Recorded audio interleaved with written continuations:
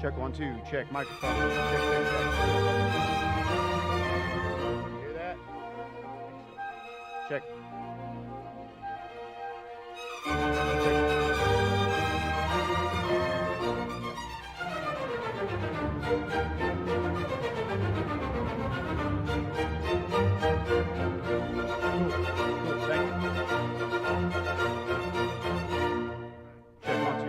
Microphone 2, check 1 2, check. Hey, hey, check 1 2, microphone 2.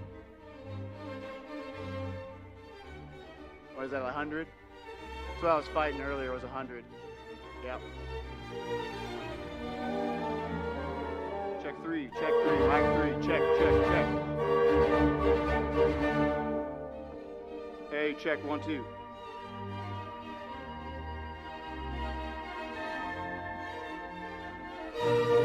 Yeah, check 4, hey, check 4. Check 5, hey, check 5, check 5, hey, check. Check 6, hey, check. Hey, check 6.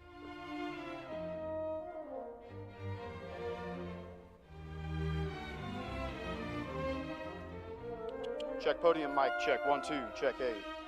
Cool.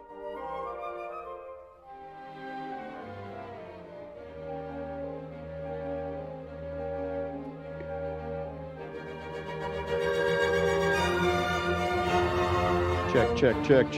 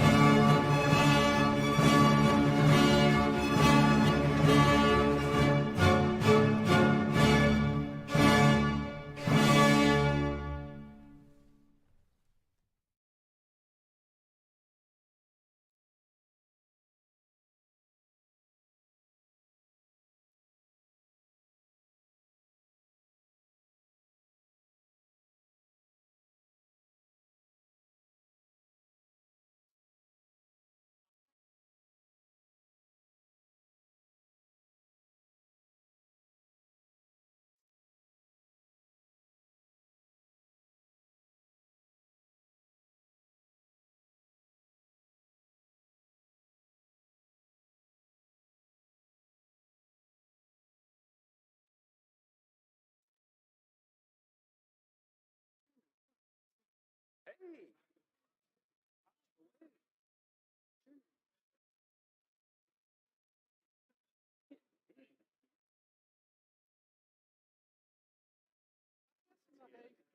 Oh, not yet. I really picked right now. I thought so That too. baby's pushing to the deadline. Oh, I know. Can't be today. Good morning. Good morning. Good morning.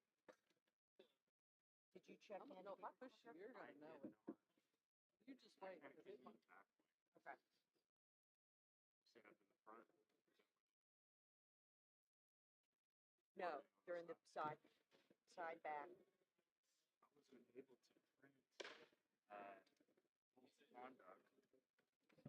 They'll give you, I think it's supposed to be on the. yeah, it's on the back side of the agenda. And they'll give you a copy. Okay.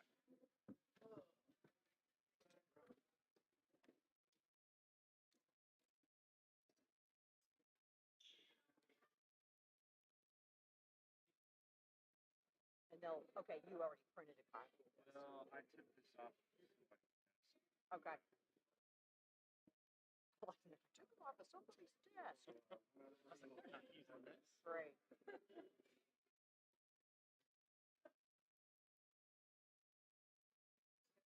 I even remember to make an attempt to get my laptop charged last night. You know what? I just did that. Dang it. I left it plugged in. Usually there's a box.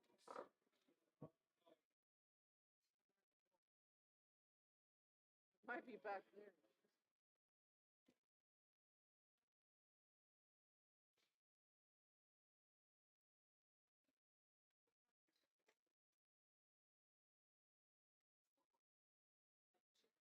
Way too far away. I think that's just a bonus. To be helpful. We may be able to spread out a little bit more because I don't think Mike wants to sit up here. He's not. I Yeah. don't think he is. Yeah.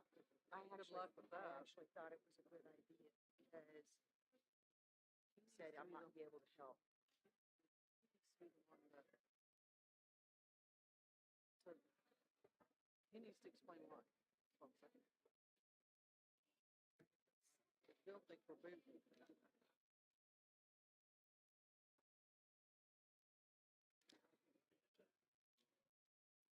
So is Derek Jennings, is he gonna get on?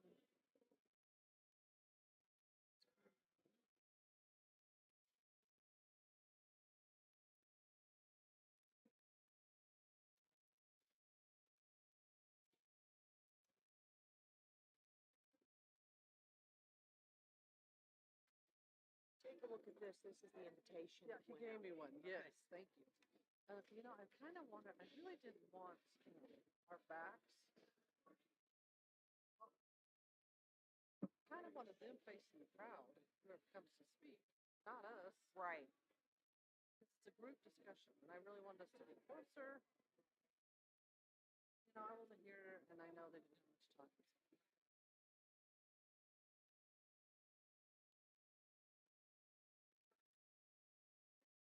I told Steve I'm going to do the best I can with taking notes. Okay. Is she here this morning? Oh, yeah, she is. Yeah. But yeah, it'll be recorded too, so that will help. That's Remember right. that. I'm sure that I guarantee you that's going to have to be referred back to as the recording.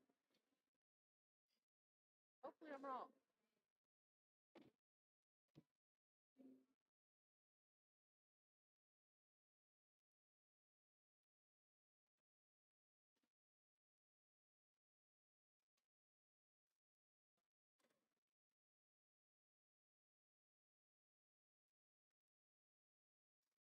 I just got to find a word version of this. Oh, Yeah, to here we go. change it as you go. I'd like to add in.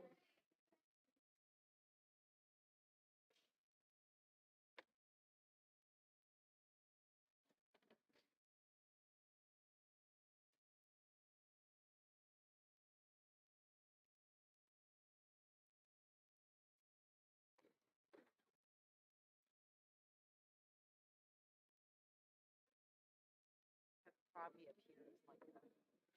I'm thinking, I don't know if I'm responsible. I didn't even get a lid. It seems a little snuggy up here. Yeah. Snuggier than usual.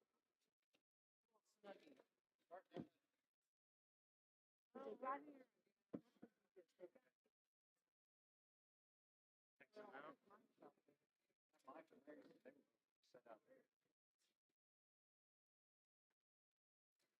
Well, I think till at least gets darker, and then you make the table up.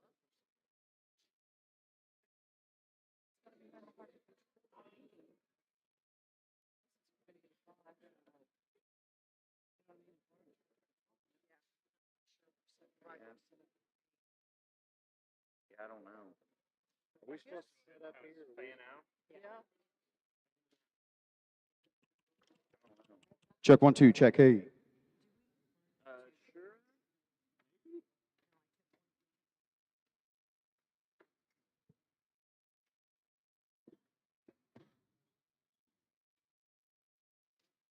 Set up here with you guys, yeah.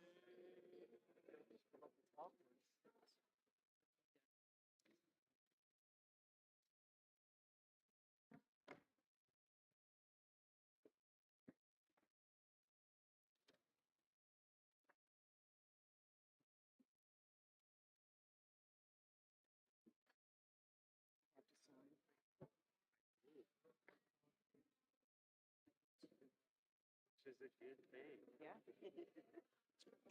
Check 1 2. Check. Hey. There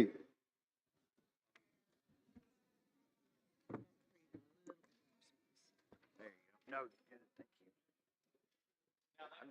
I don't know if we're supposed to be up here or not. I don't know how this is set up. We're just gonna wing it.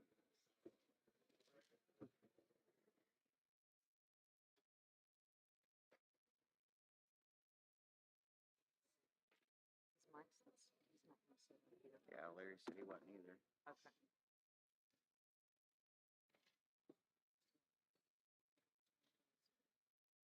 To the Veterans Dinner.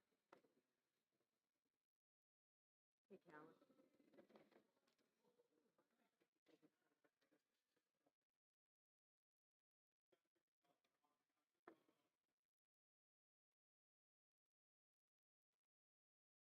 I'm doing good, Rick, thank you. Yes. Check. Check. Check. Check. Check. Which one's this one? Anytime. 3. Yeah, anytime Times at 4. all. Check. Yeah, Check. Check. Monday through Friday, the Dean and Leon, they'll be there, the chief and assistant chief. But any other time, the guys are there 24 hours a day. So yeah, just stop in, tell them you're a tribal member, tell them tell them I told you to go by and see the new truck, and yeah, swing in there. They'll take it out and show it to you and all that stuff. Yeah, yeah. Got unveiled on Yeah, Tuesday. if you'll let me know, I'll give you my phone number and or get it from Larry or however, and call me and I won't be here next week, but the week after I'll be back. Yeah, call me and I'll meet you out there and show you around. Bert, no problem.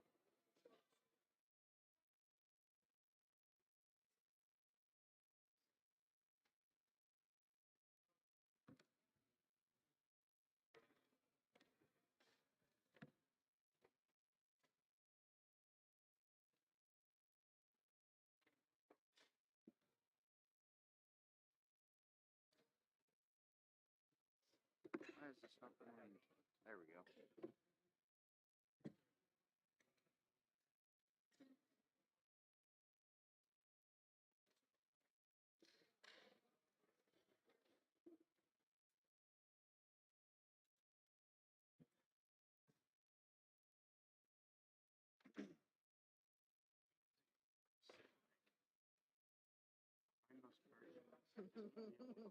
No.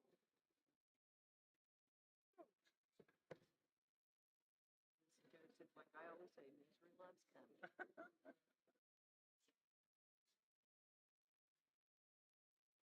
Mike's standing in the back. Yeah. Larry was standing over there. So there, yep, there he is. I don't like this lighting. No, it's miserable every year. Okay. It's just like that. Thank you. Okay. You feel like it's right in your eyes Yeah. the whole time? Yeah, you never adjust to it. Well, I said it 3 times. Just a heads up for you all, folks. These 2 mics are the ones that don't have the push button mute.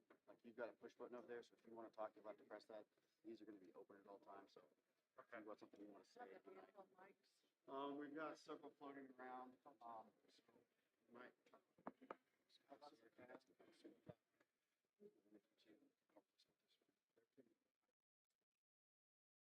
I'll let Zach take it over.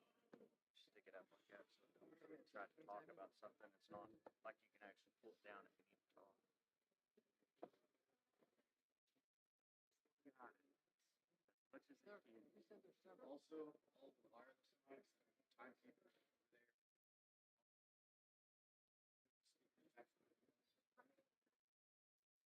Two plugs.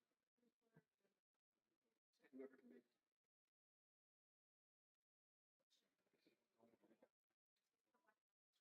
Yeah.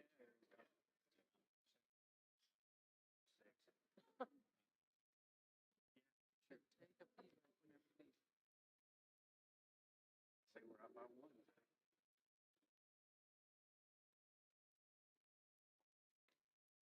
I think we're gonna be all over business today.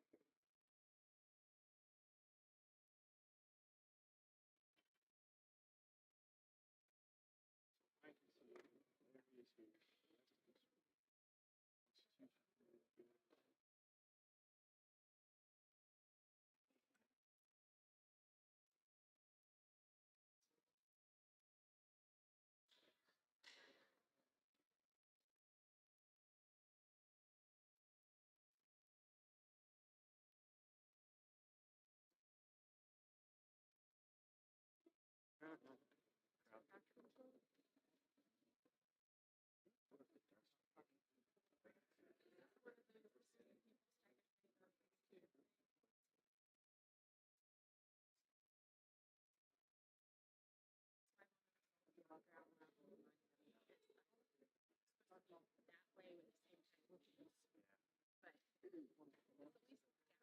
Yeah, I'm good.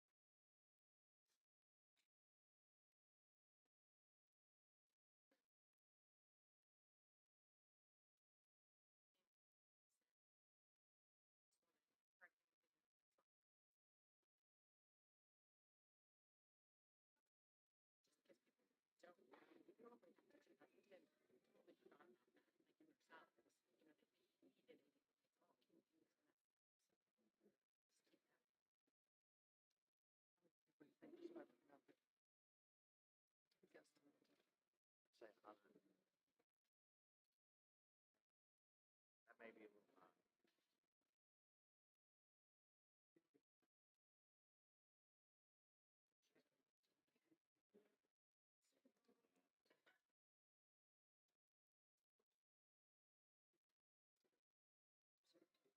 Yeah.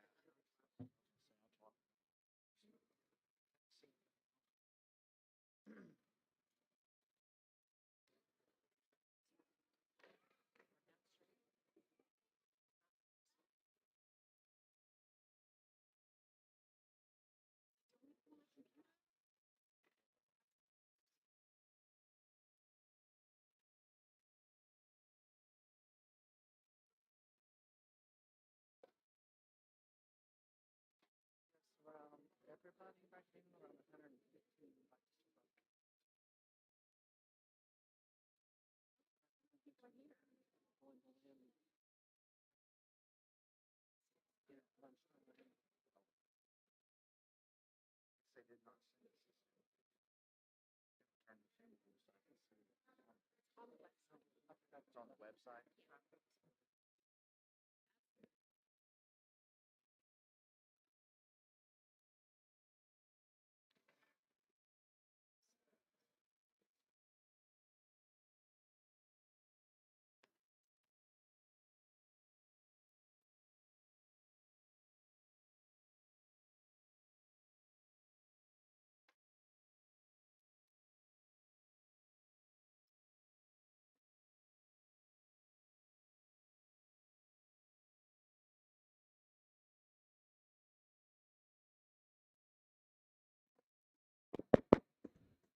Good morning. Let's get it closer. Thank you. Good morning. Can everyone hear me okay? All good in the back? All right. Well, I'd like to call this meeting to order of the General Council special meeting, Saturday, October 22nd, 2022. The time is officially 10 after 9. And if we could, I've asked our elder, Gracie Good Eagle, to lead us in the invocation. So if you could, Gracie, and please stand if you are able.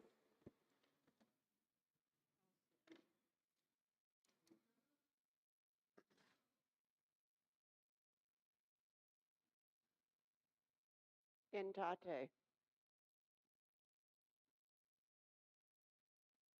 We come to you and we ask you to come to be with us. We're gathered together to do business for the O-gah-pah people. And we ask that you be with us during our day here together. Father, we do thank you, though, for bringing us together so that all of our people here and representing all of the families that are part of us.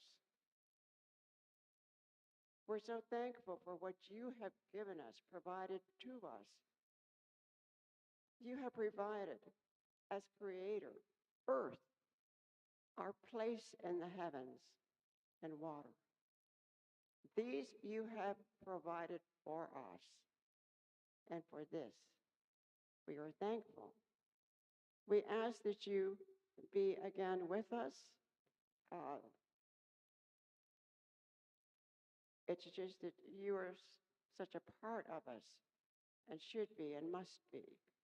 And so again, we're just thankful that we can be together to do business for our people. And just again, we are just so thankful for the many blessings. And we ask again that, Father, that you be with each one and their families and all that. But we just love you. We know you love us. And so for that, we too are very, very grateful. Ganagay. Amen. Ganagay, thank you, Gracie. At this time, Madam Secretary, we'll do a declaration of quorum. Quorum declared. Right, thank you. Dropping into the chairman's report, I'd like to welcome everyone to this special meeting of the General Council of Quapaw Nation, also known as the Quapaw Indian Council. On July 4th, 2022, during our annual General Council, the chairman of the Constitution Committee presented a request for me to call this special meeting of the General Council for the purpose of amending certain sections of the governing resolution. I will say that again. The purpose of this meeting is to finalize 17 possible changes to our governing resolution. Today in our special meeting, we, the General Council, will also be discussing future Constitutional Committee priorities. But before we get to this discussion, and prior to us finalizing ballot measures, we will take a vote granting authority to the Constitution Committee to make non-substantive changes to governing documents. There will be more details that follow each of these 3 action items along the way. But before we proceed, it is worth noting how we got to this place.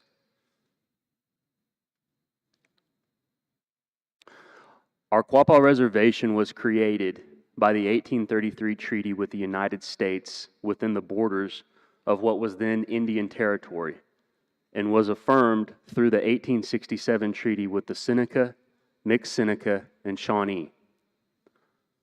30 years later, the Quapaw Reservation was allotted when Congress passed the 1895 Quapaw Allotment Act.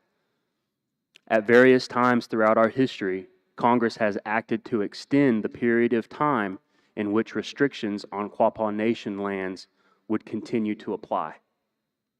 Congress extended issuing restrictions on Quapaw lands and instituted a federal leasing scheme on the Quapaw Reservation.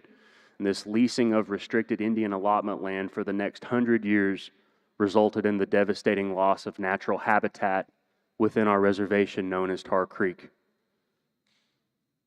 Throughout these events in our history, our nation suffered an incredible loss of land, and worse, we lost significant amounts of our culture, oral traditions, customs, our identity, and really who we are as a people. Throughout generations, our people have adapted to changing environments.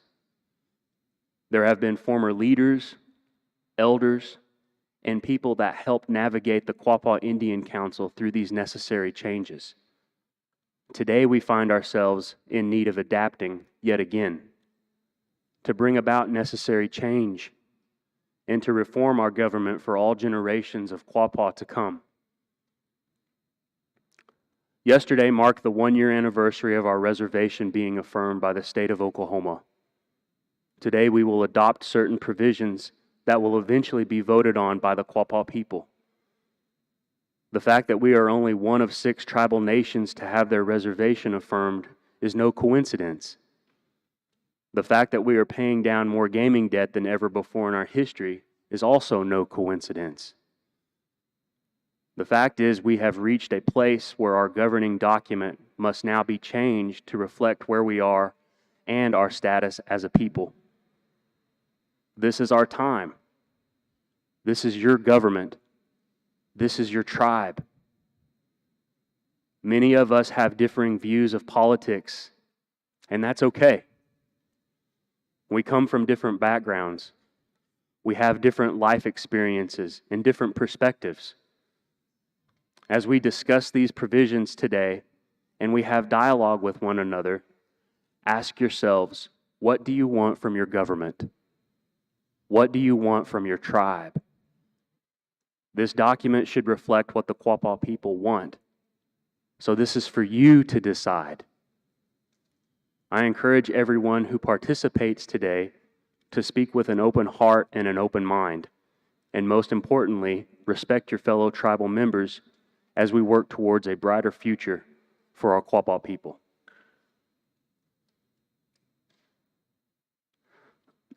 At this time, I'd like to reiterate and mention the General Council Rules of Conduct for today.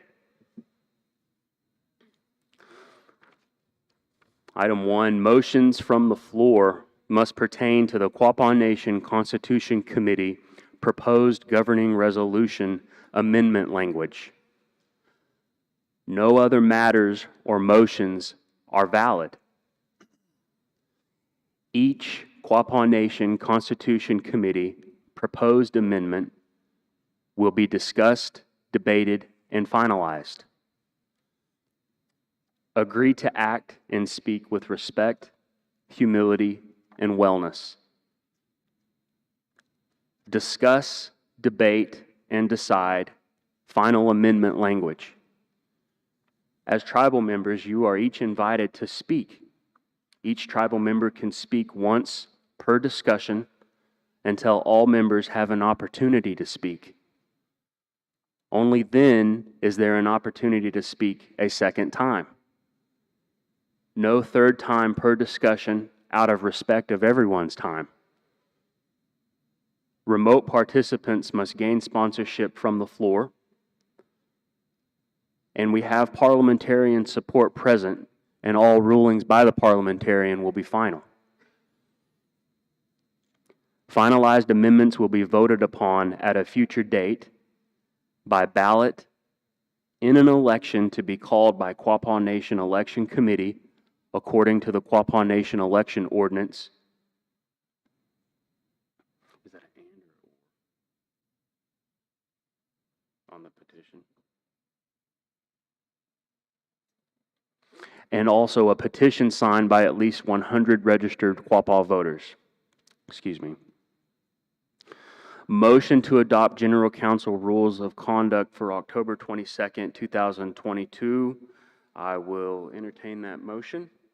Or do we need to do that as a motion? Or those are the rules? Okay. Those are the rules, excuse me. So with that, we're going to go down into our action items. And there are 3 action items that the Constitution Committee has presented for us for consideration. And so at this time, I will yield the floor to the chairman of the Constitution Committee, Roman Cahiga. Thank you, Chairman. Before we begin, just want to reiterate and remind all of us here that, can you hear me okay? I don't feel like, there we go, there it is. I just want to reiterate and remind everybody how we got here. And in May of 2021, a survey was sent out to all registered voters of the Quapaw Nation. Hard copy was sent out, and we also posted links to a survey on multiple Facebook pages. It was also posted on our tribal webpage, so that we tried to reach as many people as we could. The results of that survey were presented in July of 2021, and from those results, the Constitution Committee at that time asked for a sense vote from the Quapaw Nation General Council of 2021, and the direction that we received from General Council is what brought us to these measures that we are here to present today.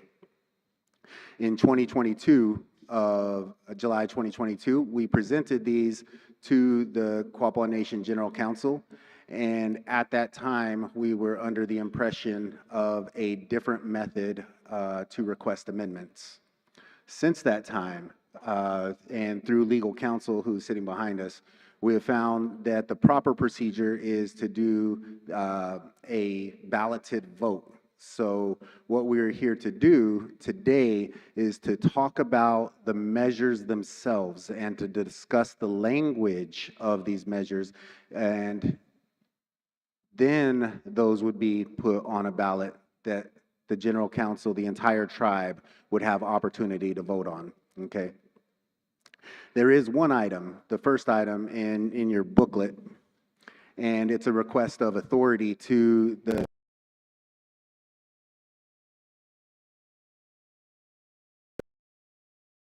authority. We believe is important because there's no real organization of our governing documents. We are using outdated language. We contradict ourselves from one document to another. Some language is incomplete in one document, some language is incomplete in another document, and there's a constant reference going back and forth between multiple documents. What we would like to do is we would like to combine those documents, and in combining those documents also make minor grammatical edits, syntax edits, that work for a modern language that of today. The request is not to make any substantive changes, meaning we cannot change the meaning of anything. If there's any doubt of any change or that a comma may change the meaning of an item, we will bring that before the General Council before we make any changes of that effect. But other than that, that's what the primary request is for this item number 1. So with that being said, Mr. Chair, I motion to have a vote that by majority vote shall the Quapaw Indian Council give authority to the Constitution Committee of the Quapaw Nation to make non-substantiative edits to all governing documents. Non-substantiative edits are to include I, numbering of paragraphs, consistency of terms, syntax, consolidation of documents, and reconciliation of said documents effective immediately, and until such time the Quapaw Indian Council decides to disband the Constitution Committee. We have a motion on the floor from the chair. Is there a second?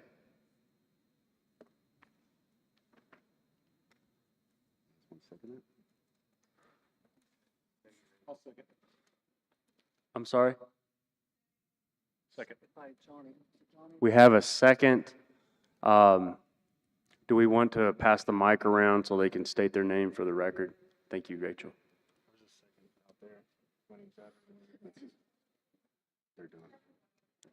We'll answer questions in discussion. Right now, we have a pending second.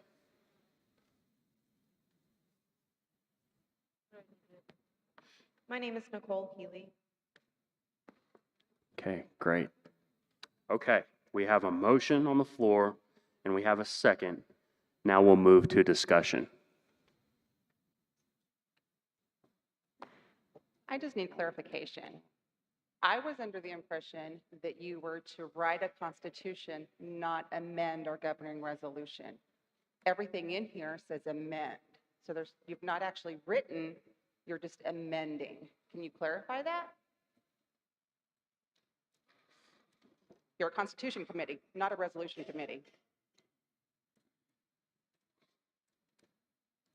Can we address this as a part of the discussion?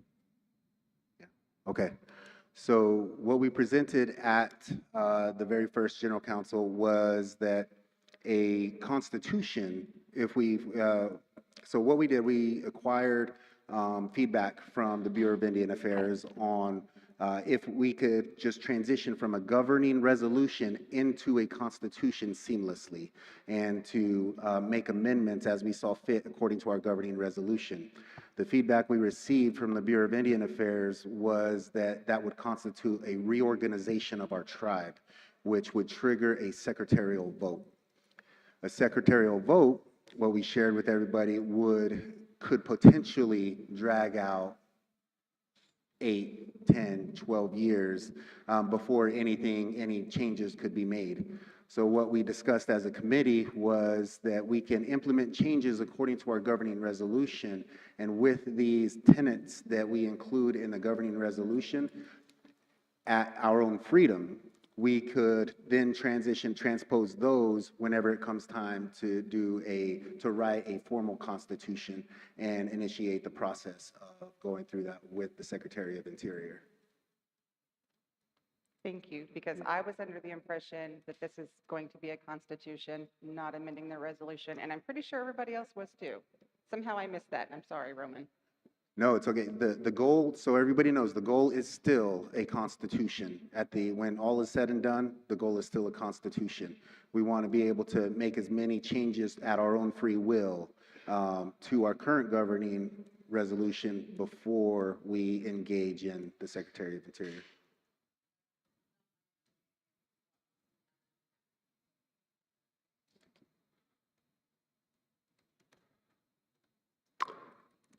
Any other discussion on this motion?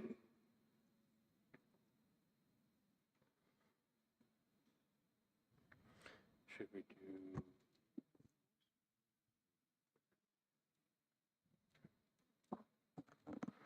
Okay.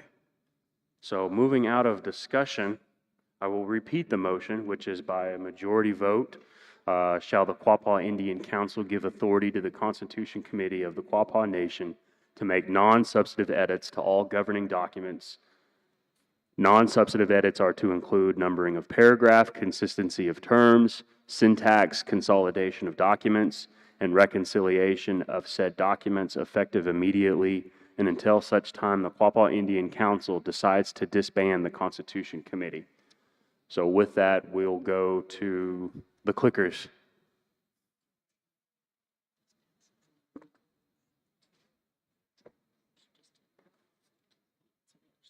Okay, I got you. Yeah, I think so.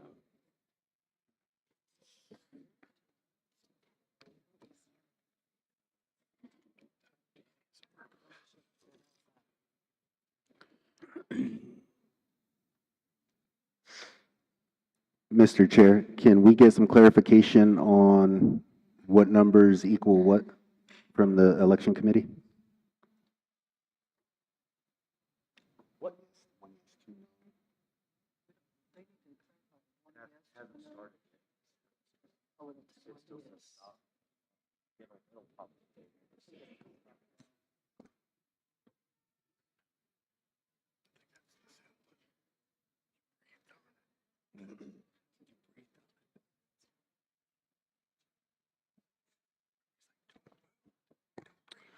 Linda, could we request clarification from the election committee for the vote?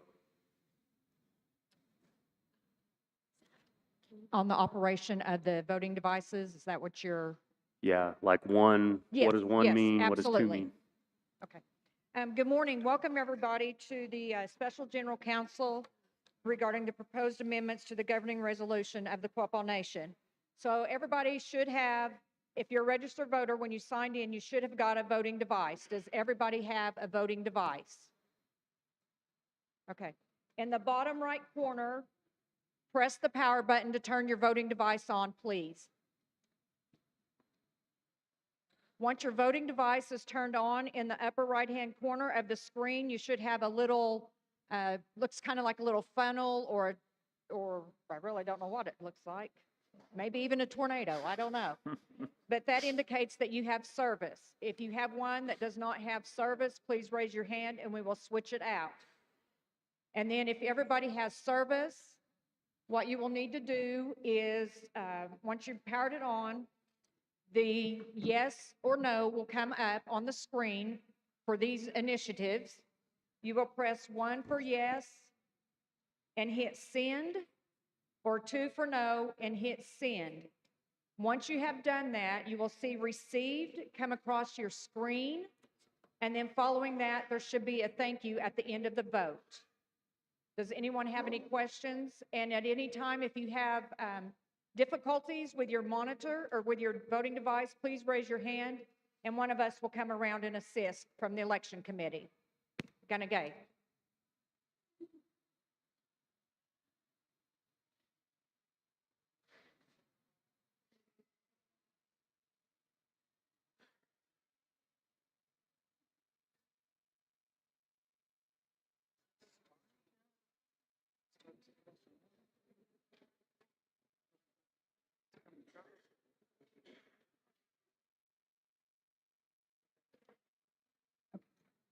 And it may take just a moment to hit receive or to see received on your screen.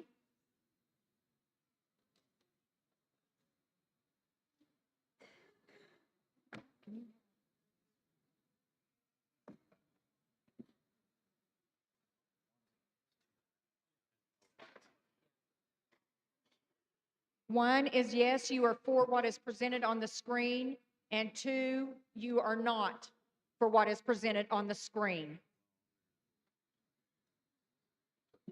1 is yes, 2 is no. On what is on the screen, correct. By majority vote, shall the Quapaw Indian Council give authority to the Constitution Committee of the Quapaw Nation to make non-substantiative edits to all governing documents.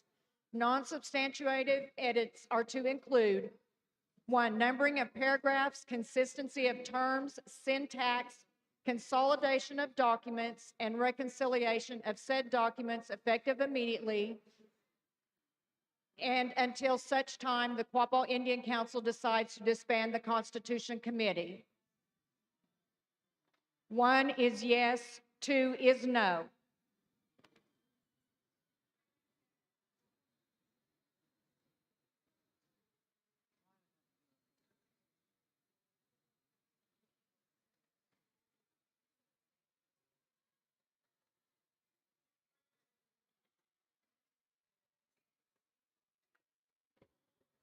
If you make a mistake and you change your mind or you push the wrong number, all you need to do is rescind your vote. It will keep going until we stop it.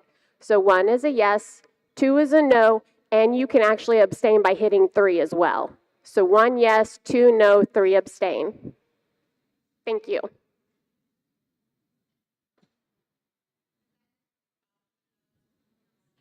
Yes, that's how they work.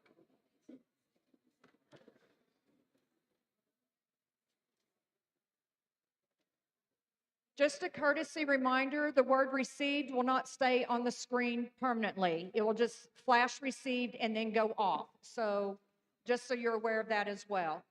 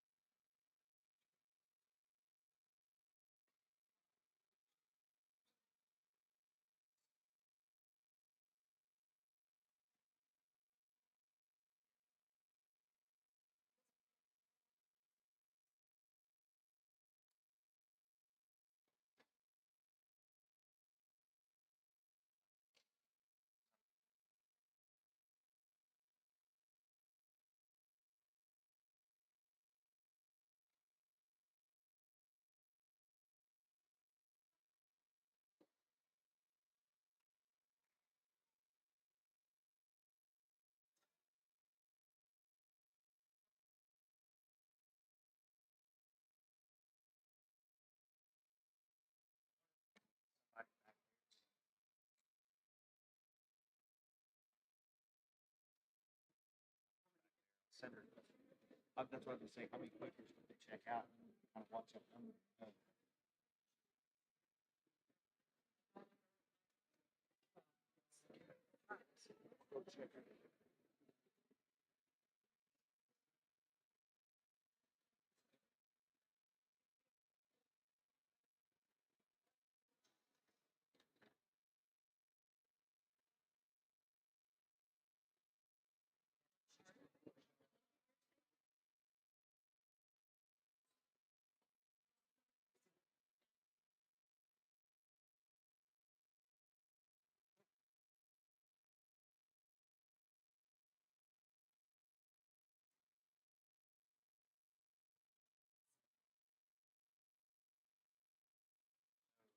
Sent her a message.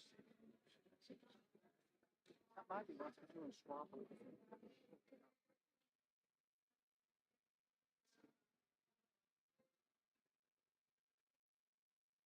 See the little tower deals like they. Supposed to check. Check each one of them is the 27. Yeah.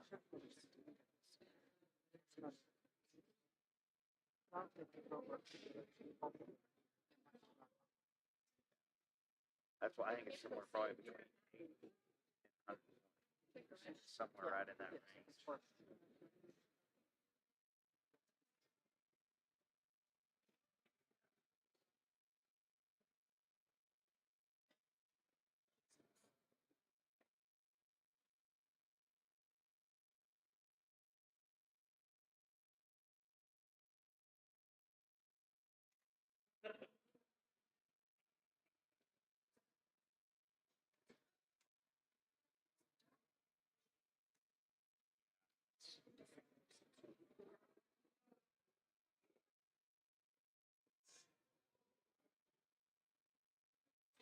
Good morning once again. Thank you for your patience as we're trying to work through this. So if you could look at your handheld voting device, please. In the bottom left corner, there is the word link. Press that and then look at your screen. If you do not have the number 2, 9, or 13, please present to the registration table. You will need to exchange your device.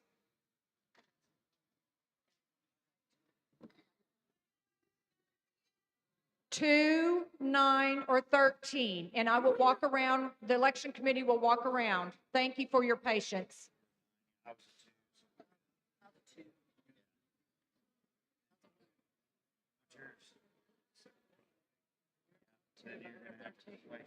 That side of the table, you're out.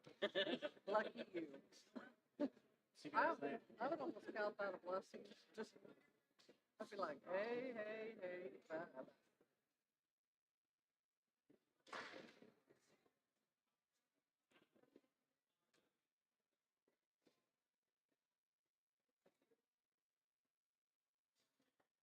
Not a good way to start.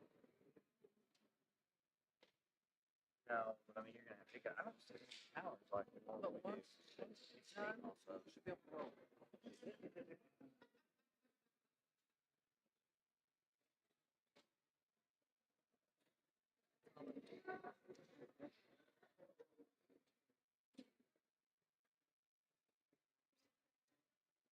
I stand and stare sometimes and smile. Just to be there. I'm gonna, they ask how many, they've asked a couple times how many people are actually here. I'm just gonna tell them somewhere between.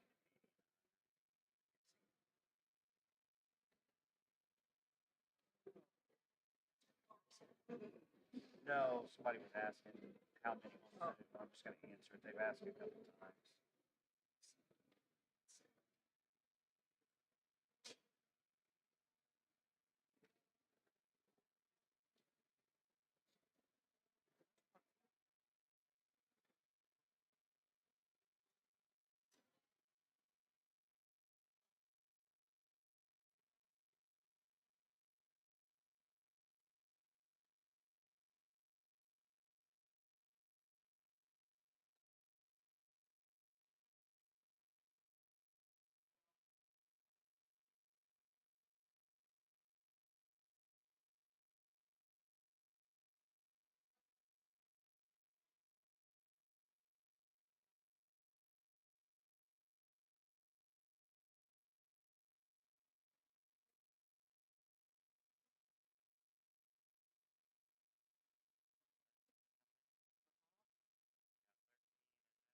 Count myself. I think Tyler from IT's on there monitoring. Yeah. I don't know who that GC Kelly could be. It's probably one of the computers in here, so roughly 10. So I think that's two.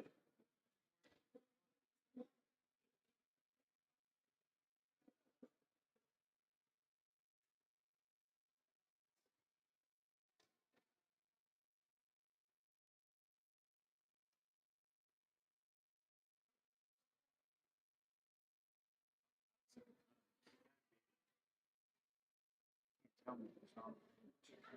Kid QR code on the phone, open off the phone. You could set it up where you get a QR code and punch in your and then they can have a chance to verify loud. Yeah, where it was like just this room where you just walk out the hallway. Oh, I guarantee you they got that out there. They can do that. I don't know what the This program. just is half. Don't need certain zone. This won't happen. At that point, you could like mount a cell phone booster right over there by one of those windows where everybody can have good service.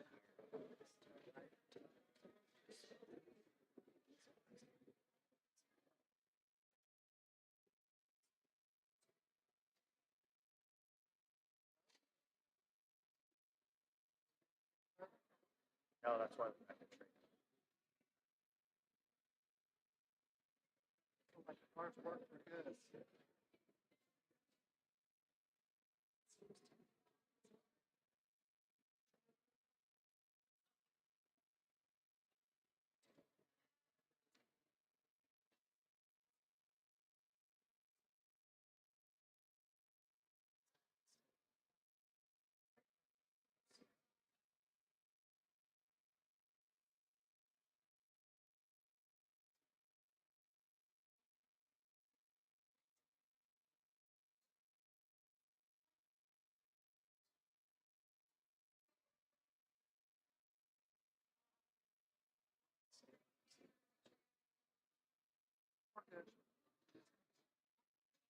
Callie had to change hers. Okay, you guys are good on 2, 9, or 13? Yes. Yeah. No, I'm not. Hold on.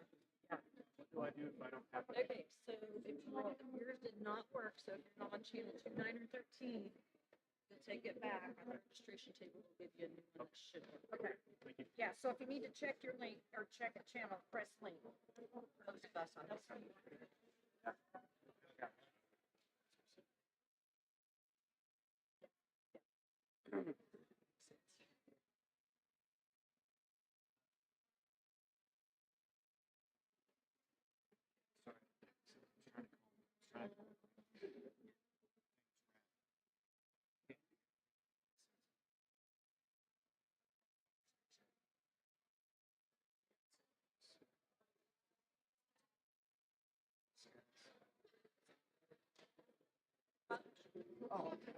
Finally got it. Finally got it.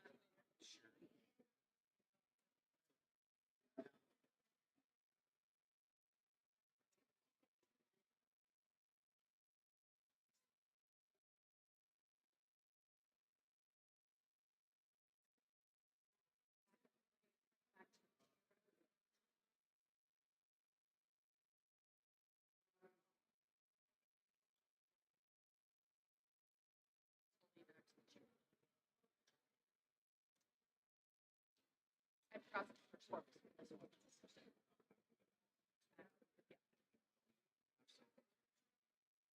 I tried to text everybody. Oh, but this right here, because of this is going to be a test. We are going to redo this again and start. Do we know how many actually registered? I'm going back, they're counting now. So, just for, Are they counted for you?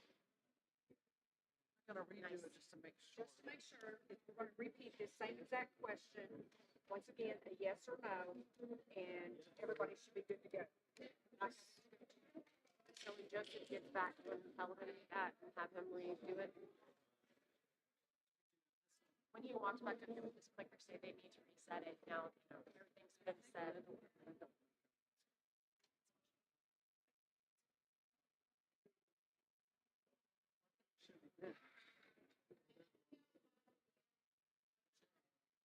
See, I guess you tell her, but you may ask her if she wants to know.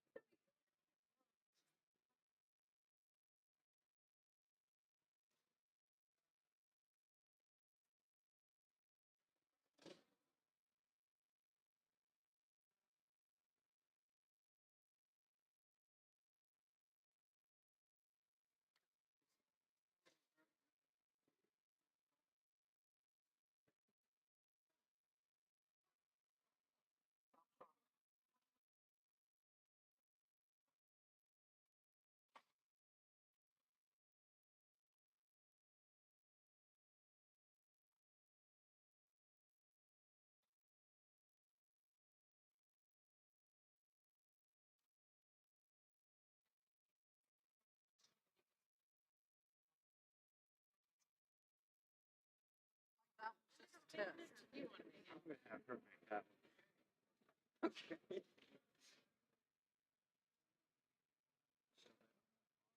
Dang it. We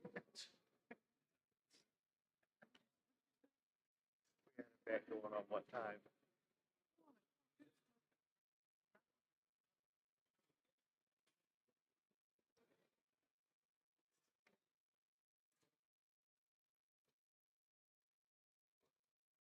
No, I think once we get a couple of days, you can start this work out. This is awesome.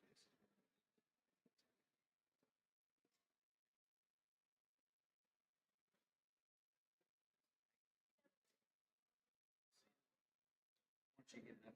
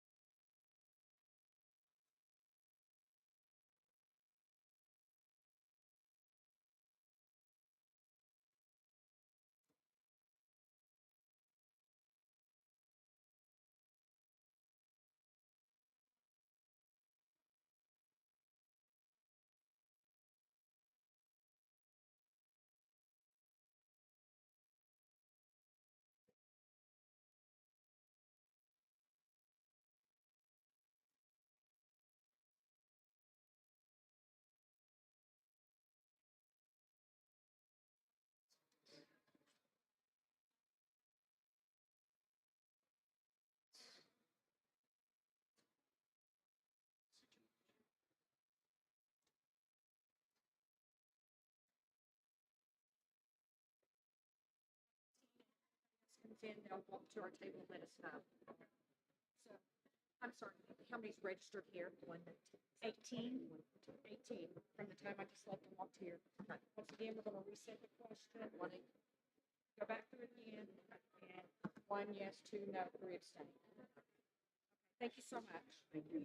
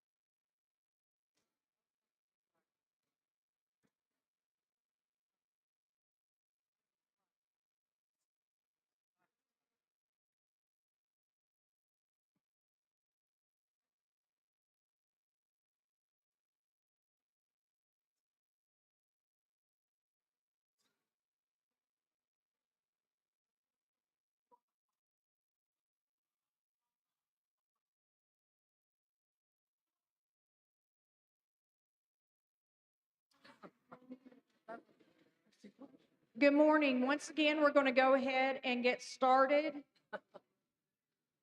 We will basically use that as a test run, trial and error. So we're going to put the same question back up on the screen. And once again, it is yes if you're for it, 2, you're against it, and 3, abstain. And then also, as a courtesy, I have someone's voting device, number 267. Do you know who you are or who this has been assigned to?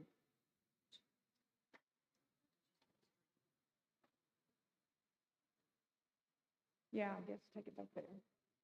Okay. Amendment 1.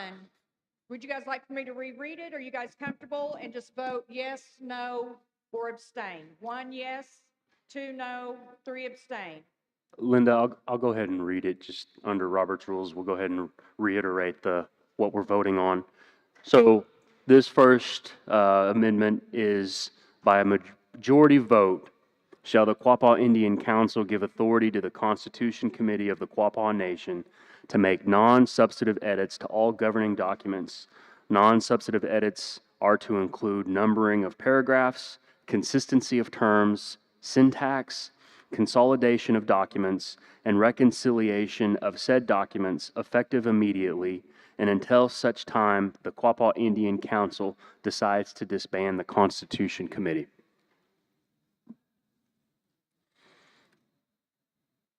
And again, 1 for yes, 2 for no, and 3 for abstain.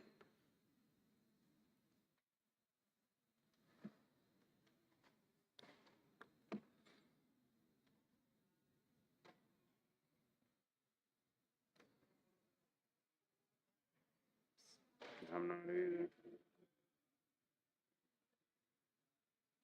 Once again, if you're having any issues with your voting device, please raise your hand and we will come around to you.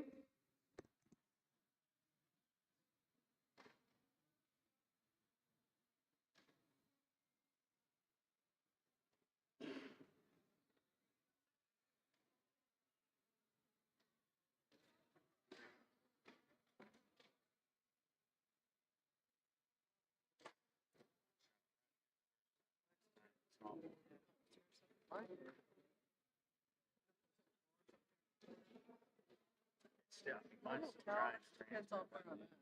Yes.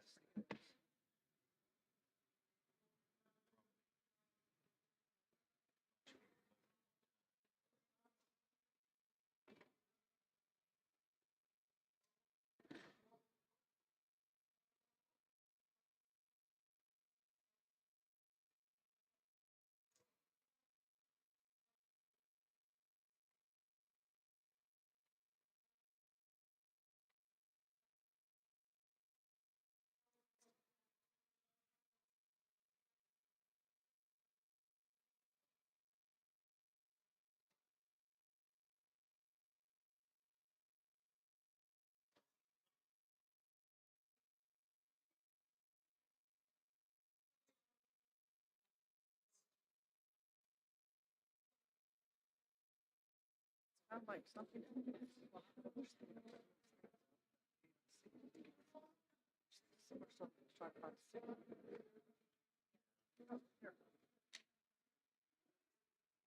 Gotta hold your mouth just right, your legs. Exactly. Where's the table?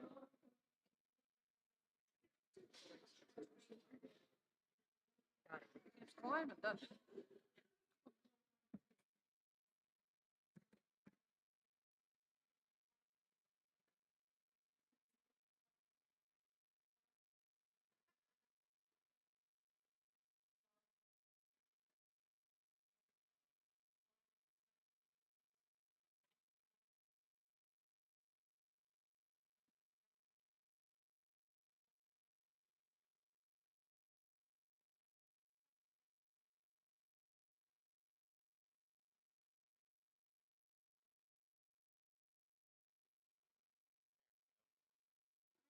I gotta hold it like that. Yeah, I gotta hold it right up here. So remind me of that. Well, I went down here.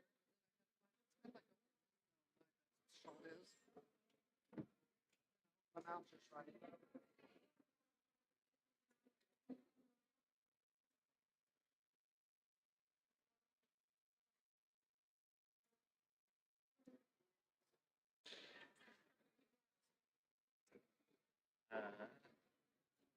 It's up to 14 now. The three of them are in this room. So 11, I guess. That's counting me and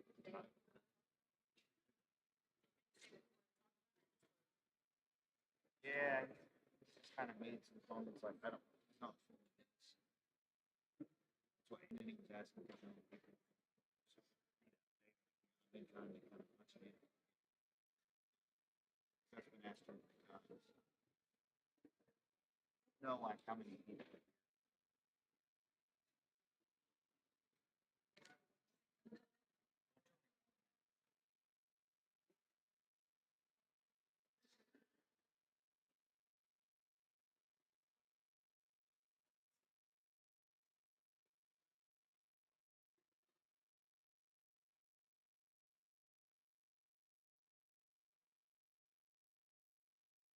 Okay, we are in the final 30 seconds.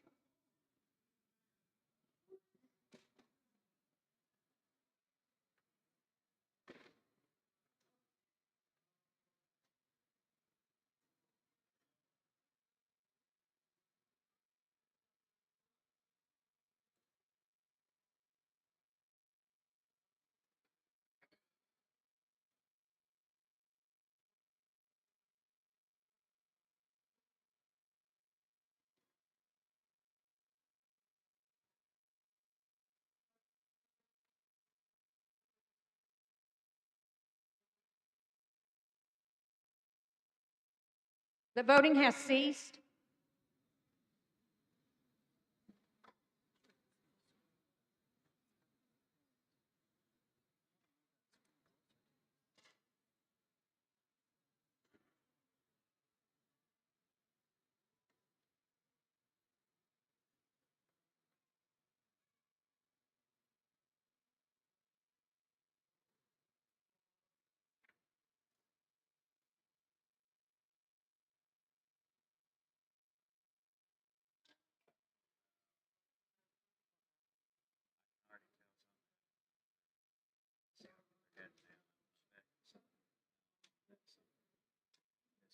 Now we are having technical difficulties with the software.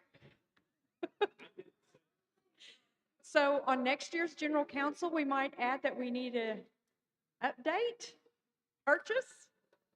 Just bear with us. I am so sorry. This one is definitely beyond our control.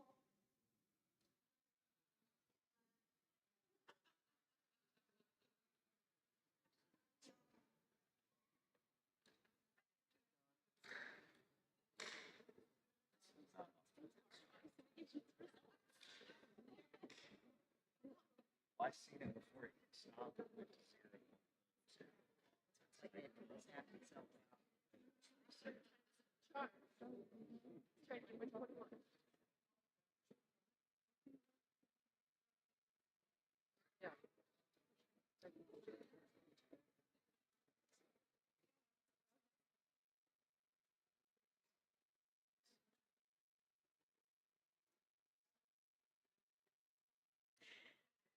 Okay, here we go again. Third time is the charm. And the polling is open again. Once again, 1 yes, 2 no, 3 abstain. Again, any problems with the clicker, raise your hand, and we'll try to work this out. Again, gonna go. Thank you, Linda. Yeah. Michael or somebody else from our IT can we get the question presented on this screen for this side of the room, please? Or no go?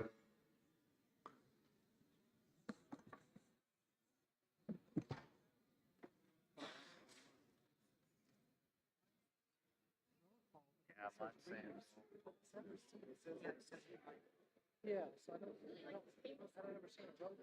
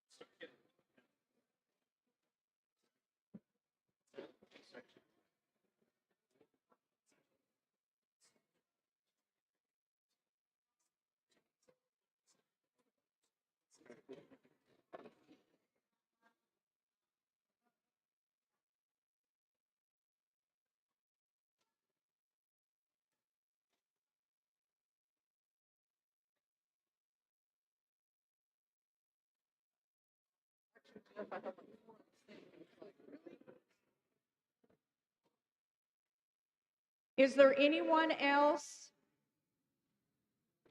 Everybody doing okay with their voting device? Mine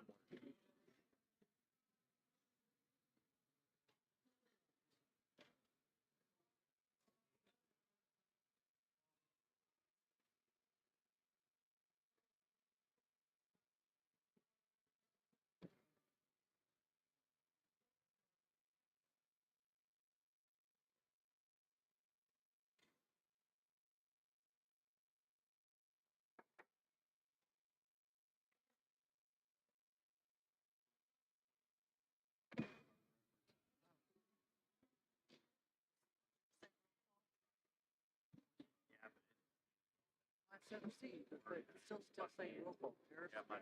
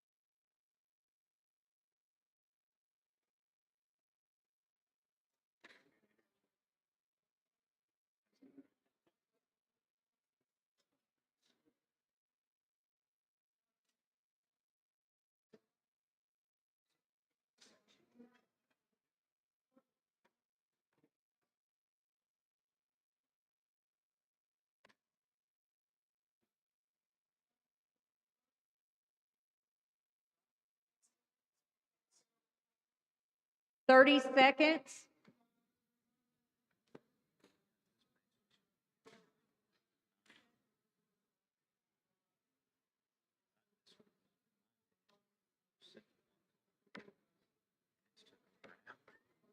Right at. 21. We had 122, one left, so we're back down to 121. Hello. Yeah, it's okay. It's okay. Okay. Yeah, and that's what we were just talking about. Like, we had to go through this, but that or fight.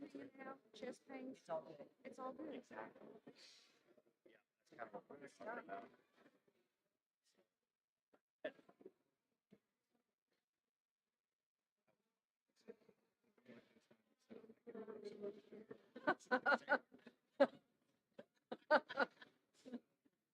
I'm good with that. But He said- with accepting. That's fucking, yeah. Sit by in the room.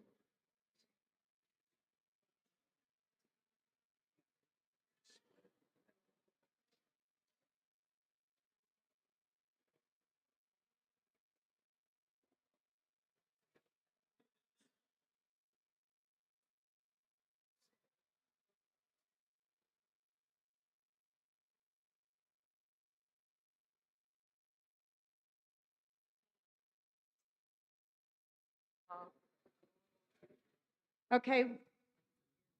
The results are 1 for yes is 67, 2 is no, 38, 1 abstention, with a total of 106 votes. And we are working on getting it to display on the screen. So please accept our apologies. But this is the results that we have out of the 106 votes cast. 67 yes, 38 no, 1 abstention. Okay, thank you, Linda, for those results. And I'd like to thank everyone for their patience and understanding as we work through some of these technical challenges.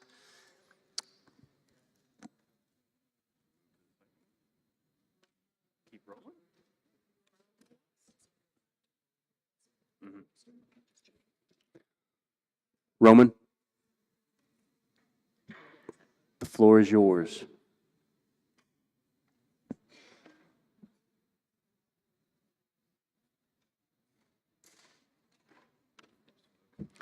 Thank you, Mr. Chair. At this time, we're going to be moving into a simple vote, which means we're going to go through each item and vote yes or no on each item. Opportunity for discussion will arise after if the motion does not pass, then opportunity for discussion will arise after we reconsider the motion, okay? So what this first round is going to be is just going to be a simple yes or no to try to get us through some of these items that we mostly agree on and can move to move straight to the ballot without discussion, because there are a few items that I think that we could find pretty favorable. So that's going to be our first attempt at this. And then after that, what we're going to be doing, we're going to reconsider each item. So if you're uncomfortable with any of the language, you want to vote no, okay? You only want to vote yes if you're comfortable with the language being moved to a ballot, okay? So after this first round of voting, we're going to go through each item, and it's just a yes or a no. And then if it's a yes, it'll go to the ballot. It's no, you're uncomfortable with it, we're going to move it to a different line item later where we will motion to reconsider. And at that time, everybody will have opportunity to give feedback, amend, and whatnot for the motion. My emotions. Okay. Mr. Chair, I'm getting a lot of feedback.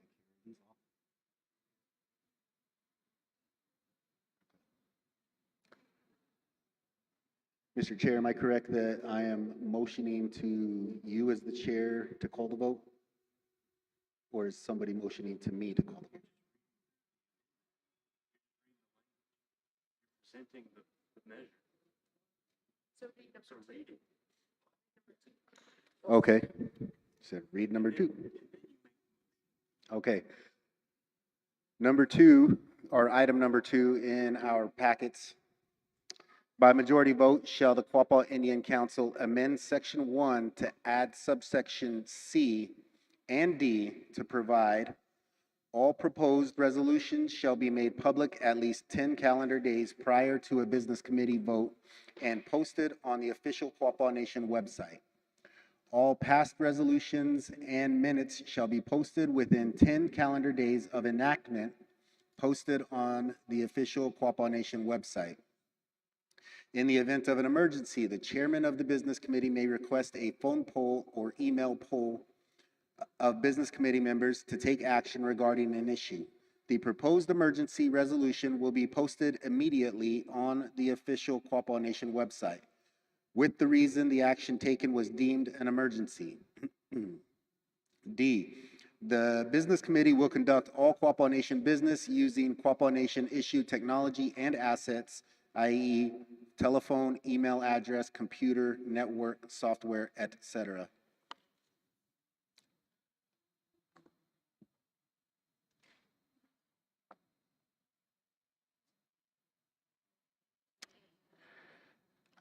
I make a motion to accept the language in item number 2 as is and move it to a ballot to be voted on by the Quapaw Nation. We have a motion on the floor to accept the language as is. And we have a second. We have a second by Virginia Mouse. And now we'll move to discussion. A discussion on the motion on the floor.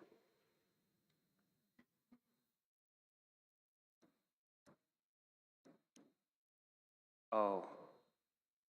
Can you clarify? I'm sorry. Yeah, so there will be no discussion on this first round of motions, and discussion will take place after.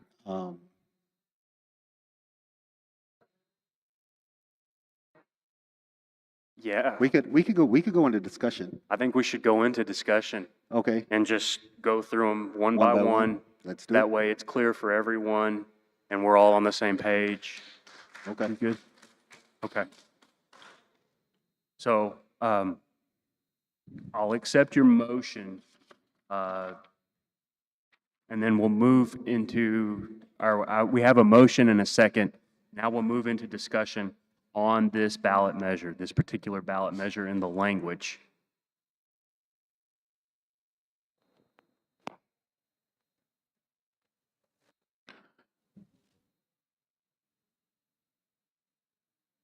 I'm going to go ahead and just for the sake of discussion, so we can have dialogue. Okay. Yes, on this motion, I'm not ready to make an amendment to the amendment, but I would like to have some discussion on these ideas. I've had experience with this before, and wherever you have an opportunity like this to declare an emergency, almost everything becomes an emergency if there are people that don't want to meet. And I've been concerned for quite a while about the number of phone calls. These people are on the business committee making $500 a day. And I think that's enough that they can get together and face-to-face before they vote, because I know that it makes a difference. But my question is, and this will come up a lot in these discussions, is the words will and shall and may.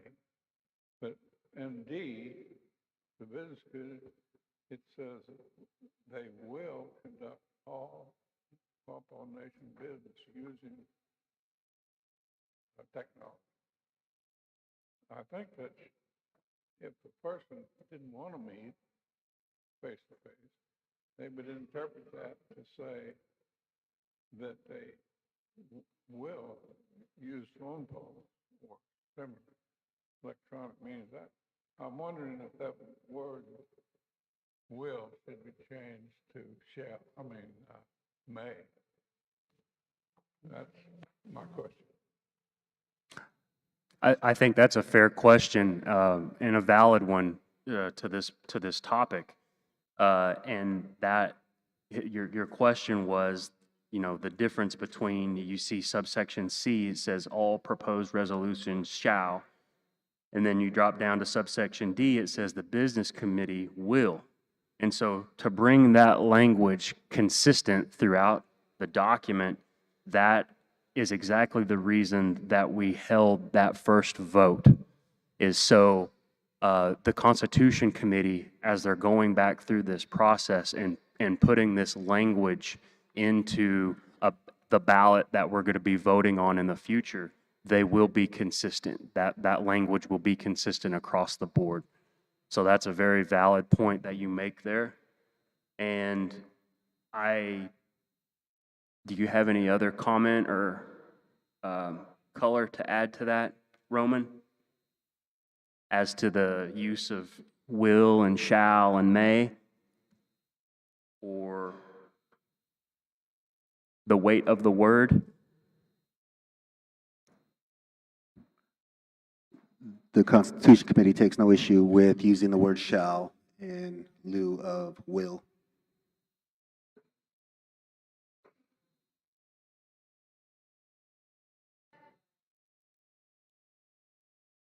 Conduct Quapaw Nation business using Quapaw Nation issue technology. I don't need that. Quapaw Nation technology.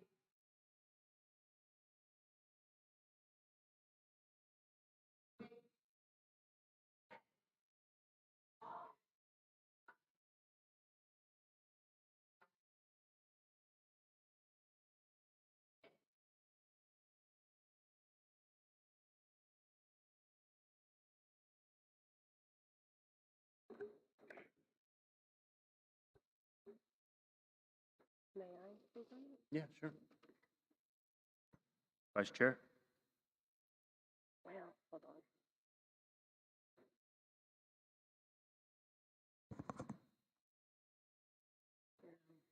Is he wanting to change it? We got reviewers back there. Sure, that's what we got him for.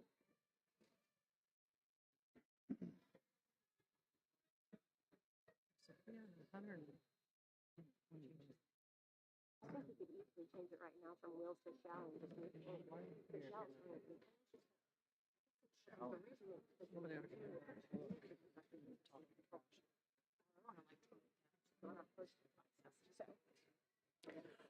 one thing I would just like to add some color to, section D on this and why I feel like it is very important and the word will needs to be turned to shall for the weight of it, is that we want the business committee members conducting business on issued technology, not their own personal technology. It needs to stay within the nation. So this is going to enforce that. So I just wanted to add a little to that. Thank you.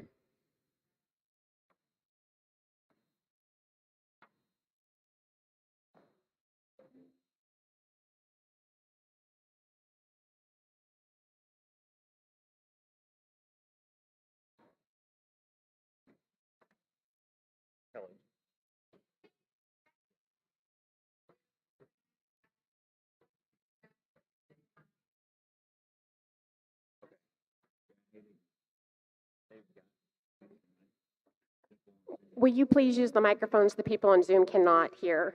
Yeah. We can hear you, but they can't. If they're, sorry, if they have a question or something to say, they need to say it into the mic for the people at home. So if I'm walking around, that's why we have it, so people on Zoom can hear that. Who needs to speak? What was she just saying?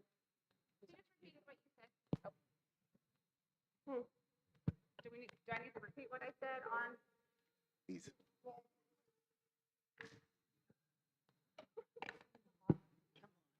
So, y'all know I'm loud. I don't need that anyway. Because we're still in discussion on this motion on the floor, anytime you speak, go ahead and restate your name and your question or concern or address that you have. Okay, my name is Virginia Mouse. I still feel that if you change in section D, if you change it to the business committee shall, it alludes to the fact that you will only be conducting business via computers, email addresses, telephone calls. It alludes to the fact that you won't be conducting business face to face, which is why Cuggy Supernaw made the motion to change it to may.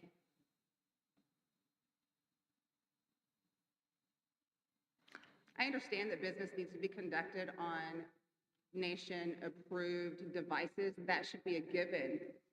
Stating the positions that you all hold, you should conduct. That shouldn't even need to be written that you conduct Quapaw business on Quapaw equipment.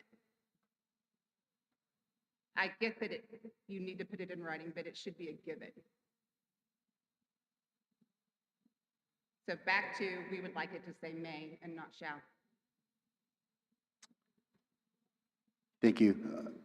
So we just spoke with legal. What changing the word to may does is open up the ability for business committee members to conduct business on personal devices, because may suggests that it's an option rather than the rule.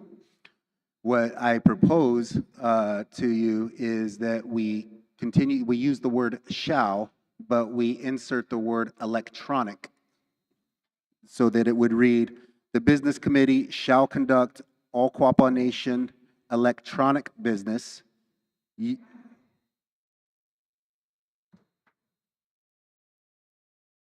got that?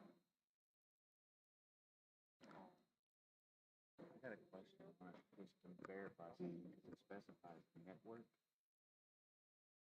No. We want this document up here. This is our live document. I don't know that you could, because you can't get, like if you had a phone call or something you had to vote on, if you pass it with that in there, the only way you're gonna be able to do anything on that network is if you're on site with the phone.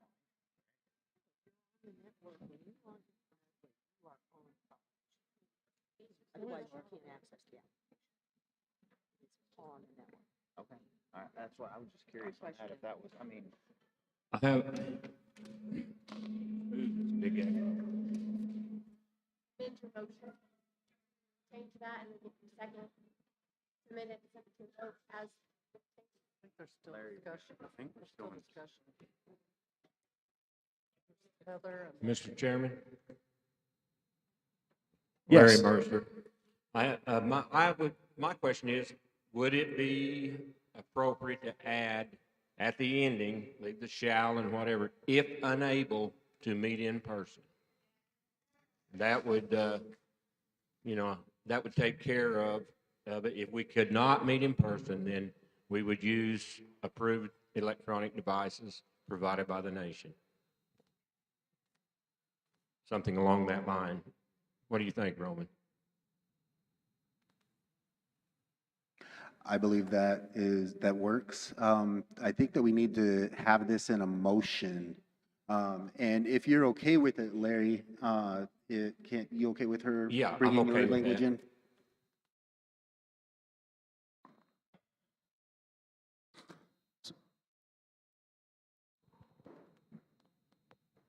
I make the motion to amend it to read, the Quapaw Business Committee shall conduct all Quapaw Nation electronic business using Quapaw Nation issued technology and assets, i.e. telephone, email, address, computer, network, software, etc., in the event you are unable to meet in person. They, They are unable to meet in person. Can you take the space between all Quapaw Nation out? That's kind of pet peeve, sorry. We will.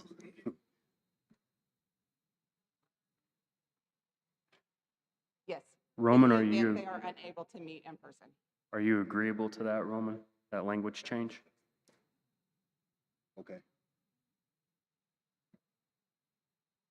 Thank you.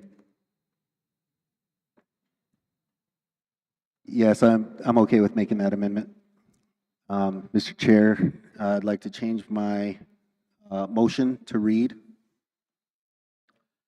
By majority vote, shall the Quapaw Nation or the Quapaw Indian Council amend Section 1 to add subsection C and D to provide all proposed resolutions shall be made public at least 10 calendar days prior to a business committee vote and posted on the official Quapaw Nation website. All past resolutions and minutes shall be posted within 10 calendar days of enactment, posted on the official Quapaw Nation website. In the event of an emergency, the chairman of the business committee may request a phone poll or email poll of business committee members to take action regarding an issue. The proposed emergency resolution will be posted immediately on the official Quapaw Nation website with the reason the action taken was deemed an emergency. D, the business committee shall conduct all Quapaw Nation electronic business using Quapaw Nation issued technology and assets, i.e. telephone, email, address, computer, network, software, etc., in the event they are unable to meet in person. Just some housekeeping, and thank you for reiterating that, Roman. Before we proceed with your original motion to adopt the language, the motion made to change the language by Virginia needs a second from the floor. We have a second. Amy. With a K. Okay.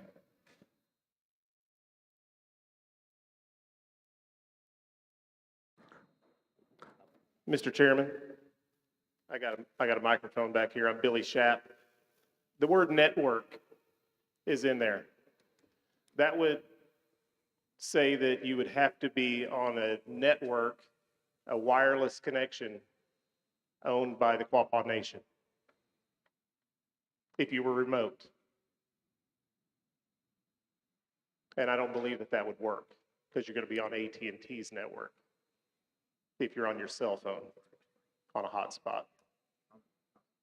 It's a valid point. Oh, yeah, I didn't think about it that way. But we do think we should do it. Hey, So do you want to make an amendment? Do you want to make a motion to strike that? Yeah, for our IT guys, I would invite them to maybe explain to those of us in the room that if I'm correct on that or not. That's just my assumption on that. But yes, if they're have some input on that, I don't know if they're allowed to speak. If they're, well, Michael is. I don't know if there's any other tribal members back here. You are? Okay, I'm going to hand him the mic. Okay. Hey, this is Tyler Webb, member of IT over here. I would agree with that because that would be a little unrealistic. You would have to conduct all business on company locations because we can't extend our network across the world. That being said, we have things put in place to where you can work remotely on our own hardware and all information going through a public untrusted network would be secure in most cases. But yeah, I agree. Being on our own owned network all the time would be pretty infeasible. One thing unrelated, but I want to add, for Zoom discussion, if we're going to have any discussion notes, if possible, just to keep it organized, could maybe we get like a prompt to see if anybody on Zoom has any words of discussion, so that way I can unmute them when the time comes? To your second point, yes. Okay.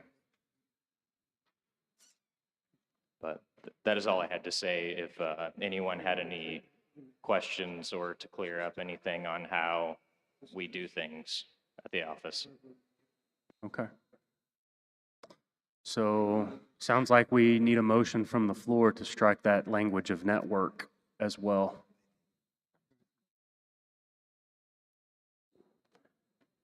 I think Virginia would need to revise hers, would be because you made the motion to change it.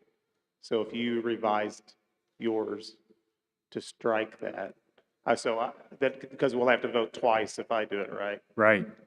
So if she resubmitted hers, we'd only have to vote once. Can you put it on the micro and in the microphone? Keep it.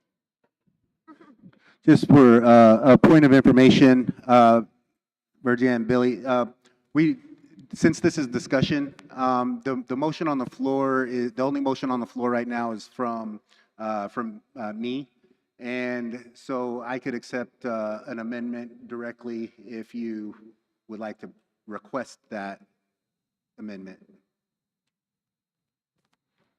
But I made a motion and it was seconded, so how is your motion the only one on the floor? The original motion. We're still in your motion, Virginia, so if you could go ahead and restate, then we'll have Roman accept those changes.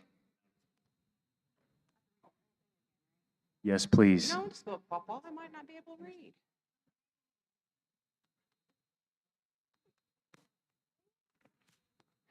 Okay, No, I make a motion for a second time to amend D to read, "The business committee shall conduct all Quapaw Nation electronic business using Quapaw Nation issued technology and assets, i.e. telephone, email, computer, strike network, software, etc., in the event that they are unable to meet in person." Okay. I accept Could I- that. Wait, do we need a second on that? Amy seconded it again. Thank you. I accept the motion to strike. Okay, we have a motion, or excuse me, we have Roman who has accepted those changes to the language. Right, Roman? You good? Okay. Is there another second? Amy, we had Amy second, that's correct. Okay. Any further discussion on the motion on the floor with those accepted language changes? Maybe. I'm not. Okay. Hearing none, we'll proceed with the vote. Mr. Chairman, I call for the question to accept the amendments as proposed. Okay.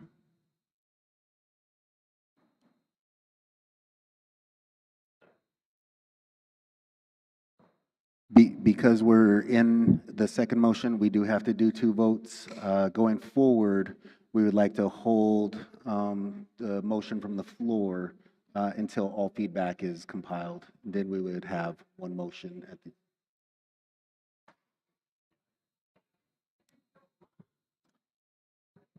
Robert's rules.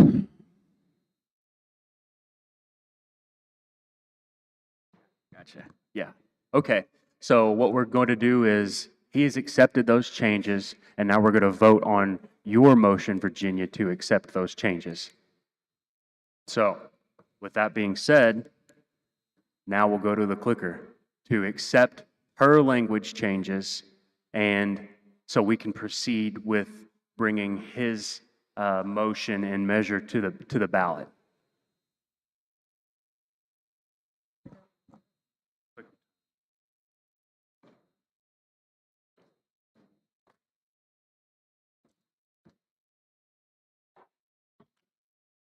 Mr.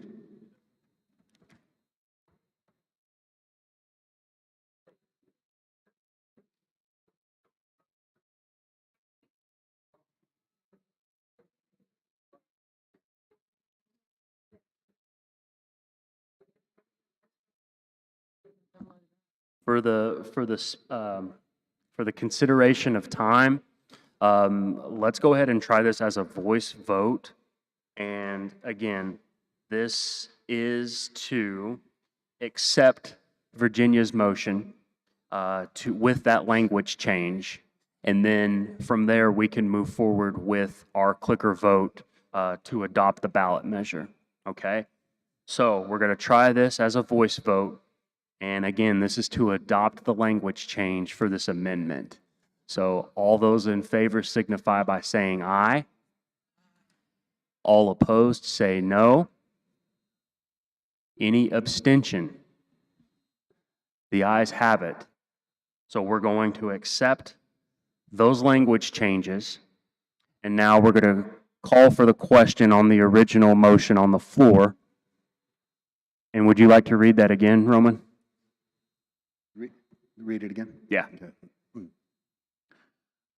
By majority vote, shall the Quapaw Indian Council amend Section 1 to add subsection C and D to provide all proposed resolutions shall be made public at least 10 calendar days prior to a business committee vote and posted on the official Quapaw Nation website. All past resolutions and minutes shall be posted within 10 calendar days of enactment, posted on the official Quapaw Nation website. In the event of an emergency, the chairman of the business committee may request a phone poll or email poll of business committee members to take action regarding an issue. The proposed emergency resolution will be posted immediately on the official Quapaw Nation website with the reason the action taken was deemed an emergency. D, the business committee shall conduct all Quapaw Nation electronic business using Quapaw Nation issued technology and assets. Telephone, i.e. telephone, email, address, computer, software, etc., in the event they are unable to meet in person.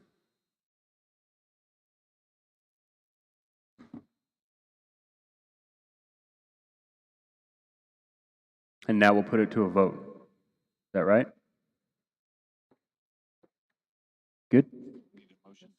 Oh, that's the motion. We need a second.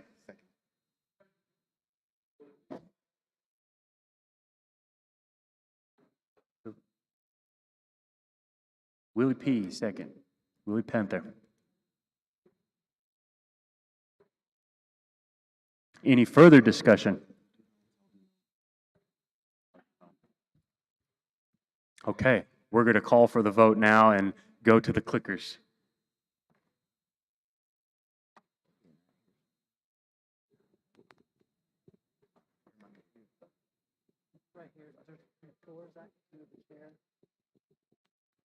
Once again, 1 is yes, that you accept this as how it's presented on the screen.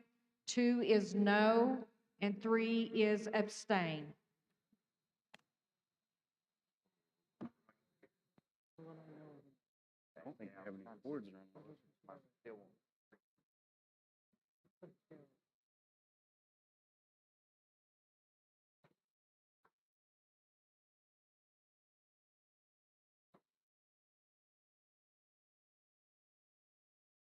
You see them pop up, because I've been watching on there trying to make sure everybody's wanting to discuss.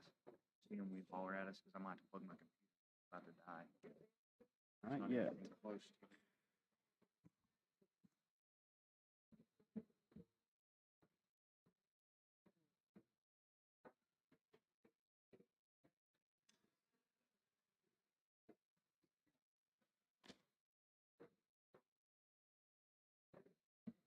This one may be a little more.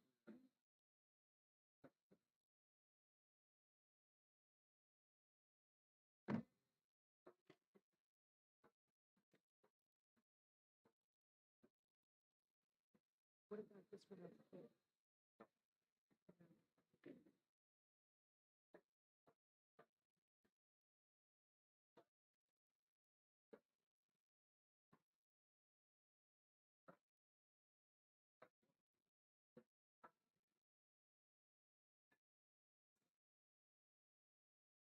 Put it on a chair, Zach.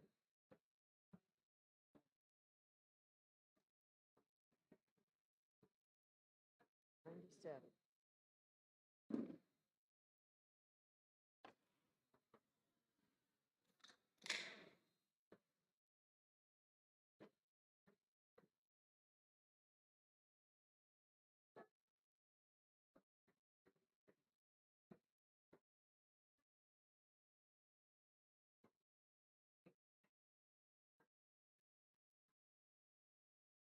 Wait, no, there's one back here too. I don't know if you know that. If you go through that door, there's a to the left, the bathroom right back here.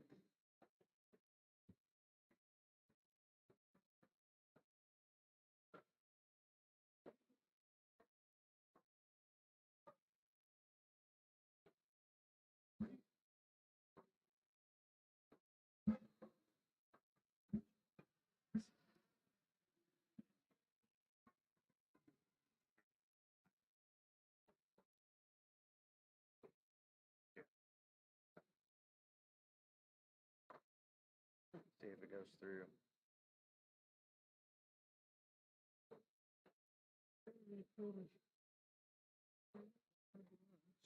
Not even got to the room.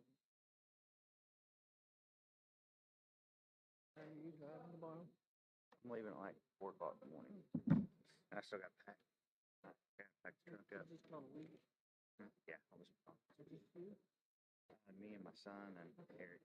Yeah, Levi's gonna go with me this year. He's old enough. This is the first year he's been old enough. I'm gonna run to the restroom. Lena went to that one, but I don't know. I guess she found it. Yeah, I'd pace yourself. I'm gonna wait until we get done with this one and then I'll run over there. I wanna see what the point is. The rate we're moving, probably.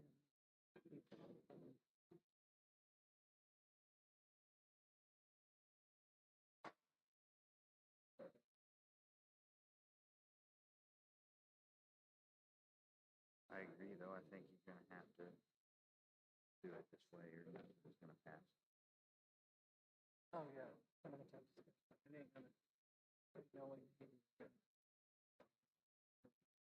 Think of it further.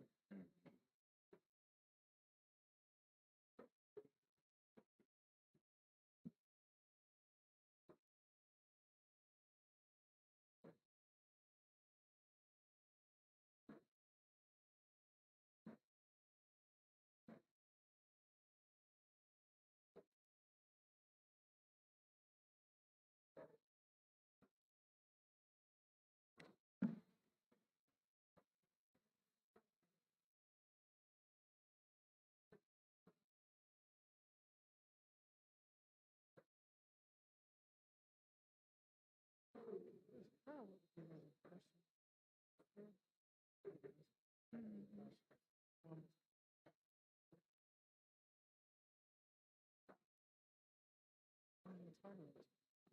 30 seconds remain. Well, after you have this first one, you kind of know what's gonna be here, size-wise, and how you set up. Honestly, you could have probably had this at the community building. You know what I'm saying?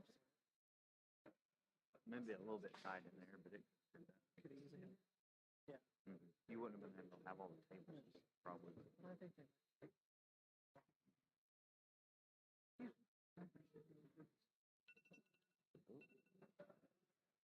Voting has ceased.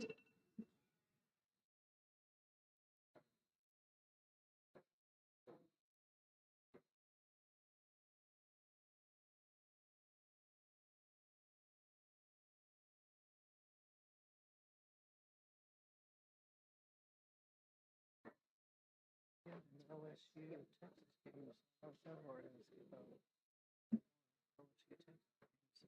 February, we're out.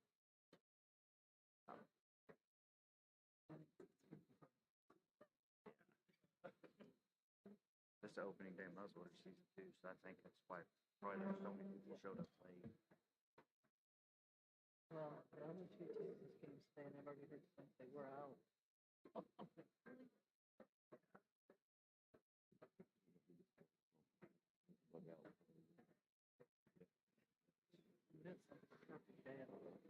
The results are 91 yes, 14 no, and no recorded abstentions, for a total of 105 votes.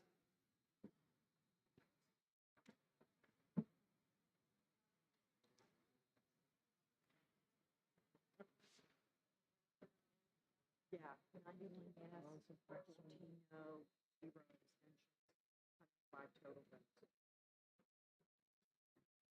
Okay. Okay.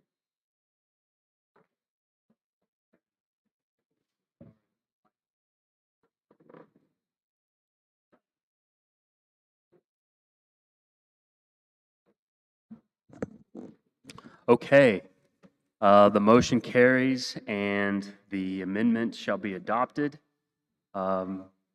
Proceed, Roman. Just a point of clarity that by adopted, we mean that it's going to be placed on a ballot to be voted on.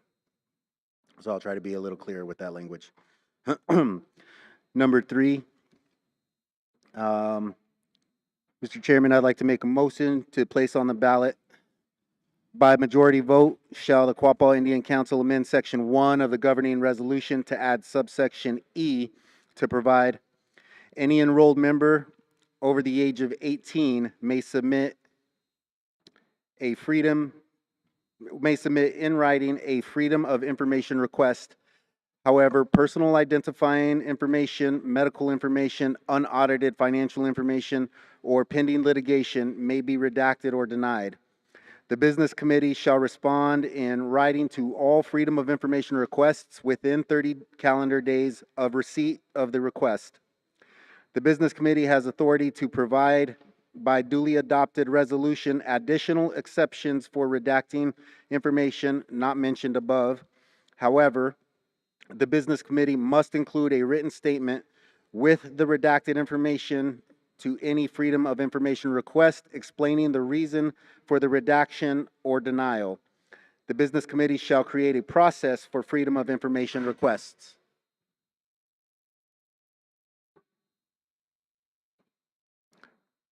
Need a second.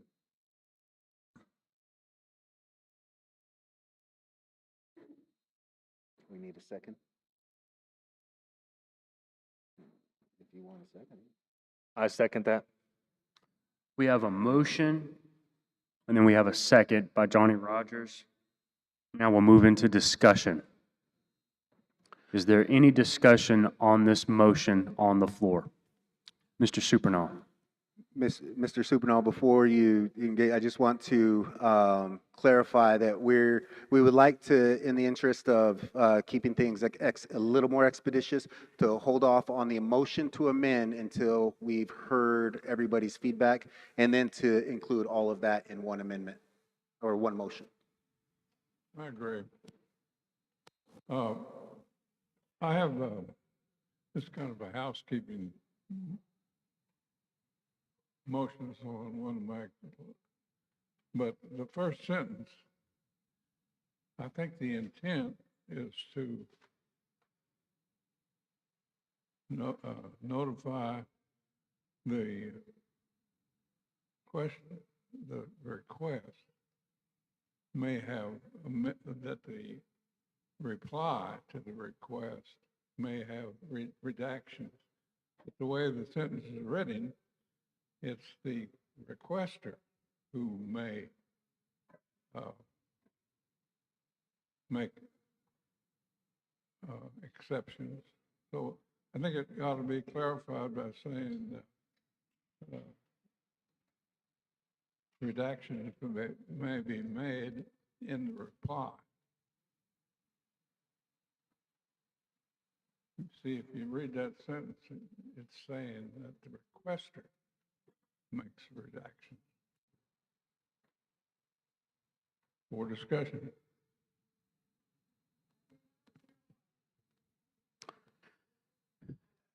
I could repeat, and Kugi, correct me if I'm wrong on this, okay?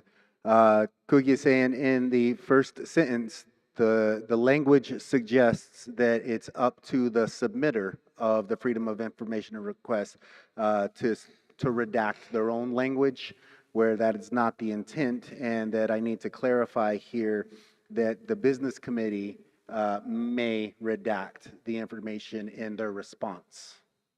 Is that accurate? Yes. Okay.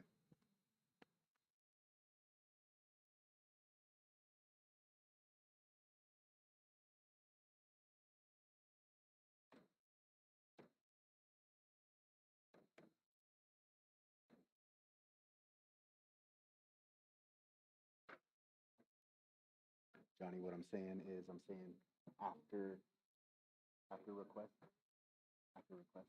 right, period, and then face the business committee, however.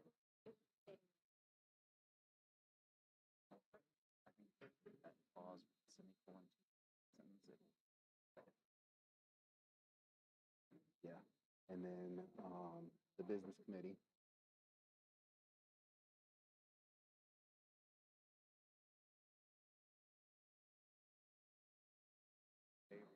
May redact.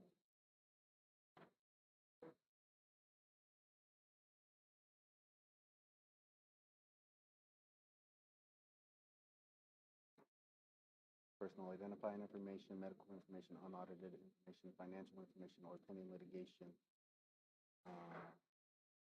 Okay, and then delete that back in. There, right there. Yeah.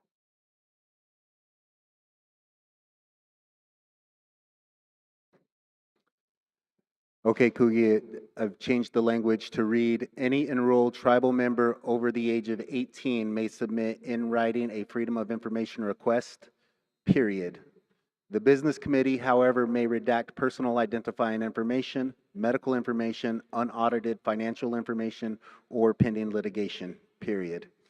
The business committee shall respond in writing to all Freedom of Information requests within 30 calendar days of receipt of the request.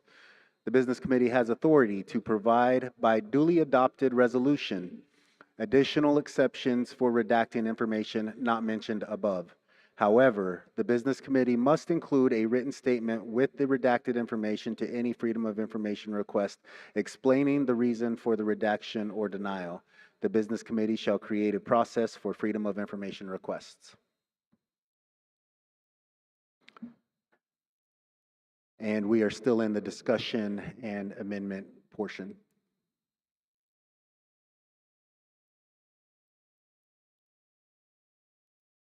Is there any further discussion on this matter, on this motion? Yes, we have someone in the back here.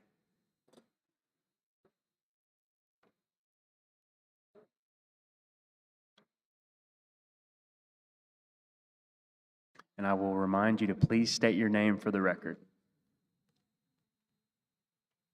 Lois Breedlove. I have a question about the business committee has authority, the last part, and I can't hardly read that up there, so I'm trying to go with enlarging my picture.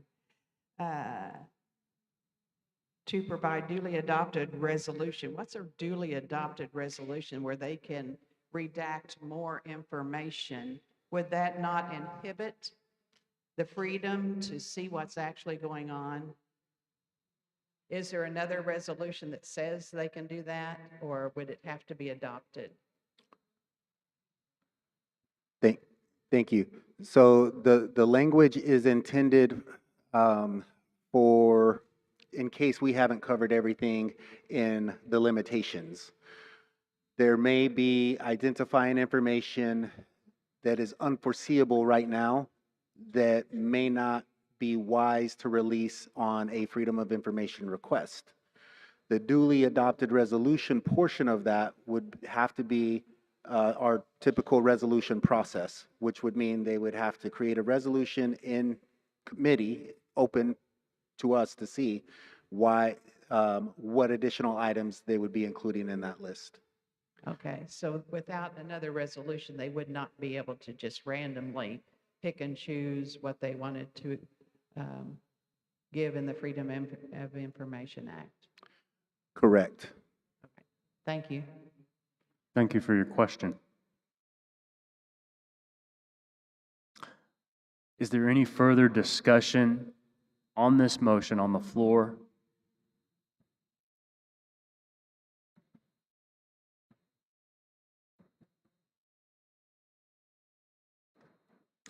If you could, Roman, could you restate those language corrections, please?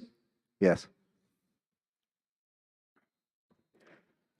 I motion to accept the amended language to read. By majority vote, shall the Quapaw Indian Council amend Section 1 of the governing resolution to add subsection E to provide any enrolled tribal member over the age of 18 may submit in writing a Freedom of Information request. The business committee, however, may redact personal identifying information, medical information, unaudited financial information, or pending litigation. The business committee shall respond in writing to all Freedom of Information requests within 30 calendar days of receipt of the request. The business committee has authority to provide by duly adopted resolution additional exceptions for redacting information not mentioned above. However, the business committee must include a written statement with the redacted information to any Freedom of Information request explaining the reason for the redaction or denial. The business committee shall create a process for Freedom of Information requests. Okay. Thank you for that clarification. And put it to a vote. Second. John Rogers, second to accept. Accepting the language amendments. Okay. Thank you. Voice vote. Voice vote to second. Okay. So at this time, we are going to put this to a voice vote on these language changes. And then at that point, we will proceed with the clicker vote to adopt those measures. So at this time, all those in favor signify by saying aye. All opposed, say no. Any abstention? The ayes have it, and the language changes are approved.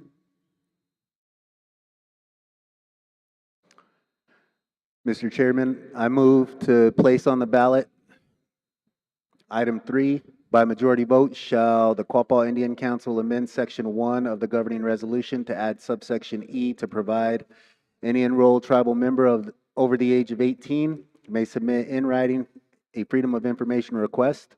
The business committee, however, may redact personal identifying information, medical information, unaudited financial information, or pending litigation. The business committee shall respond in writing to all Freedom of Information requests within 30 calendar days of receipt of the request. The business committee has authority to provide by duly adopted resolution additional exceptions for redacting information not mentioned above. However, the business committee must include a written statement with the redacted information to any Freedom of Information request explaining the reason for the redaction or denial.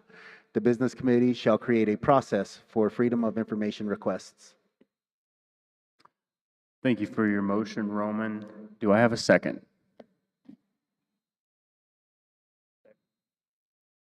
I second that. Second by Johnny Rogers. Okay. So now we're going to go to our clickers.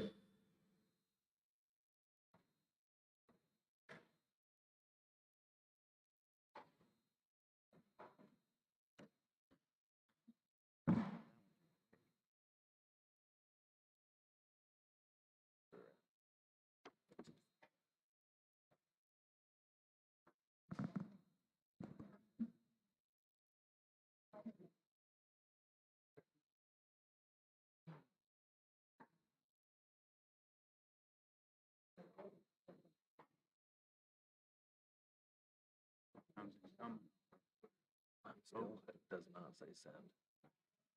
It does not say. Mine just said thank you. It didn't say receive. It'll say thank you, but it won't say, Are you, like, thank you, I'm not counting your vote. Yeah.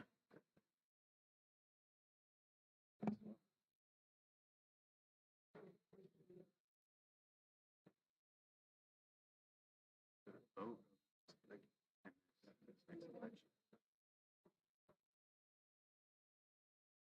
They're saying they want the language. you're just wanting to say like Quapaw, not anybody 18 over and enrolled. Talk to Roman.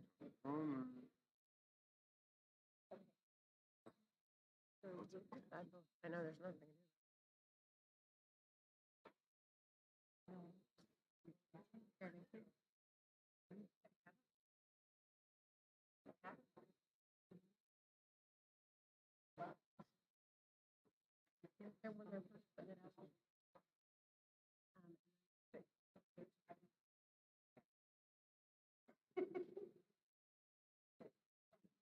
Yeah. They can start giving us the second stuff.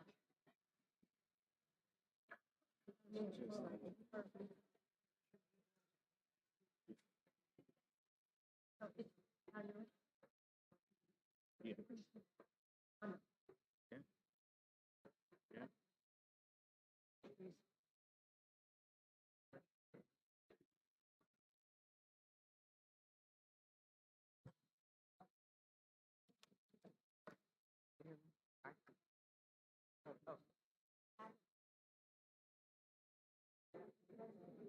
Yeah. What are we talking about? Reconsider? Make it messy now.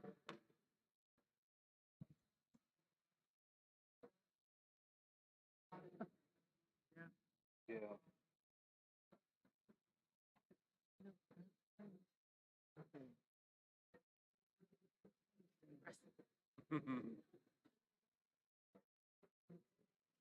That's for membership, right?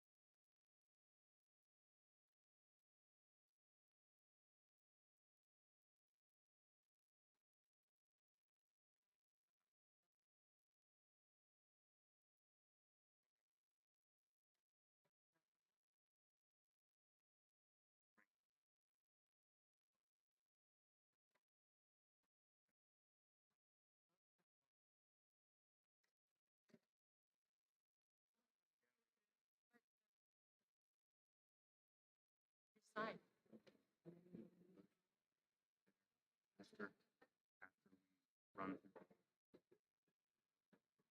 instead of just doing it right after the screen, more down the line. And then you could have a motion to reconsider, because there might be another one.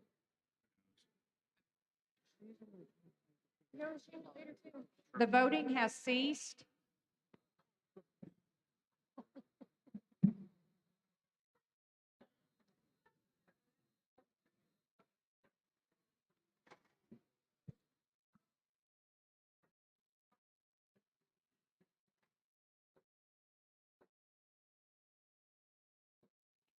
There was a total of 64 votes, 51 yes, 13 no, 0 abstentions. Okay, the motion carries, and this ballot measure is also adopted. Roman, if you may, go ahead and proceed.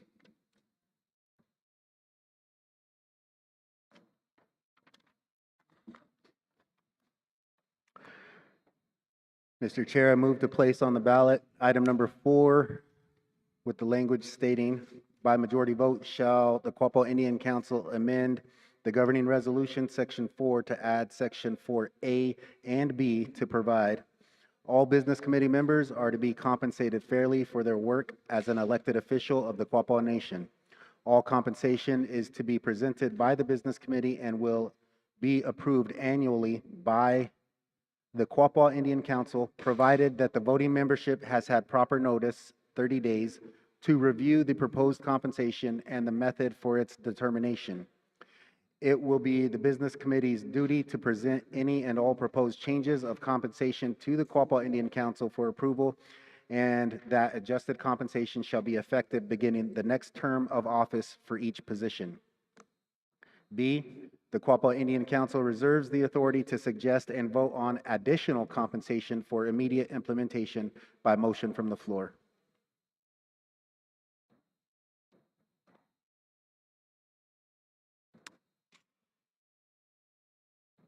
I'll accept your motion. We have a second.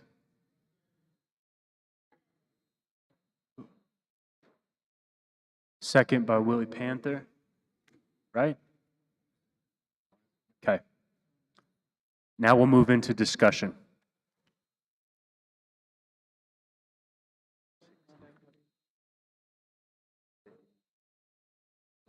Any discussion on the motion on the floor?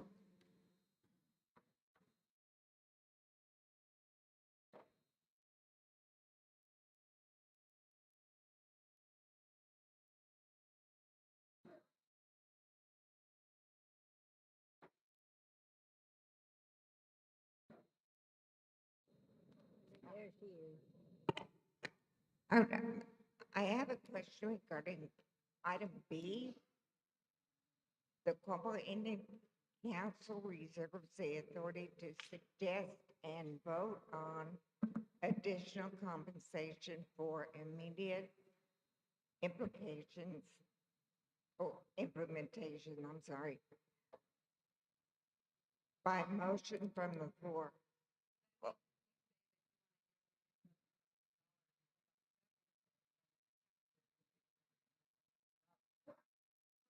Okay. Correct. I'll restate that for everybody else. So the question is, what does item B really mean? And Virginia's feedback was accurate that if the general council body, the body of the general council believes that the business committee is entitled to, for lack of better terms, but for sake of communication, a bonus, that can be suggested from the floor, motion from the floor, and voted on the floor at general council.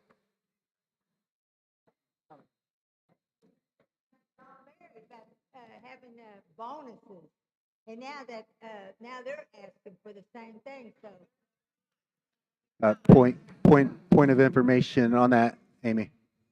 Yeah. Well, you bring up a very great point, and that's something that would be discussed should that motion ever be made from general council. That debate could ensue whether the individual members of general council believe that it is acceptable or not acceptable at that time. What this does is for us, it eliminates the desire, or it doesn't eliminate a desire, I take that back. With the business committee proposing their own compensation, bonuses in the future can be applied to that, but not by themselves. It would be by us. That power rests in our hands. And can I just say that it's not the business committee asking for this bonus or this additional raise? It's just in here as a option for general counsel should they decide to do so or deem it necessary, correct? Correct.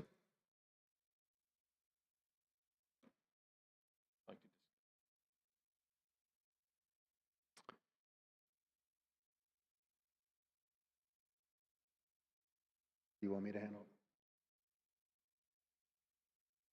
Okay, we have a question on Zoom. I will give you permission to unmute, Benjamin. Just 1 second.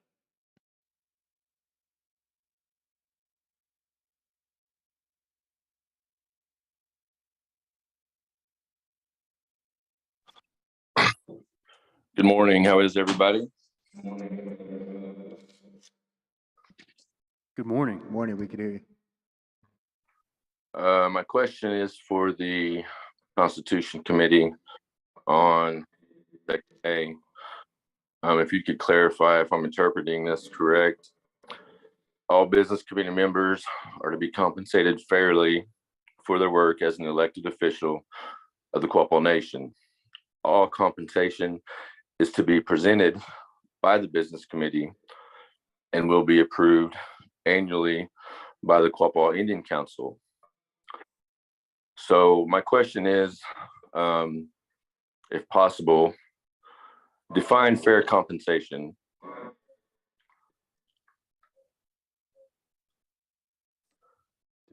Fair.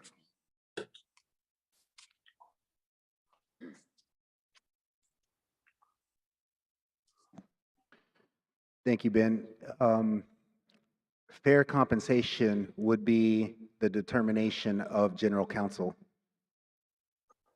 Very well, thank you.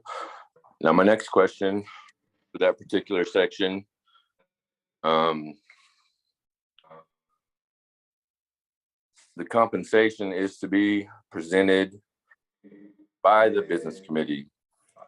Is this implying that the business committee will determine their compensation and present it to general counsel?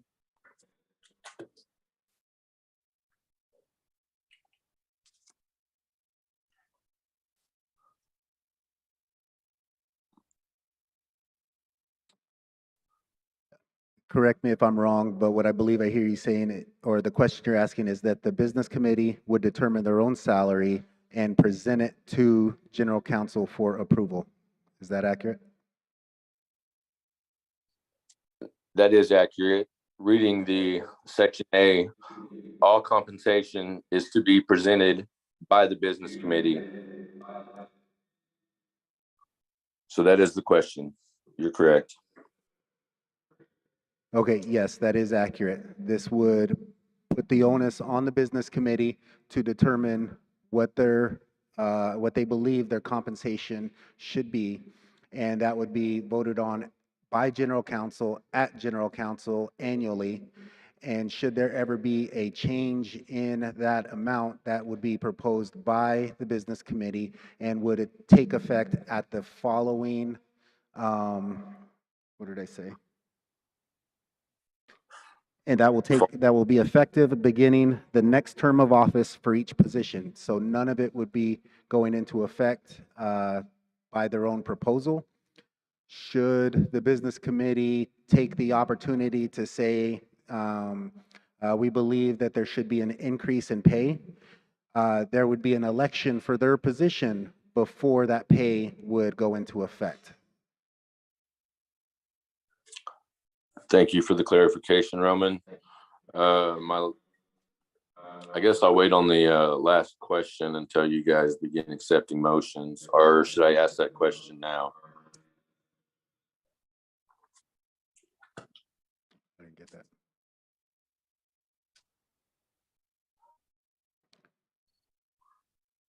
Is he trying to make a motion? No, I was asking you Ben, are if, you gonna- no, I'm not making a motion. I'm just, I want to ask a question, and then, I guess I can go ahead and ask the question. If your question is on number 4, Ben, then you can ask the question. If it's anything beyond number 4, we're not there yet. That's I'm aware. correct. You could ask a question directly, as if it pertains to number 4. If you have a question about process, you could have a point of information request, but that would need floor sponsorship as you're on Zoom. Okay, so my question is, the Quapaw Indian Council reserves the authority to suggest and vote on additional compensation for immediate implementation by motion from the floor. I can't help but notice that you guys excluded decrease in compensation in that particular section.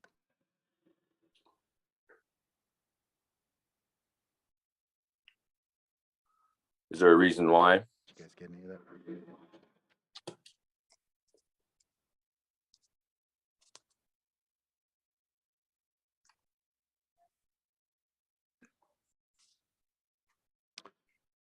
Okay, so the reason a decrease isn't included in that is because the compensation would come from, at the suggestion of the business committee and approved or disapproved at general council. The disapproval would be the constitute or the general council's voice in that pay.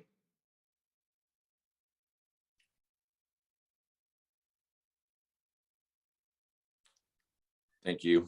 That's all I have. Thank you. Thank you, Ben.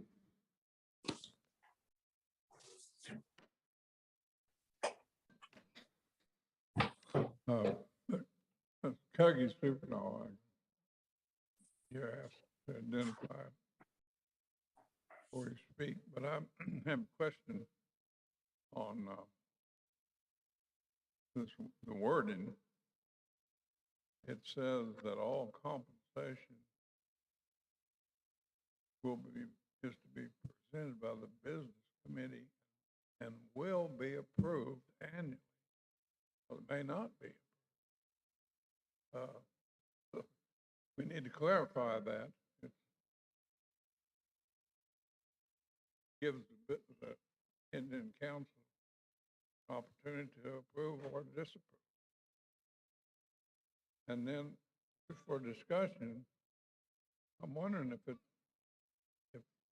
this is the best way to approve compensation to the business committee to present all the proposed changes. To me, this is similar to the problems we've had in the past where the business committee, in effect, setting their own salary and bonuses. And I'm wondering if this could be improved. More of a question than a fact.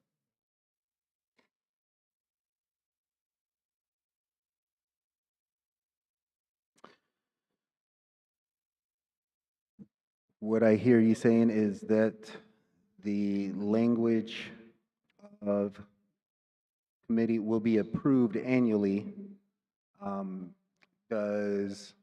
Will be voted on annually? Speak to the effect that you were thinking there, Cookie? Yeah, that's the effect of it.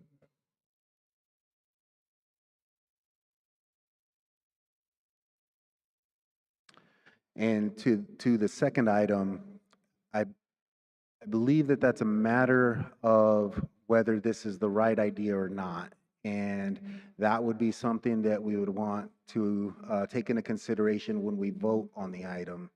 There is opportunity to voice that through your vote.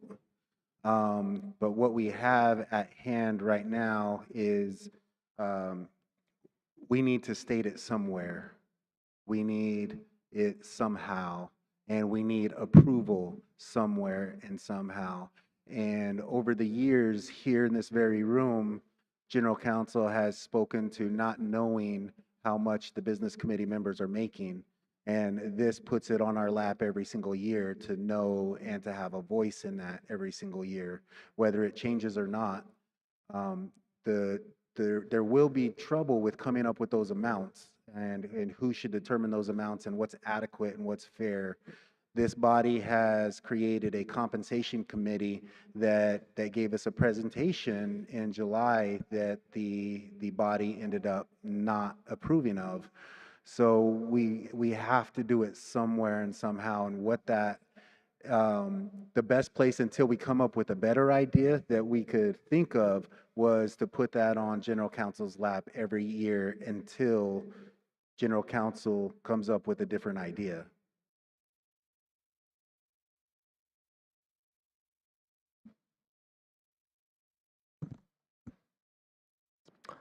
Thank you. Any more discussion? My name is Nicole Lee. Is there any way that we can protect the council? In the second sentence, and putting any new compensation instead of all?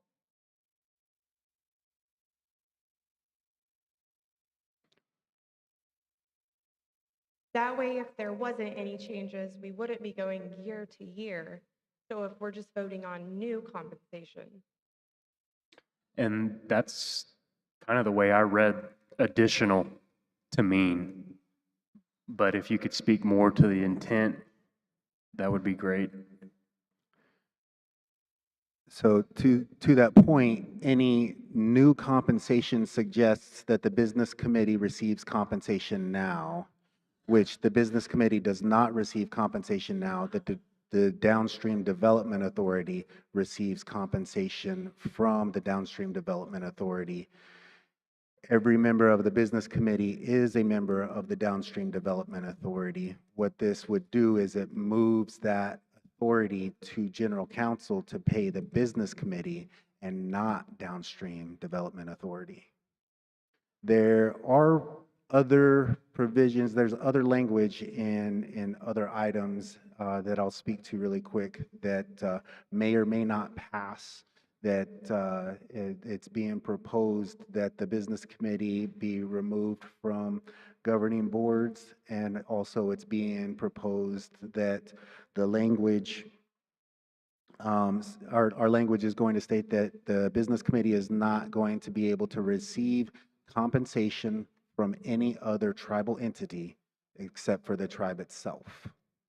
Right? Now, that's not the correct language that I just said, but that's going to be the effect that we're speaking to, is that they're not allowed any compensation from DDA, from Saracen, from any other authority, but directly from the tribe.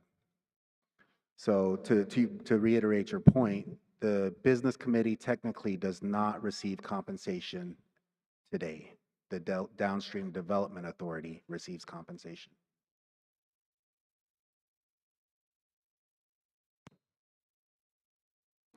They are, yeah. So Amy's saying, aren't they on the DDA? Yes, they are. They have multiple hats, and in the legal realm of things, the DDA is who's getting paid, and we have no authority over the DDA. This general counsel has the authority over the business committee. And that's what we're trying to steer towards, is to maintain that control with the general counsel to where we will always have input into this.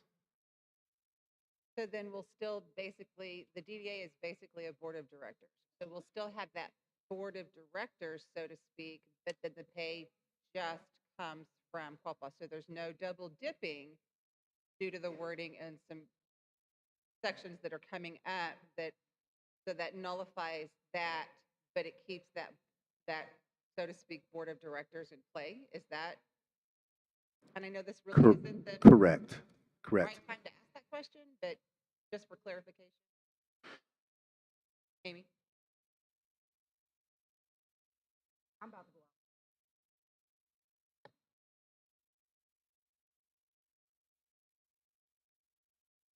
That's correct. There will be no double dipping. With the language that is coming from other proposed amendments, the sole compensation would be coming from the tribe and only the tribe.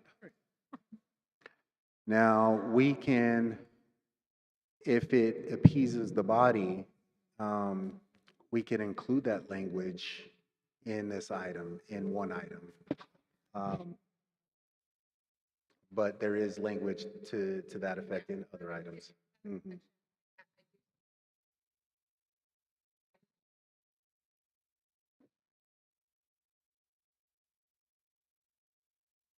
Right, thank you.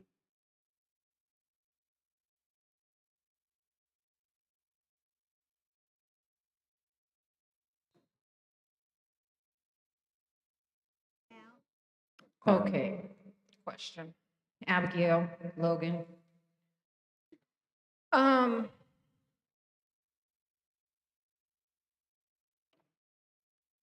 if the DDA Business Committee is already receiving compensation, how is the money going to come from the DDA to the tribe? So is the money going to come from them to the tribe to be paid out in compensation to them? Because is that not how the financials work out? Is that you are paid through the DDA?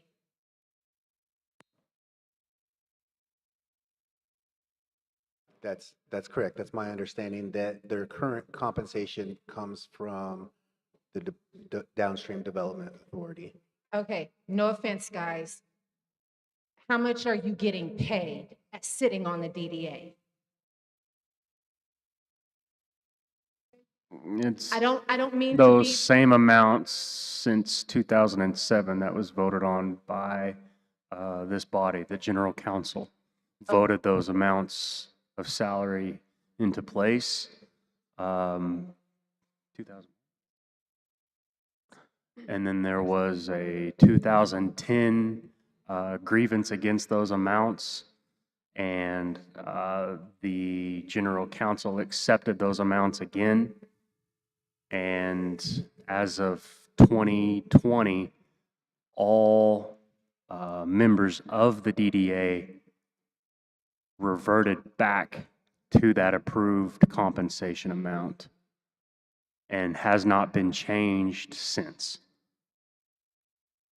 So it's still the same. That has been approved. so 150 for chairman, 125 for members. That is correct. Okay, okay. Mom, shut up. 125. Okay, so if they're going to, if you guys have stuck with that, have you received any bonuses? None. None. Thank you. You haven't received any bonuses, regardless of what previous past business committee members have received. Are we saying that we can't trust anybody that we vote to sit up there and who is sitting on the DDA, that we can't trust them to actually be human and not make these bad decisions again? Or is it we're trying to keep our tribal members from actually attending, showing up, being present, being involved, and holding them accountable? Because I feel like if we're going to keep making these same laws to keep people from doing what they're not supposed to be doing, nobody is learning anything. And you're not teaching anyone anything except how to be corrupt and how to continue passing the buck.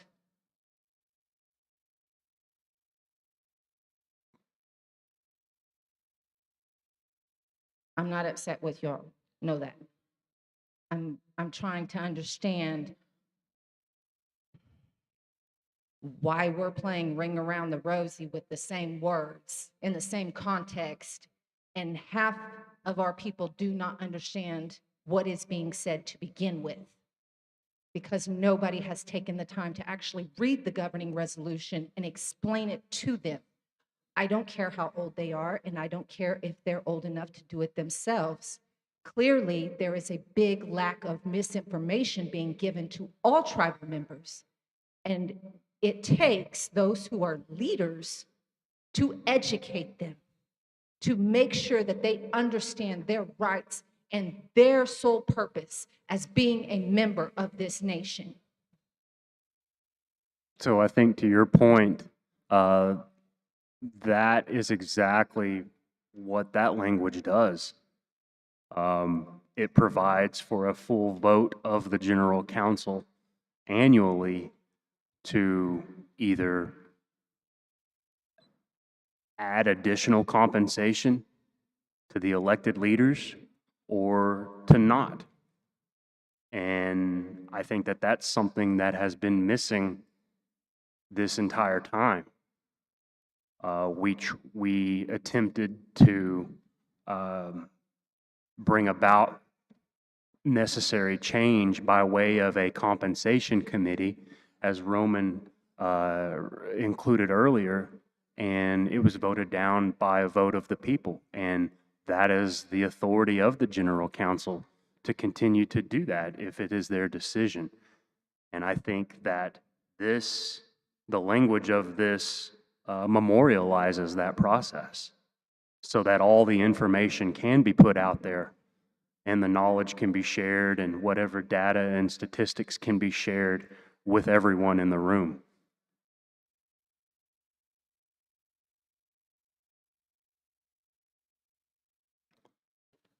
Okay, so how do you receive your DDA pay? Does it come from downstream? So is downstream going to start paying the tribe to pay all of you? Is that how that's going to work out? They're literally going to pay the tribe your salary.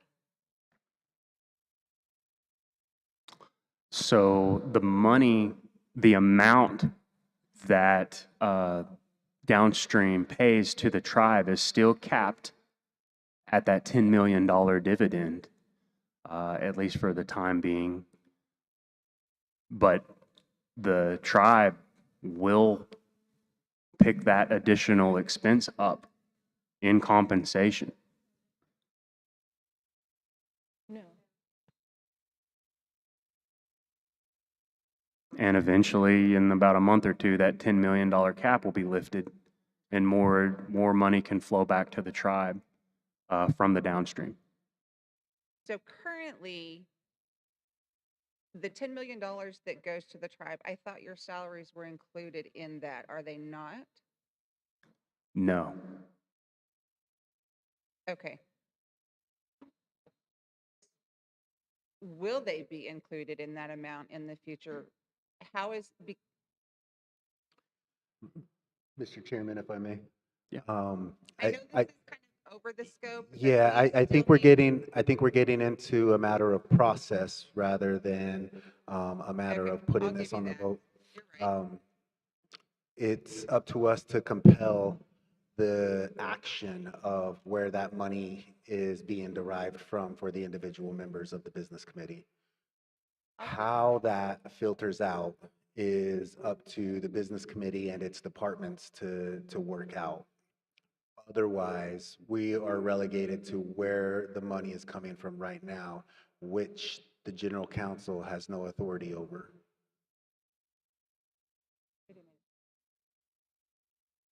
How does the general counsel not have authority over their pay? Because we haven't voted. Yeah, Because they're paid through the DDA? the DDA is managed by a charter, and that is something that also needs to be spoken to in another item. It is incomplete, it is outdated, and it is what the business committee amended in open or in front of the business committee meeting in what, 2 years ago, I believe. So that charter, we don't have the authority to determine how that charter plays out. We can make suggestions to it, I believe, but currently we can't do anything about the charter except revoke it, but even that's getting into a really dangerous territory. Because the charter was created by resolution. They'll be paid through budgets. It'll come through like all the rest of the employees. That's how that will work. Right? That's the fundamentals of it. Okay, I move to move on. I'm sorry. We got over. Sorry. No, thank you. Thank you for You those want me to call for questions. the question? Is there any more discussion on the matter, on this motion? Yes. I would like to see all business committee officers versus all business committee members. Strike the word members and replace it with officers.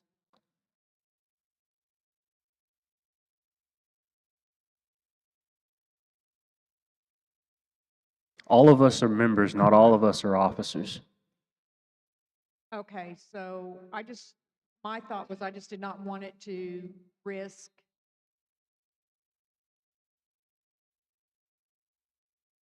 Because right now, 4 of you have a title of member. This implies that only 4 of you would actually fall under that. And if 3 of you are officers, 4 members, maybe we should come up with some other identifier to be the whole committee.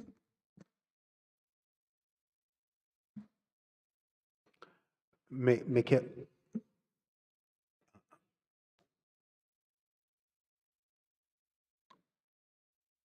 Or you could make a qualifying word like all, compensation to all business committee.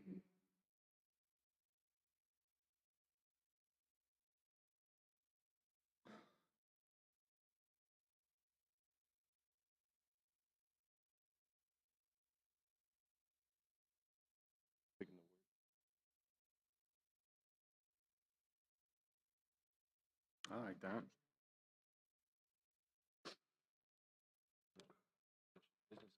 The reason for the word member included in that language is because that's how it's written in the governing resolution. So that's in order to be consistent with the governing resolution, that's why member has to be included as it is. You could say all elected.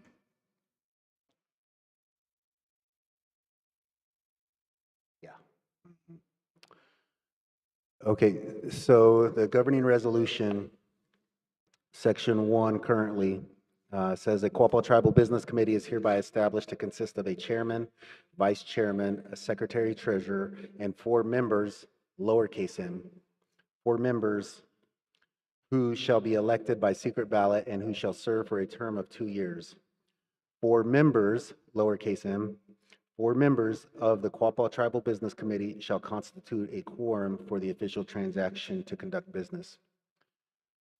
We are amenable to changing the capital M to a lowercase m because while it seems trivial, it does insinuate that members are a title rather than members of the business committee. So we will include that change.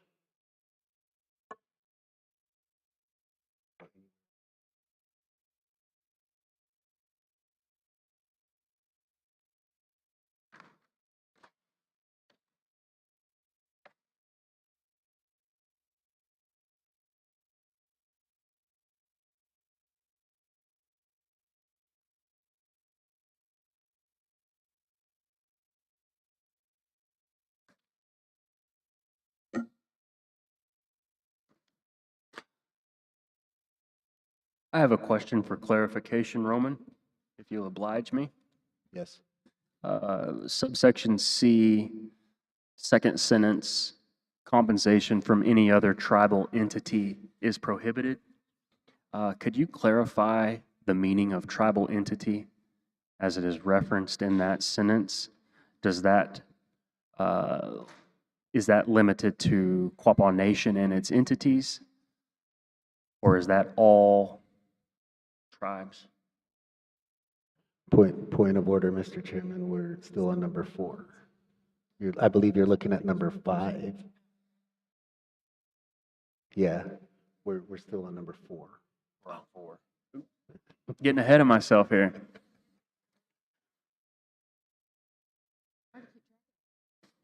So we're still in discussion for this? Yeah, we're still in discussion.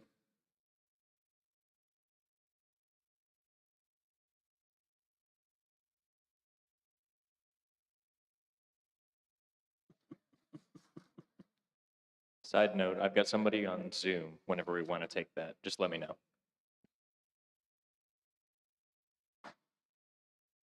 How was it decided that all the business committee is on the Downstream Development Authority? Is that part of the charter? And you mentioned how the compensation was determined several times. But is this an automatic thing where the charter had to be changed? And so right now, if I understand correctly, any compensation the business committee receives is from Downstream Development Authority, not from the tribe itself. So if Downstream DDA does not pay you and the tribe decides not to pay you, if we go on to the other issues, you would not be paid anything. Is that correct? Theoretically, yes. I mean, there's a lot of ifs in there. Yeah. But back to how did you get on the Downstream Development Authority to begin with? Is that to safeguard our interest in that business arrangement? And if they decide not to pay you as the business committee, who steps in and takes your place? I mean, I have lots of questions with this. And if the tribe decides to pay you, wouldn't that come out? You mentioned earlier about an expense. That would come out of the tribal funds that are dispersed in their social programs and the insurance, et cetera. Wouldn't that be an expense to those items? Lots of questions. I have lots of questions. And I'm going to try to answer those one by one. Keyword try. We have to go back to August of 2020. And in August of 2020, up until that time, there was compensation provided to each member of the business committee in the form of monthly stipends in the amounts of $450 per member of the business committee. And in August of 2020, there was a meeting called by newly elected officials of the business committee. After they were sworn in on that Saturday, I believe there was a meeting called on that Monday to address some of the concerns that you're speaking about. And it was determined that the business committee would assume the authority over the DDA within their authority. So essentially, all members of the business committee became members of the DDA according to that resolution, and I'm forgetting the resolution number, but it was, I believe it was that Monday after in August of 2020. And with that, the charter was amended also. Okay? The other action that occurred was the BC, the business committee members, opted to forego their monthly stipends of $450 back to the gen fund, the general fund of the tribe.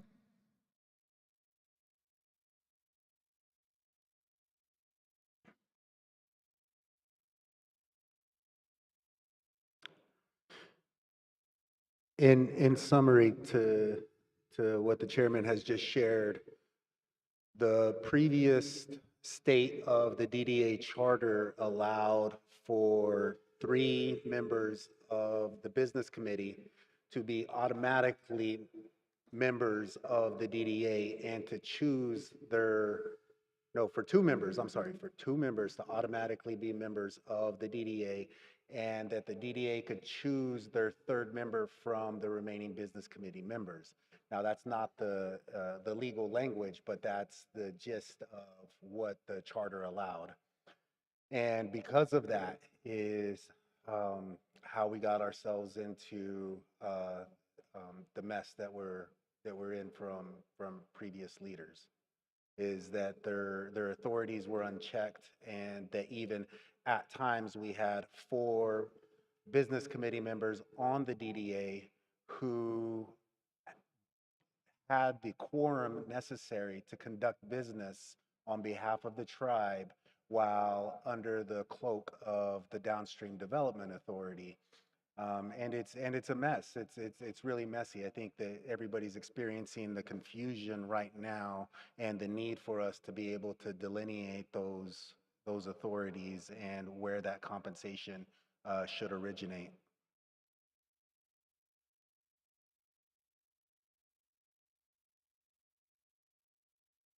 Good questions.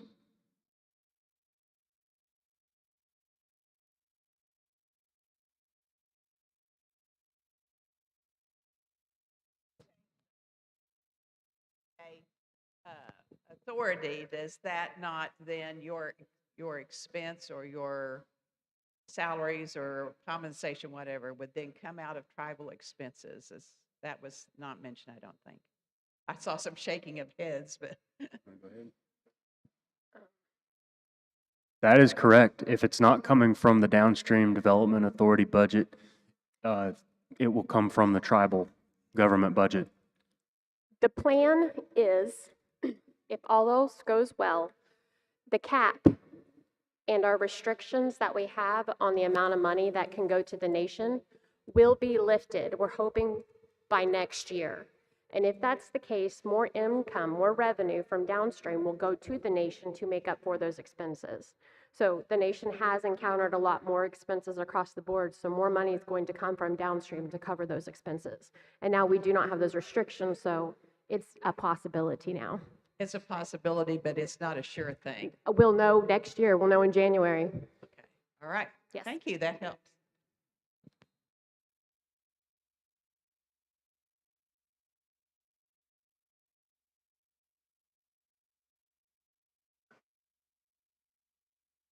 This is Heather Dismuke. I was on the business committee executive secretary at the time. That resolution that they're referring to is for September 19th, 2020, number G, and there was amended on 10/05/2020A. Thank you, Heather.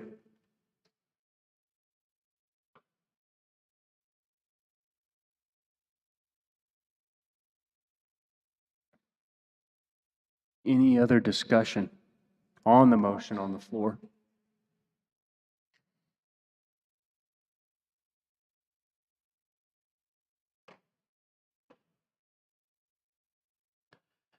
Without further discussion, oh, I'm sorry, go ahead.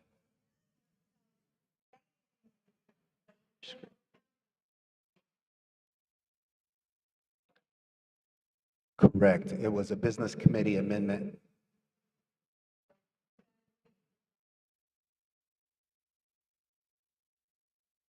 I'd like to add that to discussion. The business committee, the sitting business committee at that time,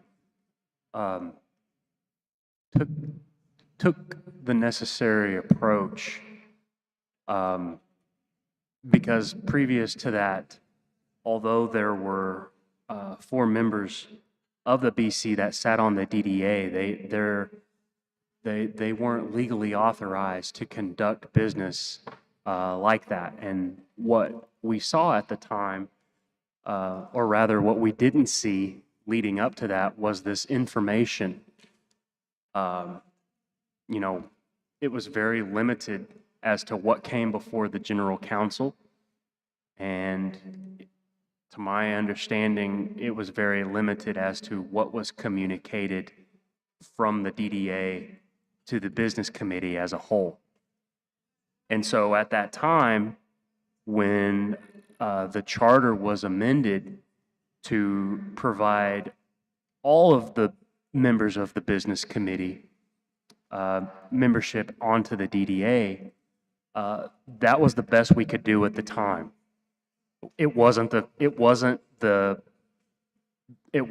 cleanest, and it wasn't the best, but I stand by those decisions made at that time, and I think the rest of the business committee can as well, to say we knew we had to make a decision, and that was the best we could do, and we knew that there would be another time in the future to revisit those changes, and that's what we're clarifying today. That's what we're here to do.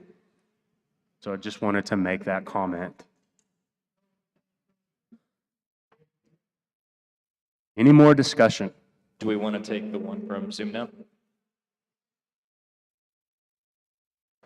Do we want to what? Take the one from Zoom now? Oh, yes. Thank you. I've got Benjamin Waters again. Give me just 1 second.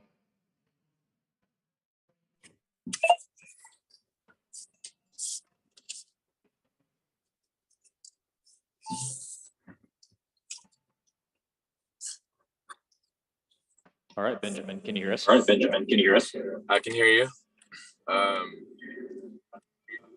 So I would like to, I know any suggestion has to be supported from the floor. Regarding the section, compensation is a very touchy subject and has been, and I think it will continue to be. If you're going to give the power to the business committee to make the suggestion of fair compensation to general counsel, I think you should also give the power to general counsel to decrease compensation for lack of performance, bad performance. And I guess this will come up later too.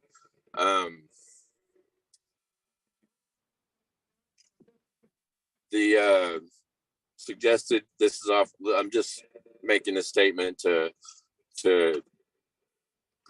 support what I just said. So the suggestion of Taro and 5 additional administrators, all that's going to need to be funded. All of those positions will essentially be undertaking some of the basic responsibilities of the existing business committee. So I think it would be fair to add some type of language to this proposal.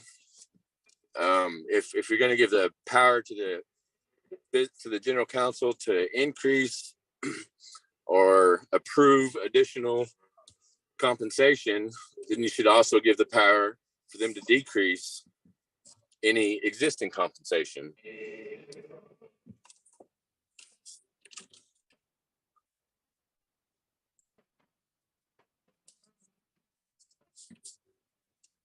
What are your thoughts on that, Roman and Joe?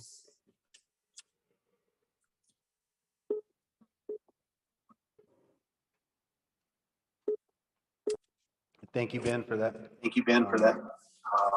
Are you intending to make a motion? Because if so, you would need floor sponsorship.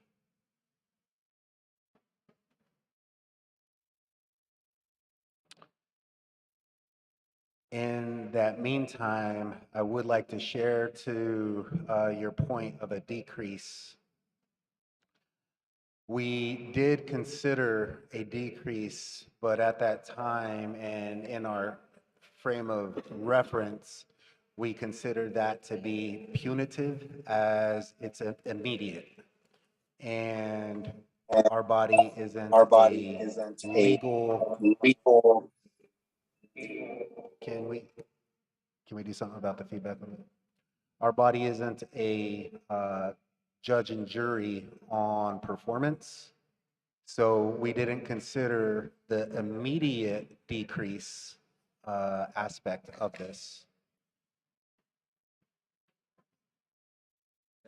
I think the fact that we're general counsel, meaning that we are their boss, therefore their employers, we have that right to say, I think that your pay is too much because you're not doing A, B, C, and D. If you do A, B, C, and D, then, so I'm going to sponsor my little brother's motion. Okay. We have a sponsor from the floor for a language revision to include the word decrease compensation. And that is from Virginia. So do we have a second? We have a second from Amy. Any discussion on that motion? Virginia, would you consider a time delay of some sort on that? Okay. Can you give us a second to With the, because when I give reviews for my employees, you're not doing A, B, and C. If you do A, B, and C, or I see a progress toward that set, then you can keep X amount. If not, then there will be a decrease. So yeah, I do support that. I don't know. Ben, are you still on?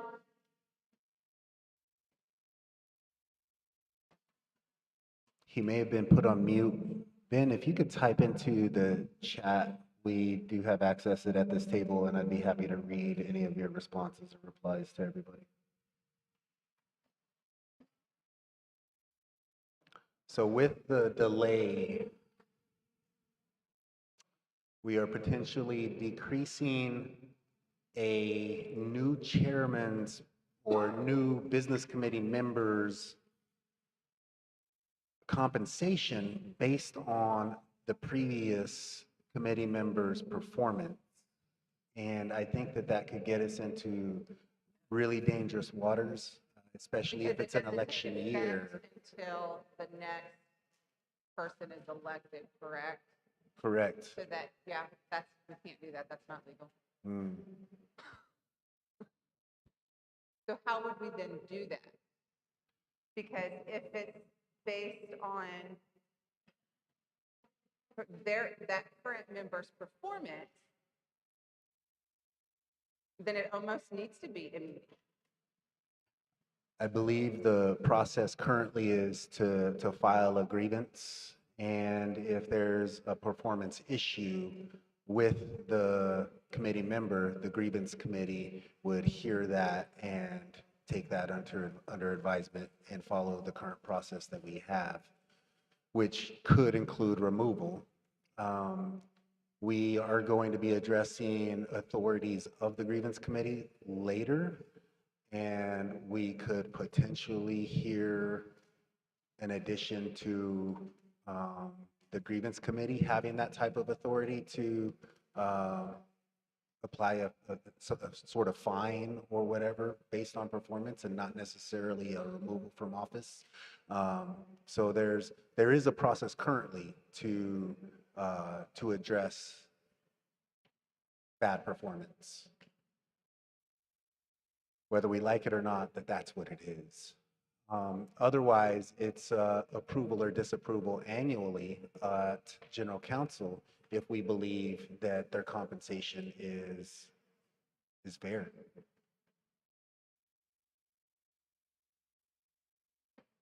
So then how do we change that motion? Or do we just? Whoever seconded, I think Amy, I believe, and correct me if I'm wrong, Amy would have to withdraw her second. Okay, and then Virginia, you would have to withdraw your motion also? I'll withdraw my motion. Okay. Okay, we have withdrawn motions. Back to the original motion, which we are in discussion for. There is one proposed amendment that Hugi Supernall suggested we change presented by the business committee and will be approved annually by the Quapaw Indian Council, to change the language to presented by the business committee and will be voted on annually by the Quapaw Indian Council. And that is the only amendment from this discussion so far.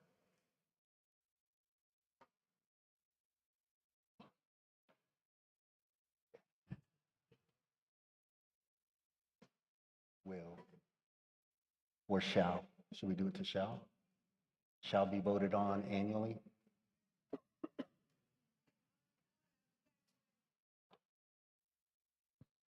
So essentially, whenever you guys switch from being employees of the DDA, you'd be essentially employees of the tribe. So why don't we do it on an employee basis? Like, you guys or our uppers evaluate our yearly performances, correct? So why don't we do, at the end of the year, general counsel, you come and present what you've done for the past year, or show us what you've accomplished or things that you would like to do in the future, but do it based on merit. I mean, essentially, you show us what you've done, and we'll base your pay off of how we feel that you've done a good job or done a not so good job, I guess. Mm-hmm. I think that's a fantastic idea. It doesn't belong in the section that we're in right now, but it is something that we have talked about, and in a new set of amendments, we'll be determining the correct language for roles that we would like to see and determine those roles for the business committee members. And I think that that's a fantastic place to include that and how their roles are measured on an annual basis. But that would be something that would need to be included at a later time. Thank you. Thank you. Any other discussion?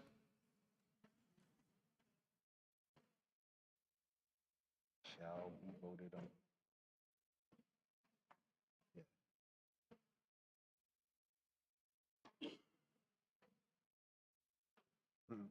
No. Control Z. Presented by the business committee. Shall be voted on. And shall.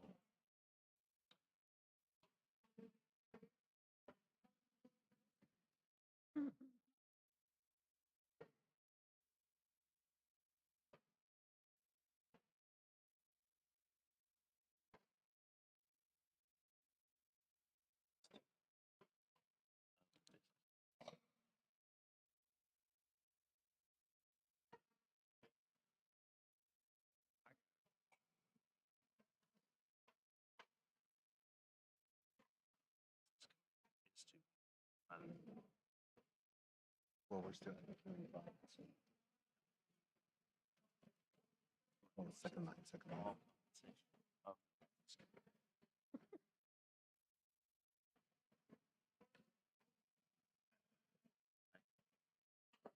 I think that makes it more.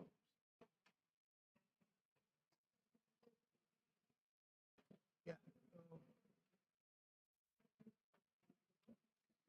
Just to let everybody know what we're doing, the Constitution Committee is making an edit to clarify that all compensation or all compensation of the business committee is to be presented by the business committee. We didn't clarify, we left that open-ended and didn't say that it was the business committee. So we're including the language that all compensation of the business committee. So if there's not any other discussion, I'd like to make a motion to accept the amended language to read, by majority vote, shall the Quapaw Indian Council amend the governing resolution section 4 to add section 4A and B to provide: A, all business committee members are to be compensated fairly for their work as an elected official of the Quapaw Nation. All compensation of the business committee is to be presented by the business committee and shall be voted on annually by the Quapaw Indian Council, provided that the voting membership has had proper notice, 30 days, to review the proposed compensation and the method for its determination.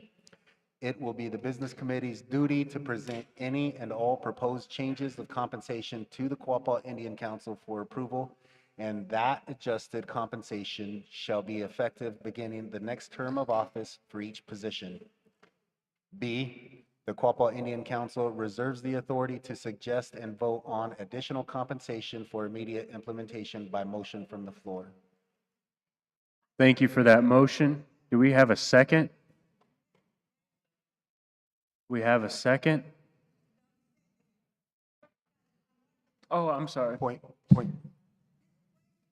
That all business committee members are to be compensated fairly for their work as an elected official of the Quapaw Nation. All compensation at the business committee is to be presented by the business committee and shall be voted. All committee be presented by the business committee and shall be voted on annually by the board. So in other words, the business committee is giving themselves what they feel like they can have. Is that what they're saying?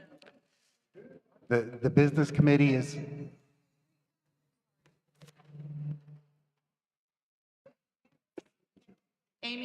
Mr. Chair, I withdraw my motion to continue discussion.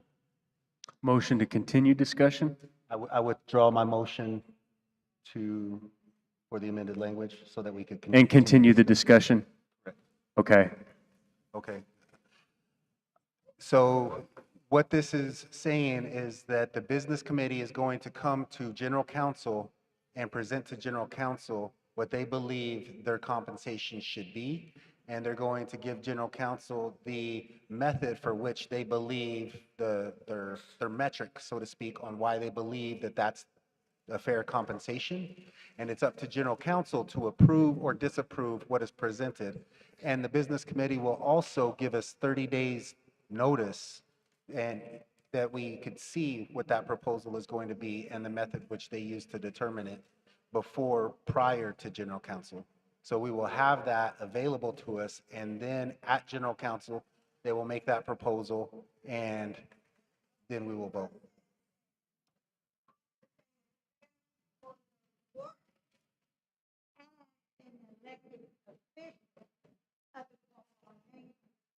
Not all of them work for the Quapaw Nation. Not all of them there present on their job for the Quapaw Nation. So how can they say, well, I've done this work because I've been present at the job? You don't deserve this. That's what they're saying. Amy is asking that, and it wasn't into the mic, how that not all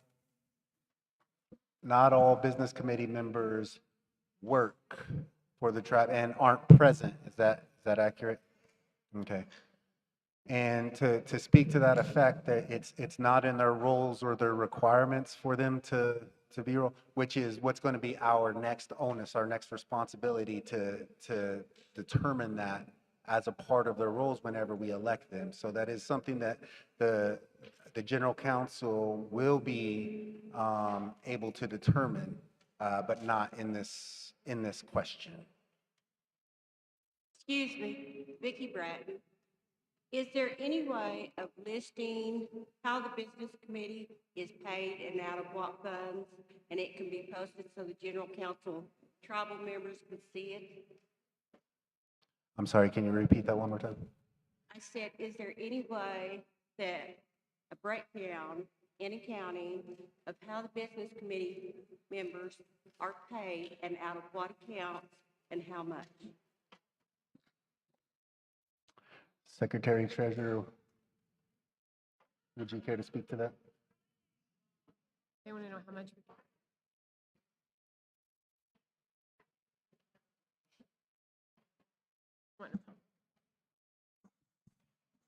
Sorry, it took me a second to hear the question. Yes. As far as the amounts and where it's drawn from, yes.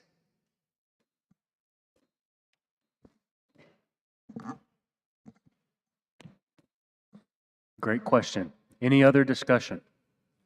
Gina? Okay, I think I just need some clarity on this. When it says, the members are to be compensated fairly for their work, how do we know what you all are doing? I mean, the business committee itself is held accountable for their work hours by nobody. How are we gonna know? I mean, is there some way that is there gonna be any accountability for work hours for the BC? Or they're just gonna be compensated by what they think, or the compensation committee thinks they need to be making? Is there any accountability for the BC showing up, working every day, and not out driving around, visiting, or whatever? How are we gonna hold our BC accountable for that? For actual work hours? Currently, there's no process, or more importantly, there's no requirement for them to do that. Our governing resolution is so vague on their roles that it's this body's responsibility to determine what we want their roles to be. And if this body, when the opportunity comes for us to do it, this body will decide on if we want that metric to be reported, or those measures to be reported back to us in writing, in an annual report, however. But currently, there's no requirement for them to do that. So what we have is what the governing resolution says. And the reason that the roles aren't being addressed right now is the sense from the General Counsel in 2021 was that the roles and responsibilities weren't on the hierarchy of transparency and giving authority, accountability, and yeah, I think it was the primary two were accountability and transparency. So, but they are on the item, and there is a lot of feedback to that regard.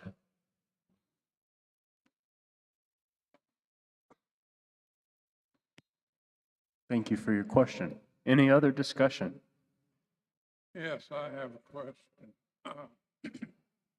Why do we need Section B?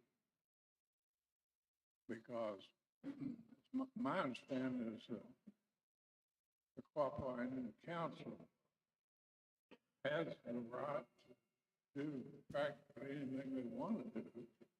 Why would we have to reserve the right to vote on additional compensation or a reduction in compensation? Is there a practical reason for that? That's my question. I don't know.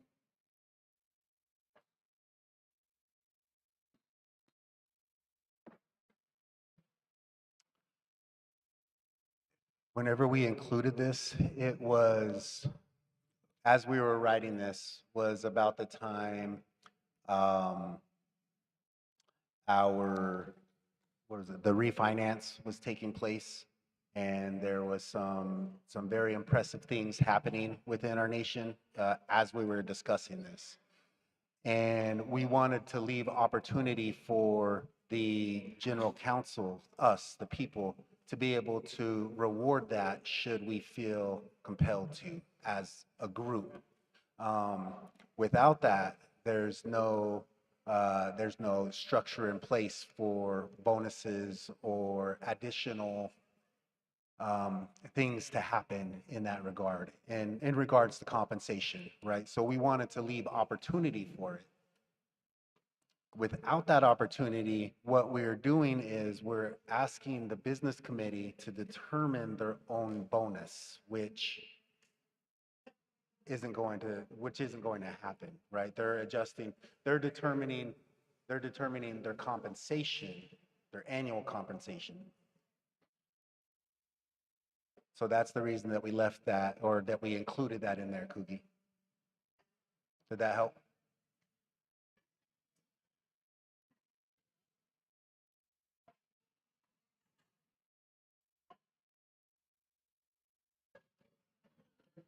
I see it, Cookie. I know we'll wait for her to come back.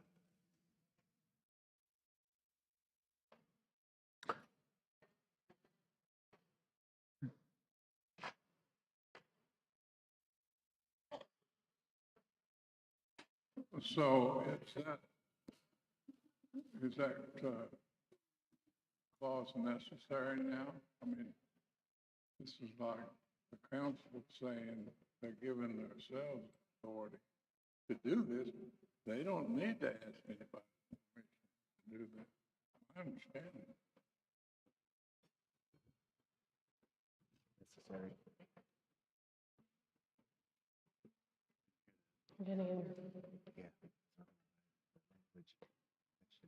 I would just like to say one comment.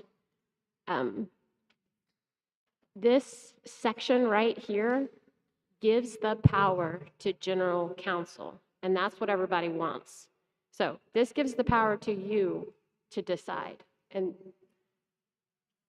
I hope that clarifies this a little bit more. So provision or section B is an immediate enactment by general counsel, okay? Whereas section A would not go into effect until the next rotation or the next election for that office happens, which means if we try to reward, so to speak, anything, the next incoming officer for that position is the recipient of that reward rather than the current sitting officers or the current sitting elected officials. I'm sorry.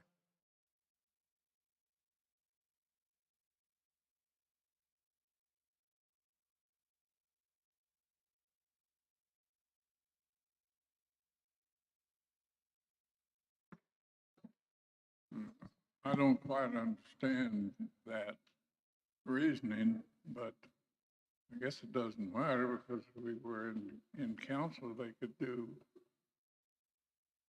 award or. I think a lot of things we just need spelled out for us, Cookie. Like we need it to be in black and white a lot of times that we have that authority. And also it dispels any confusion with section A that we are suggesting a compensation amount where the business committee is suggesting a compensation amount. And section A is an approval or disapproval of the suggested compensation amount.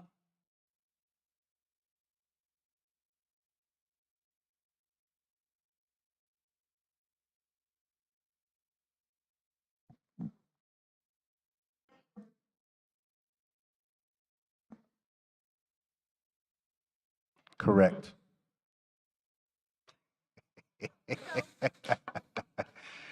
Roman?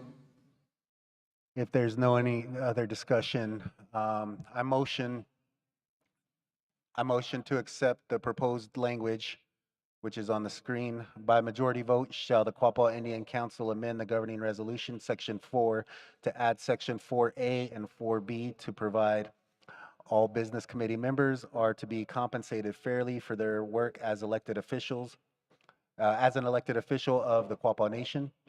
All compensation of the business committee is to be presented by the business committee and shall be voted on annually by the Quapaw Indian Council, provided that the voting membership has had proper notice, 30 days, to review the proposed compensation and the method for its determination. It will be the business committee's duty to present any and all proposed changes of compensation to the Quapaw Indian Council for approval, and that adjusted compensation shall be effective beginning the next term of office for each position. B, the Quapaw Indian Council reserves the authority to suggest and vote on additional compensation for immediate implementation by motion from the floor. This motion needs a second. We have a motion and a second from Amy. Mr. Chairman, can we do a voice vote? Yeah, we'll do a voice vote on this. All those in favor of placing this on the ballot signify by saying aye. All opposed, say nay. Any abstention? Motion carries and the amended language is accepted. With the accepted language, Mr. Chairman, I make a motion to place on the ballot item number 4, which reads, by majority vote, shall the Quapaw Indian Council amend the governing resolution, section 4, to add section 4A and B to provide: A, all business committee members are to be compensated fairly for their work as an elected official of the Quapaw Nation. All compensation of the business committee is to be presented by the business committee and shall be voted on annually by the Quapaw Indian Council, provided that the voting membership has had proper notice, 30 days, to review the proposed compensation and the method for its determination. It will be the business committee's duty to present any and all proposed changes of compensation to the Quapaw Indian Council for approval, and that adjusted compensation shall be effective beginning, bless you, effective beginning the next term of office for each position. B, the Quapaw Indian Council reserves the authority to suggest and vote on additional compensation for immediate implementation by motion from the floor. So we have a motion to accept this ballot measure. Do we have a second? Second by Molly. Okay. We're going to go ahead and go to a clicker vote. 1 is yes, 2 is no, 3 is abstain.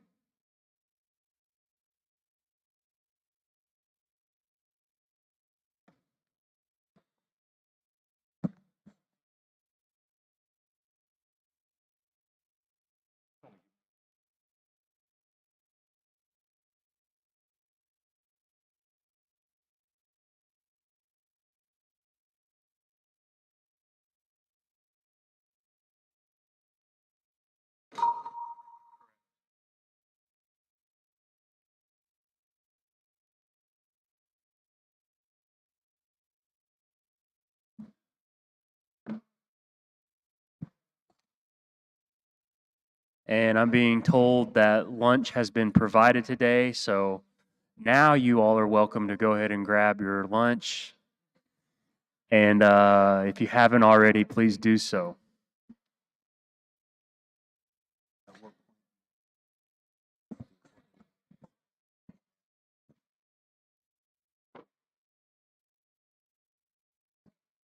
think 10, 15? 10, 15 minutes? 15? Let's do 15.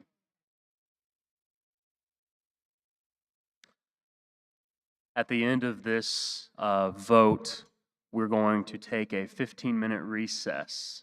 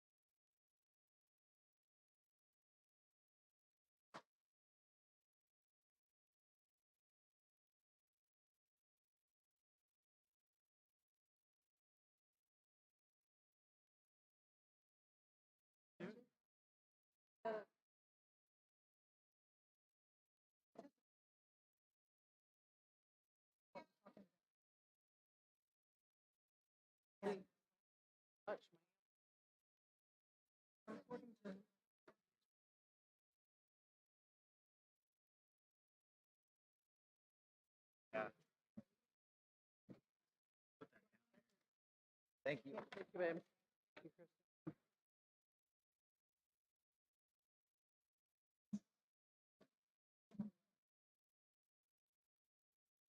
Thank you.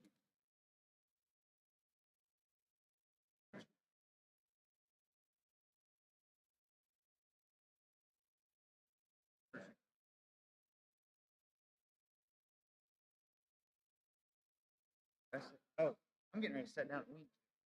I got one. Thank you. Sally's there. Wena's here. You might set one. See her back there. That's Callie. Oh, she's got one.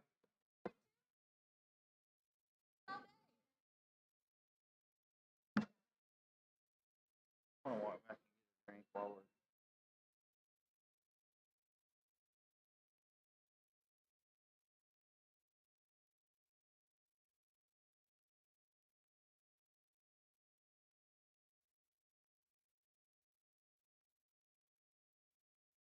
Polling is closing.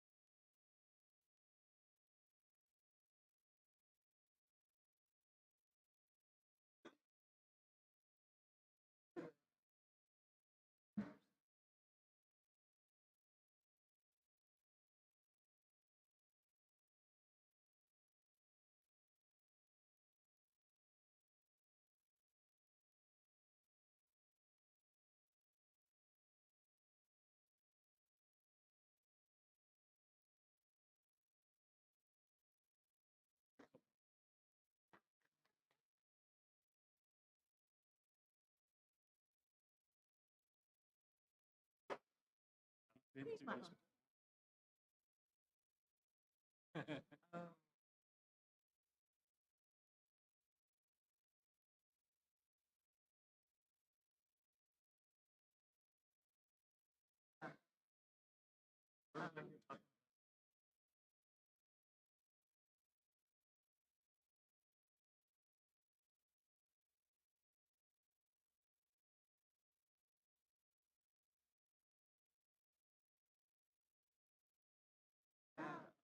Oh.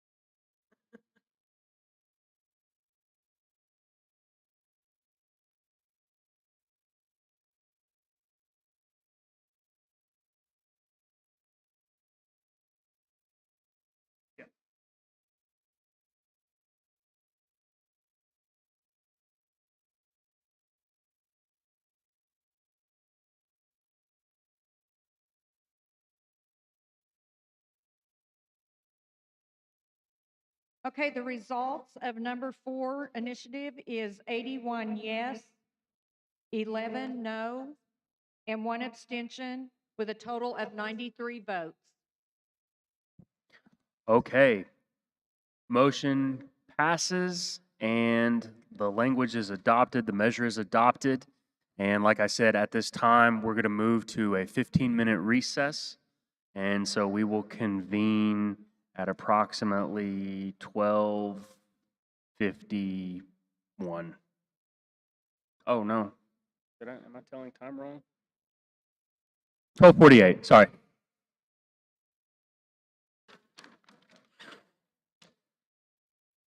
Well, let's.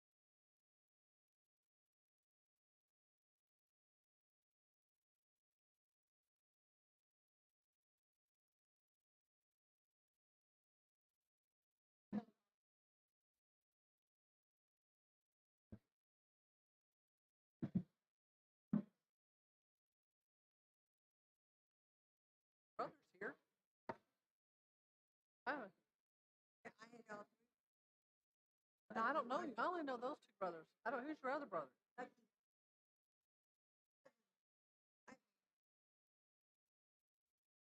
Okay. Huh. He's a good kid. I like him. Now, was he sitting over there by Michelle?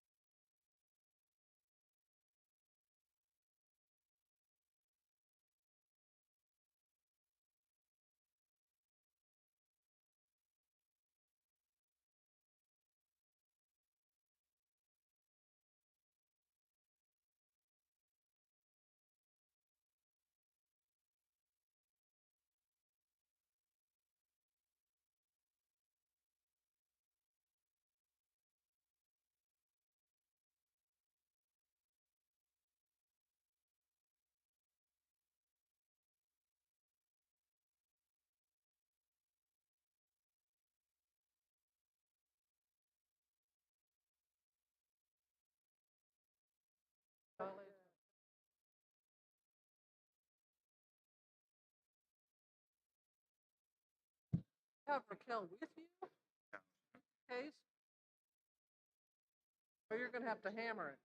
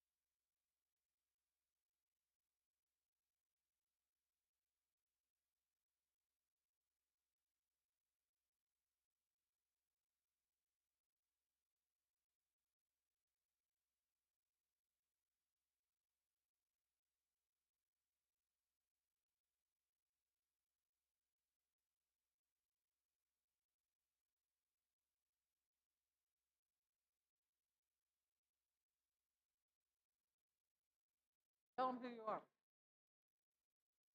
They live on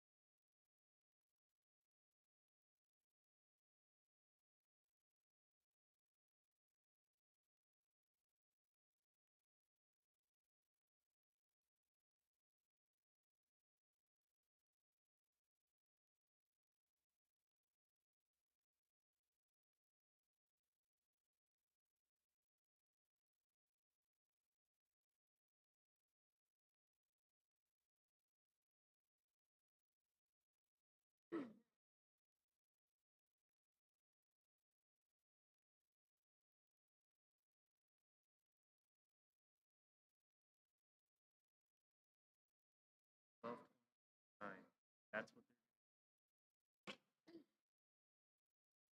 Roman. Roman.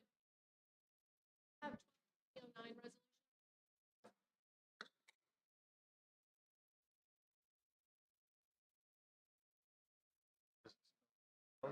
Yes. Go next week, right? Yeah. I can get you in touch with Leon though if you want to go out there next week. Where you get back? Yep. Yep. Yeah. I'll give you one of my cards too. So you have my phone number. I got one right here in my bag.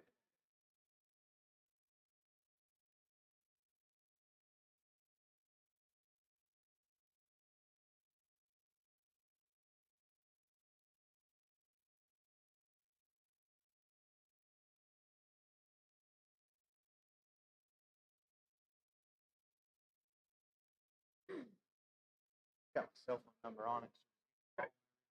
All right. We'll go out there. No problem, man.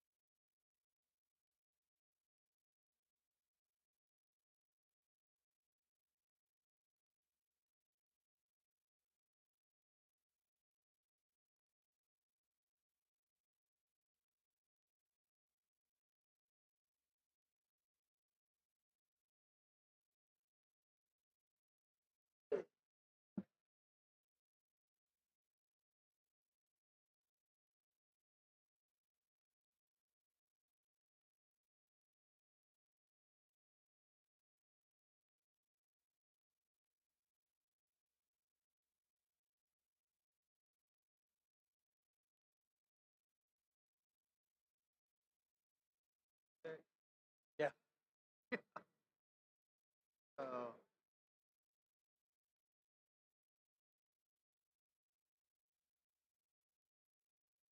yeah.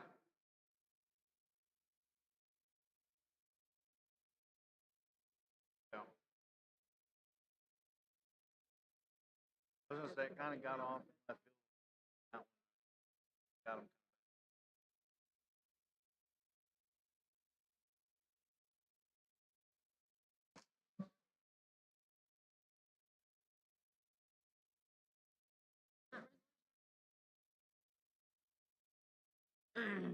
No, well, the one you guys have to, the amounts are specified.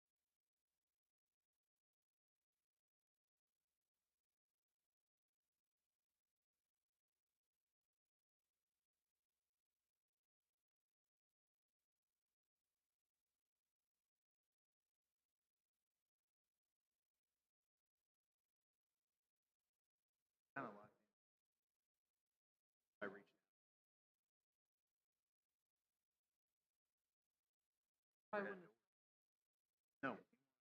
Round.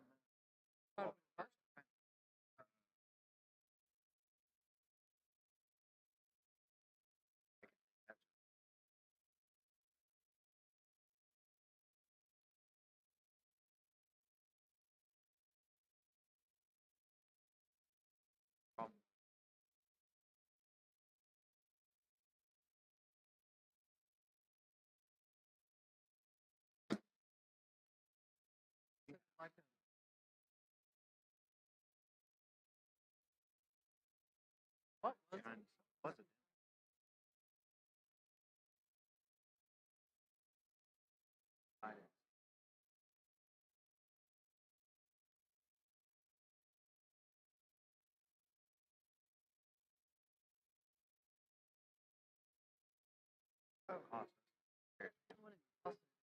Whereas somebody else could pay.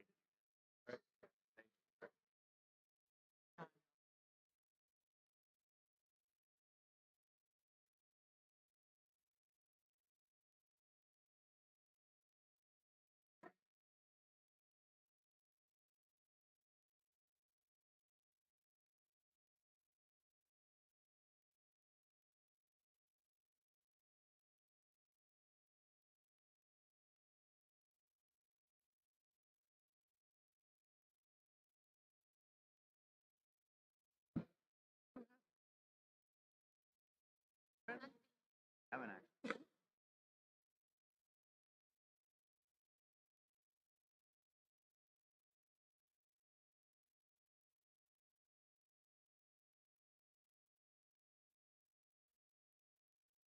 Meanwhile, the same guys who taught me.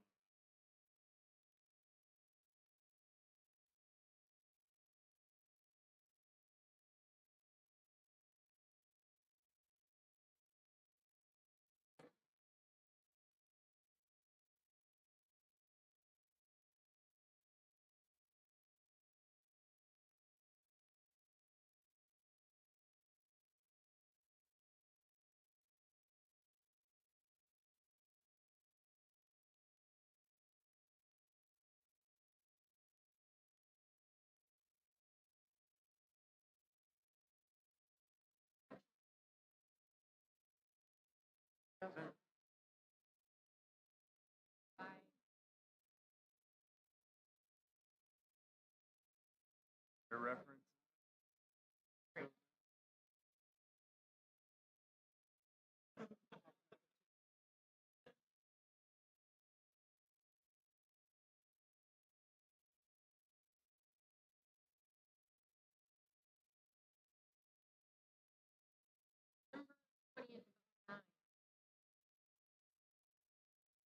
About accepting. Now, it is written somewhere.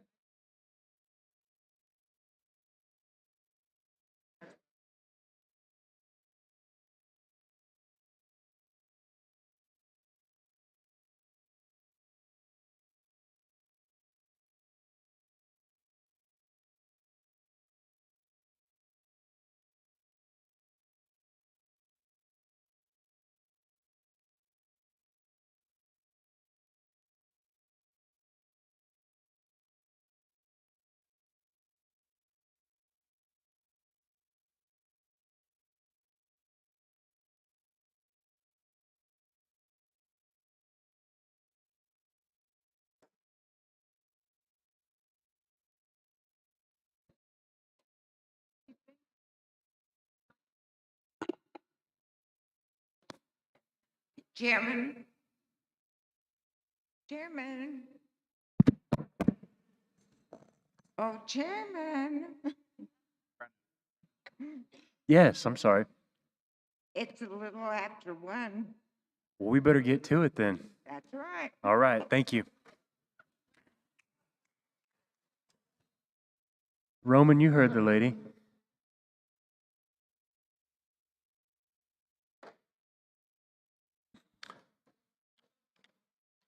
We were taking care of some housekeeping. And before we proceed any further with these ballot measures, I was asked to reiterate some of the rules for today, such as before a member may make a motion or speak in debate, the member must obtain the floor by being recognized by the chair. Because there is no special rule relating to the length of speeches, a member having obtained the floor while a debatable motion is immediately pending can speak no longer than 10 minutes unless they obtain the consent of the council. And then the other one they wanted me to reiterate was, unless the assembly has a special rule providing otherwise, no member can speak more than twice to the same question on the same day. So just wanted to make those announcements as a matter of housekeeping, and we will continue to proceed with our agenda. All you, Roman.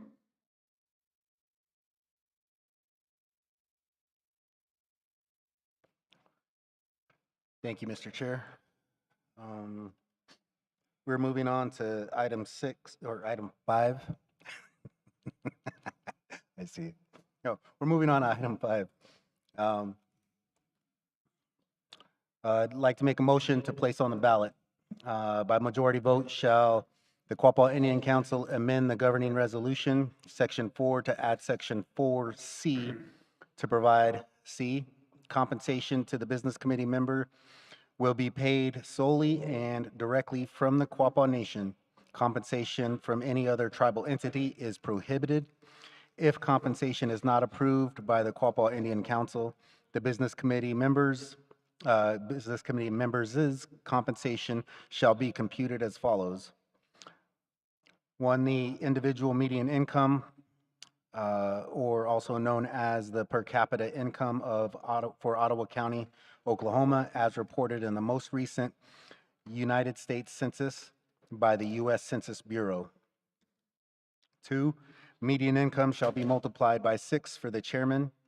3, median income multiplied by 5 for the vice chair, chairman, and secretary treasurer. 4, median income multiplied by 4 for the other business committee members. I, John Rogers, second that motion. We have a motion on the floor and a second. Now we'll move to discussion. Is there any discussion on the matter with this motion on the floor? Somebody recognize me. Virginia? Virginia, yes. So, number 4 talks about compensation of the BC, and it says that they will be paid fairly. So then why do we have this section 5? If compensation is not approved by the Quapaw Indian Council, the business committee shall be compensated as follows. In my opinion, this is a gross overreach of your scope of responsibility. This is not, should this turn into a constitution, this is, you and I, Roman, we've discussed this. You and I have not, you're not going to find that in any tribal. I've reviewed at least 5 other tribal constitutions, and this is not in there. This is not a constitutional right. A paycheck is not a constitutional right. We've already said you're going to be paid. Nobody said that you're not, or that it's not going to be fairly. It's a gross overreach to create this fail-safe. I move to strike 1, 2, 3, and 4, and stop it at the end of, you can have C, that's fine, but compensation of the Quapaw Business Committee members, need to make that M a lowercase, will be paid solely and directly from the Quapaw Nation. Compensation from any other tribal entity is prohibited. Stop it there and strike everything else. Virginia, can I ask you to hold that motion until we hear additional feedback? But I do hear you that I will give you the floor to make that motion. Thank you.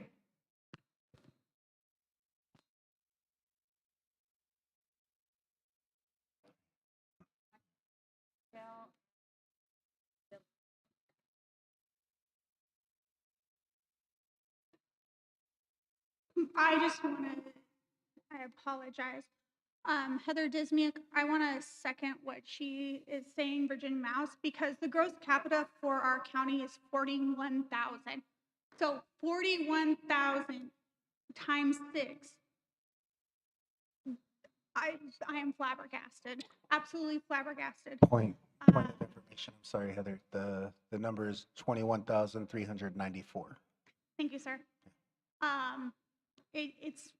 That's that's unacceptable. That's more than what most of your constituents, tribal members make throughout the whole United States, no matter the level of degree that they have. So I agree, 1 through 4 needs to be completely removed. Thank you. And that's my comment. Michael? I would also like to propose on section C there, where it says compensation to the business committee member will be paid solely and directly from the Quapaw Nation, to append at the end as employees of the Quapaw Nation. I'm sorry, can you restate that? Yes, instead of just paid solely and directly from the Quapaw Nation, to say paid solely and directly from the Quapaw Nation as employees of the Quapaw Nation.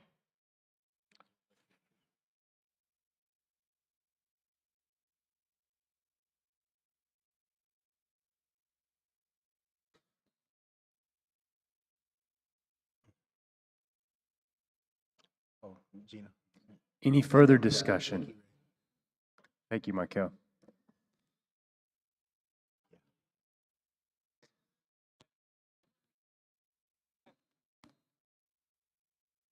Vicki Bratton. Correct me if I'm wrong, but didn't we establish earlier that the business council is paid by the DDA, and now it's saying in this proposal that they will be paid by the Quapaw tribe? Correct. Currently, the business or the Downstream Development Authority is paid by the Downstream Development Authority, to which the business committee are all members of the Downstream Development Authority. This proposed amendment is to say that that compensation is no longer to come from the Downstream Development Authority, but rather directly from the tribe. While I'm sharing, Michael, to your point, the business committee are elected officials and not employees. If they were identified as employees, that would be a whole other can of worms for us. But yeah, they are elected officials. There she is. We have one over here. Jerry. Hi, I'm Jerry Montgomery. It says compensation from any other tribal entity is prohibited. Are we meaning Quapaw tribal entity or any other tribal entity? We implied the Quapaw tribal entity, but we'll change that.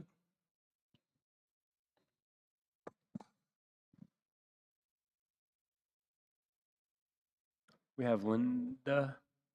I believe Linda has preference because you've already spoken. Linda back there. You do. I got you. I'm not trying to split hairs, but when it does say compensation from any other tribal entity as prohibited, does that potentially mean that as you're up there as a business committee individual, elected official, that you could moonlight for another tribe and do something on the side and receive compensation from them? And that's where I think Jerry and I are going on the same thing here. Are you recognizing it as just our tribe? Because if so, specifically put that, and then if not, it remains as other tribal entity.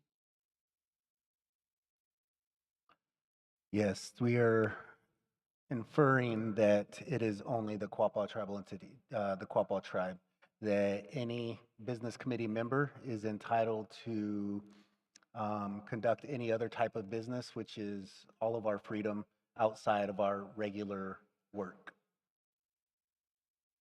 I do want to speak to that, though.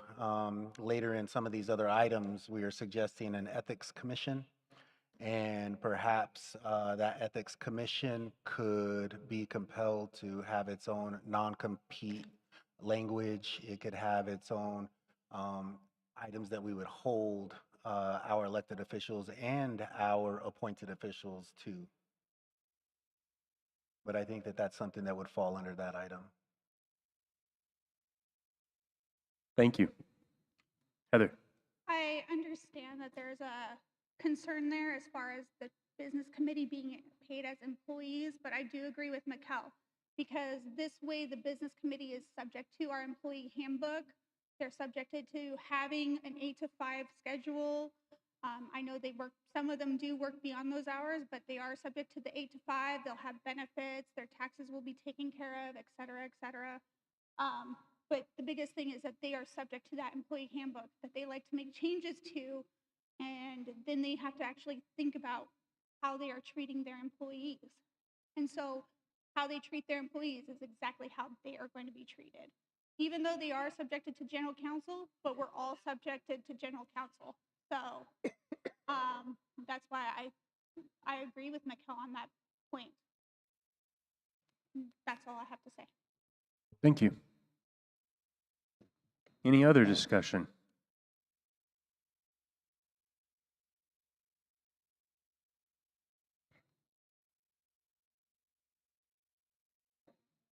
Yes.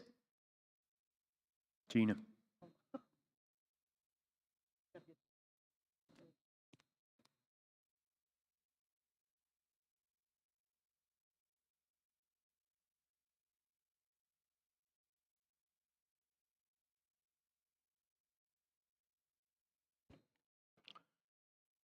Heather, to your recent comment, or your concern rather, and we hear both of you on this, that we believe that this is something that could be included in roles for the business committee members, that they would be held to the employee handbook, but not necessarily being an employee. I think that there are other avenues to accomplish this without designating them as an employee, though.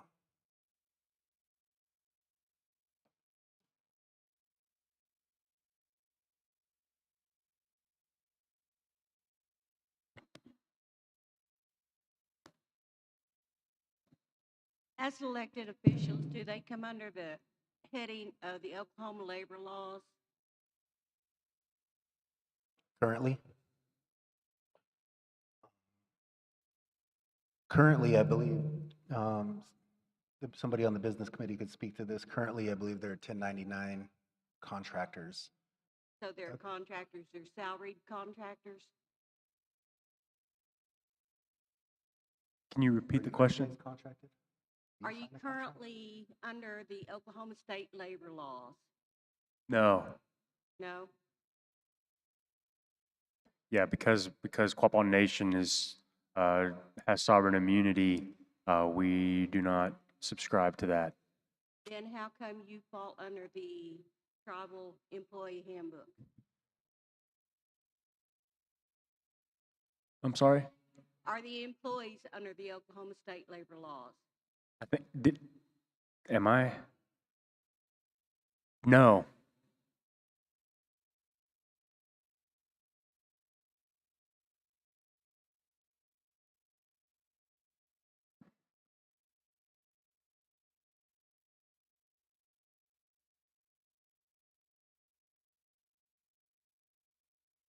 Okay. Thank you. Sorry, I didn't hear you correctly. Vicky, to your point, and Virginia, also to yours, I don't believe that's entirely accurate, and this would take some more looking into. My understanding of our tribal code is that if anything is incomplete in our tribal code, that we revert to the state of Oklahoma's tribes to fill those gaps. But like I said, I could be wrong on that, and I don't believe that our tribal code.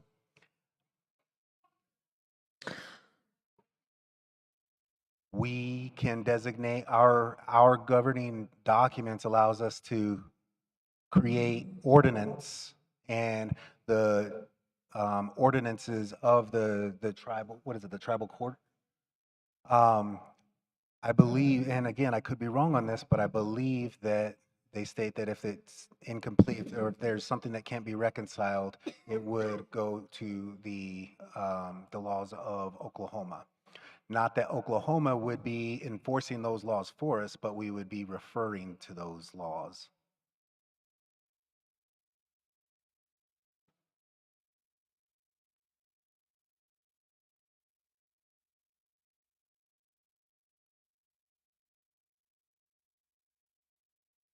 Is there any more discussion, or are we still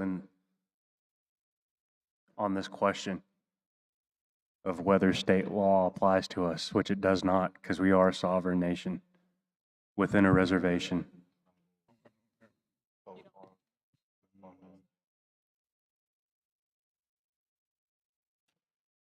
I think we don't need to belabor the language on that. We can get an answer on that. I don't think that prevents us from continuing on with the discussion of this item, though. Is that fair, Vicky? We can get an answer for you on that, and we could share that with everybody, but I don't want to belabor the conclusions there. And I would like to continue with the discussion as that's something outside of this current topic.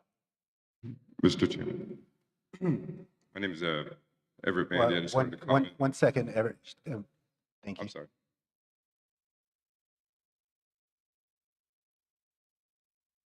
Does the tribe pay for state compensation, employees' compensation, unemployment? Is that what you're asking? Does the tribe pay the unemployment? Yeah. Yeah. Okay. I'm sorry, Everett. Go ahead. I'm sorry for speaking over you, but yeah, I didn't mean to.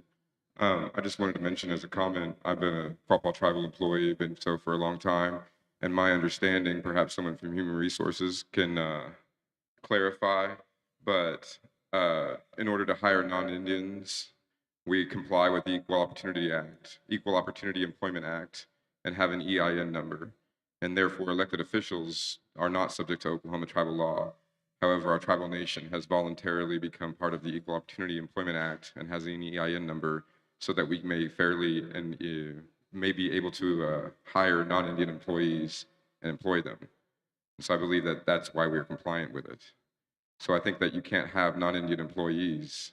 I think that's somewhere in there is the line, but I don't know that that's necessarily directly relevant. But I just want to make as a comment that some individuals do fall under state jurisdiction, is my understanding.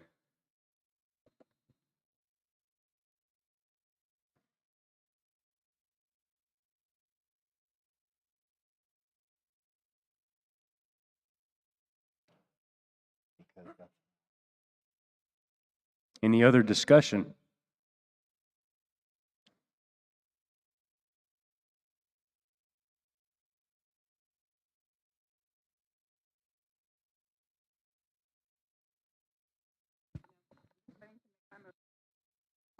Yes, I'm sorry. No further discussion on.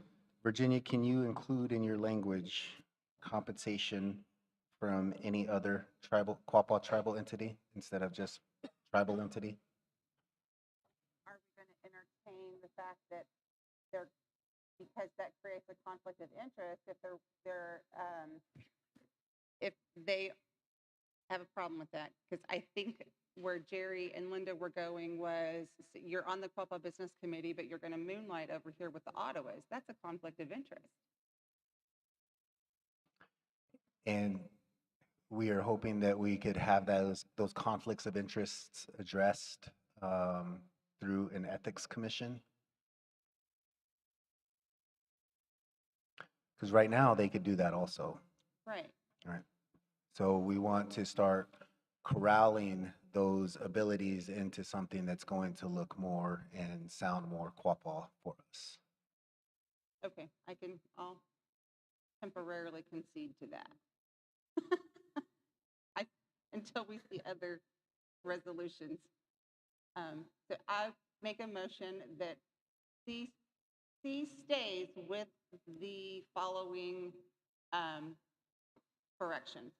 Compensation to the business committee member needs to be lowercase, will be paid solely and directly from the Quapaw Nation. Compensation from any other Quapaw tribal entity, should that not say entities, is prohibited.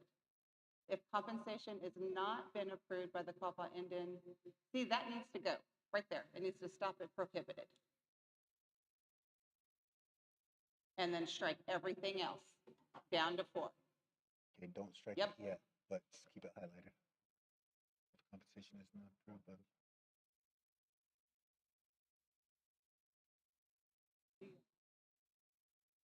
Okay. Do I need to read it again? No, I think, does this look accurate? Everything that's highlighted is what you're, what you would like to strike? Yes. Okay. And then we did a lowercase m and we added Quapaw in front of tribal. Yes. Yes, okay. Before that receives a second, I'd like to kind of speak to why we have this in here. With some of the proposed amendments, what Can we are. before we move into that discussion, can we go ahead and get a second and then move into discussion? Yes. Second by Heather. Now we'll go into discussion. Go ahead. Okay. Sorry about that. So the reason that we included this is we need to be able to get to that very first payment, that very first check from the tribe to the business But committee. you're the Constitution Committee. You're not the Compensation Committee. This is a We're gross not. overreach of your scope, in my opinion. Understood. Please. So to get to that, we're going to be removing the business committee, or we have a proposal to remove the business committee from the Downstream Development Authority.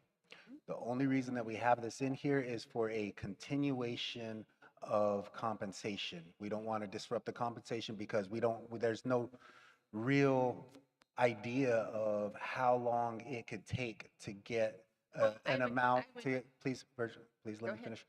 There's no real idea to lay out how long it could take to get to a designated dollar amount, whether it's from another compensation committee, whether it's from the business committee following section 4. I mean, they could propose something and we shoot that down, but how often and they only got one shot at it every general council according to what we proposed. So what this was to do was to get us to that first item. Would you consider an alternative to continue compensation? And I have a suggestion of that alternative, and it would be to revert, if it's not approved, to revert to the current compensation that the business committee or that the DDA is paid from the DDA. We've already established that, so why would we need to revert to that when it's already in place? And to speak to. And with that question, you've reached your max. So go ahead, answer.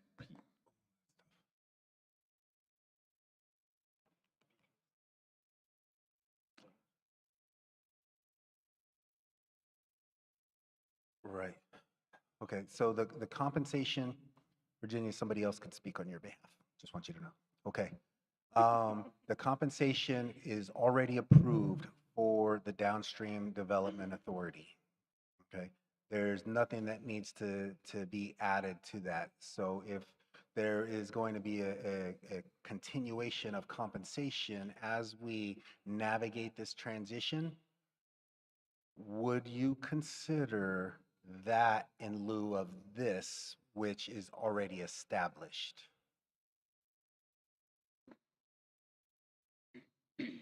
And again, that idea is only so that the compensation can continue as we make this transition through these other items.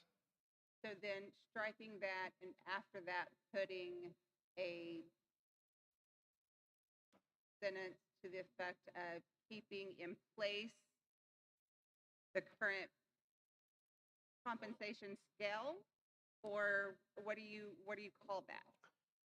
So if compensation is not approved by the Quapaw Indian, if the first compensation amount is not approved by the Quapaw Indian Council, the business committee members' compensation shall revert to the most recent amount that the DDA is paid by the DDA. Or approved. But it's not approved by the DDA, it's approved by general counsel, right?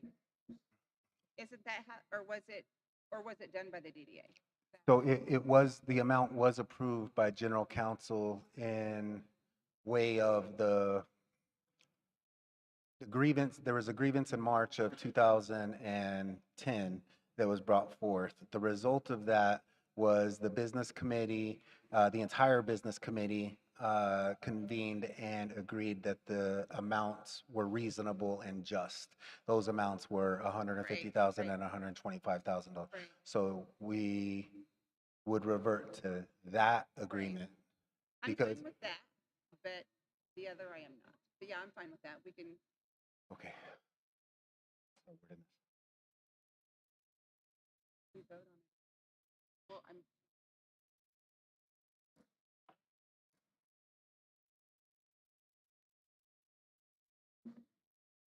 Okay, Johnny, let's say this. Johnny, start doing this. If compensation is not approved by the Quapaw Indian Council, or if the first compensation amount, no, it's already there. Okay, yeah, go ahead. If the first compensation amount is not approved,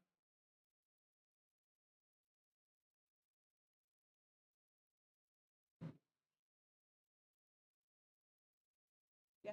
delete this. If compensation. Shall. Delete compensation. Right?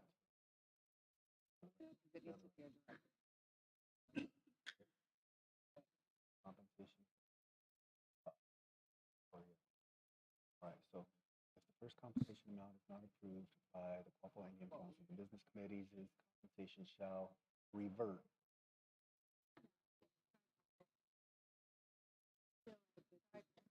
to the current DDA, or the most, I'm sorry, the most recent, to the most recent Current approved approved? Is that what it is? compensation amount for the DDA. Point of order.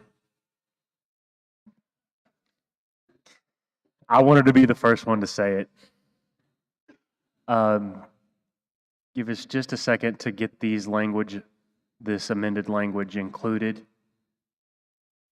Okay, and then strike items 1 through 4.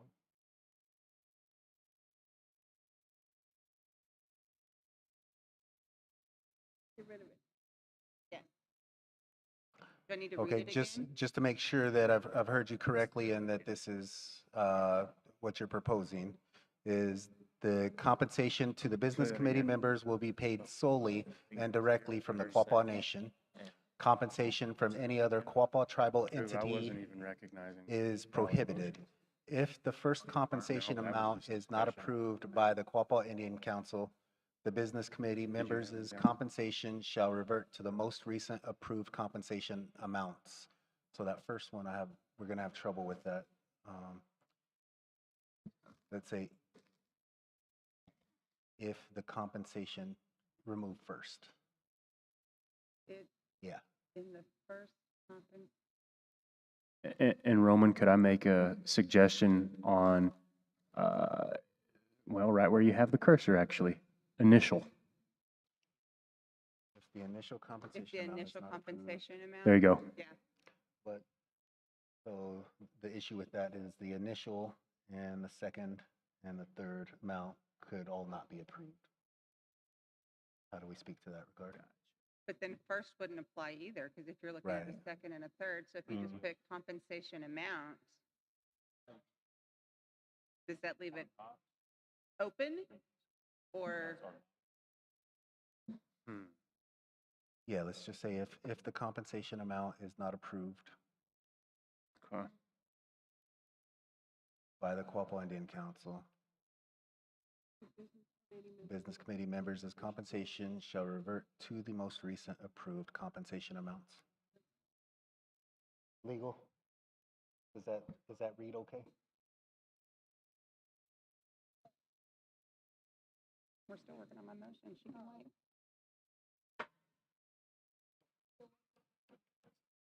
Just a minute. No, but it's the detail. Point of order. Okay. No, we need to, Um, we do need to include the shall revert to the most recent approved compensation amounts for the DDA. And let's spell out the Downstream Development Authority.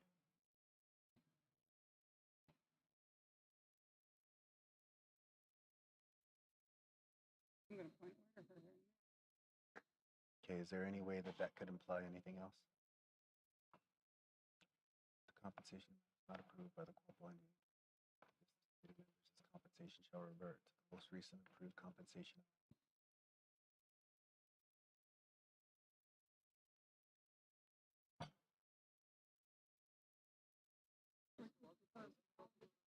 Mm-hmm.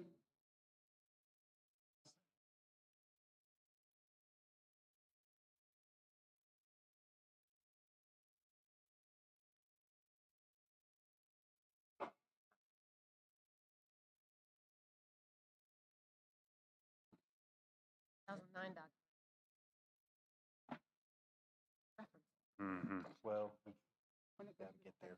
I think It's done. Yeah. Oh, yeah. It'll. I don't think.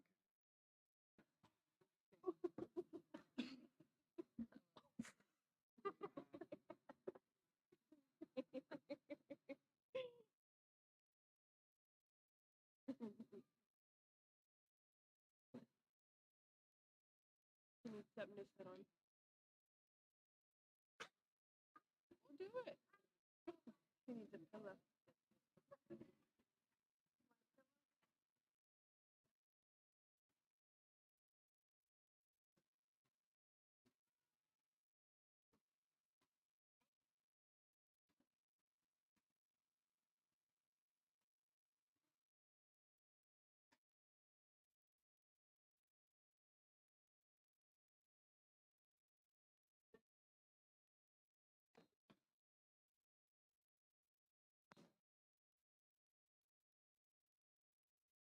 Time to go away.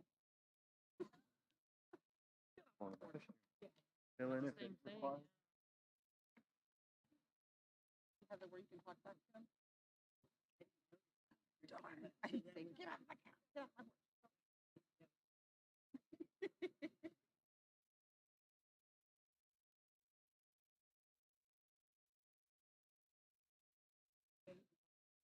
Oh, darn, you missed it.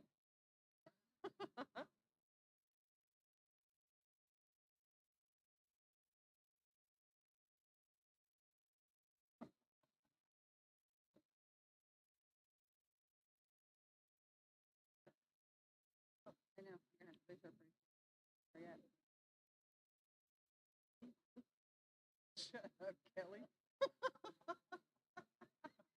30. It was.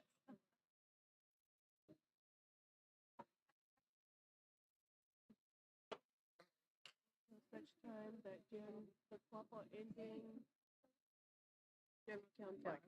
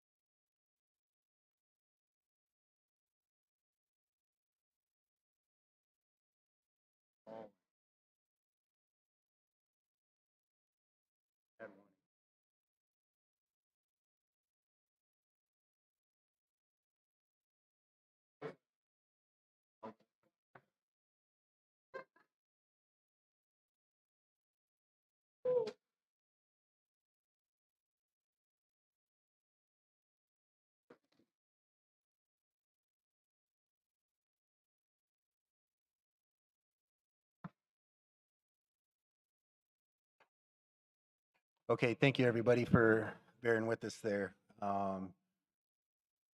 This is what just happened here. Just so you know, this is what happens behind the scenes with a lot of this, except it's done through email, so takes a lot longer to do. It was great to have these guys breathing over our shoulder doing this. Okay, so the proposed amended language would read, compensation to the business committee members will be paid solely and directly from the Quapaw Nation. Compensation from any other Quapaw tribal entity is prohibited. If the compensation amount is not approved by the Quapaw Indian Council, the business committee members' compensation shall revert to the most recent approved compensation amounts by the Downstream Development Authority. Once the Quapaw Indian Council approves the first business committee compensation, any future non-approvals shall trigger no change in compensation. I agree. Okay. I move to change my motion to these corrections. Is that Okay. right? There Is it wasn't need to be done that way? it was already just in discussion. Okay. So he can go with the language amendments and we can move further into the discussion. I believe we had another member have a question. You got an answer. Okay, great. Oh, we have another question. Yes. Billy Schapp. Does this mean prior to Downstream being open, business committee members held jobs within the tribe and were also on the business committee? Is the intent of that line to prevent that from happening in the future? Correct. That if you currently work for the tribe and you are elected, then your compensation will be coming from the business committee. In essence, we're saying that the member or the elected official at that time would be forfeiting their position within the tribe. Thank you. Thank you. Yes, sir. You have the floor. That the first two sentences me complete a thought, and I think the intent is to prevent the business committee from additional compensation in an entity like Saracen or the Downstream. But then when you go, it says the compensation amount. If the compensation amount is not approved, do you mean to say if a new compensation amount is not approved, then it reverts to the previous? But where it say if the compensation amount, without specifying where that came from, is the answer that it should say if a new compensation amount is not approved? That's a question. Thank you.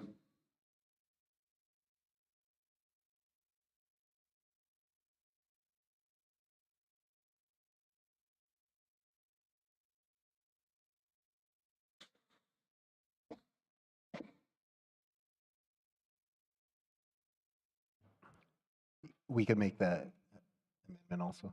No. Up on the second line. Or third line.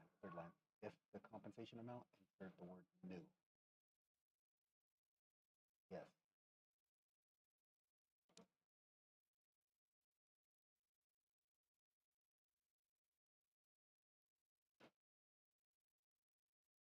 I'll reread the amended language. Compensation to the business committee members will be paid solely and directly from the Quapaw Nation. Compensation from any new tribal, compensation from any other Quapaw tribal entity is prohibited. If the new compensation amount is not approved by the Quapaw Indian Council, the business committee members' compensation shall revert to the most recent approved compensation amounts by the downstream development authority. Once the Quapaw Indian Council approves the first business committee compensation, any future non-approvals shall trigger no change in compensation.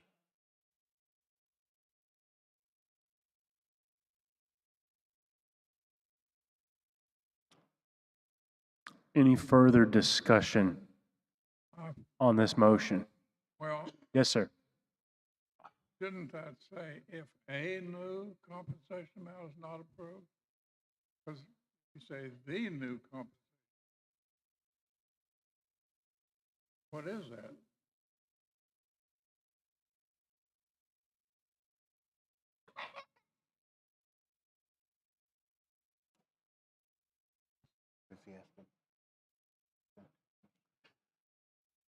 Craig, I'm sorry, we're having trouble understanding what your question is.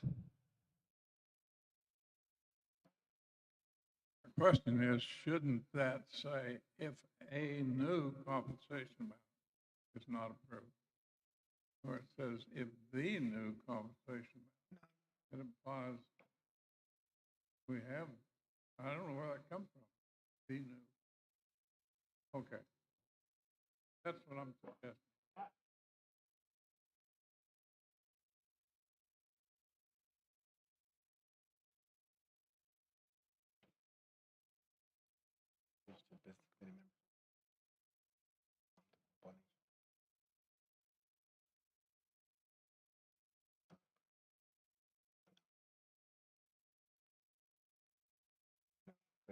Any other discussion?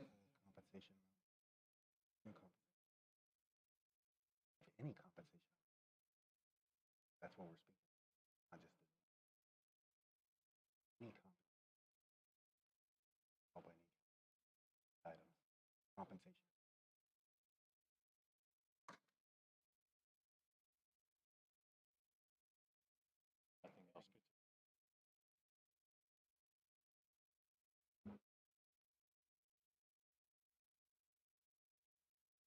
Let's keep it compensation because what it's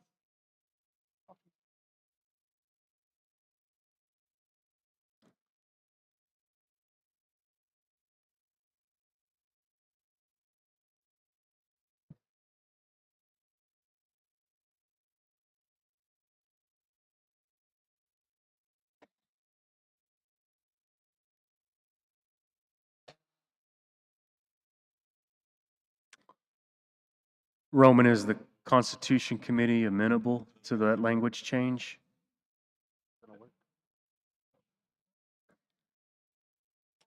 One second, Mr. Chair.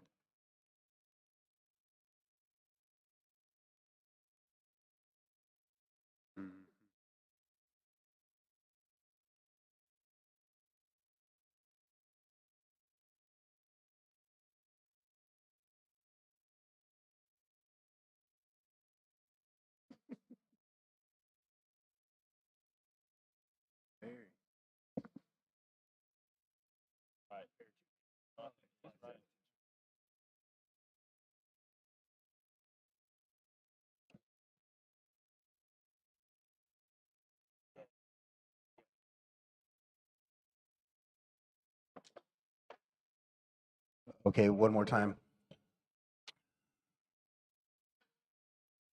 The proposed amended language would read, compensation to the business committee members will be paid solely and directly from the Quapaw Nation. Compensation from any other Quapaw tribal entity is prohibited. If a new compensation amount is not approved by the Quapaw Indian Council, the business committee members' compensation shall revert to the most recent approved compensation amounts by the downstream development authority. Once the Quapaw Indian Council approves the first business committee compensation, any future non-approvals shall trigger no change in compensation. Okay. Virginia says that she's okay with that. Can we get a second? I'm sorry. I didn't know, did you want to weigh in on discussion? Yes, I did. Okay.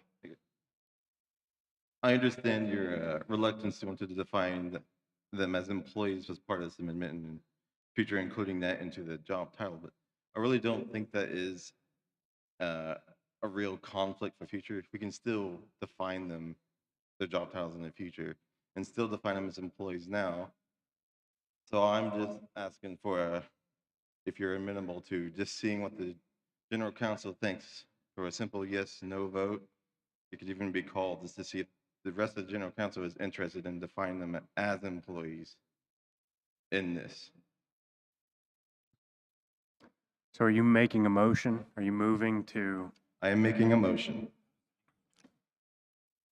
Mr. Chair, there's a motion and a second for the amended language already. 1 second. How do we get out of this?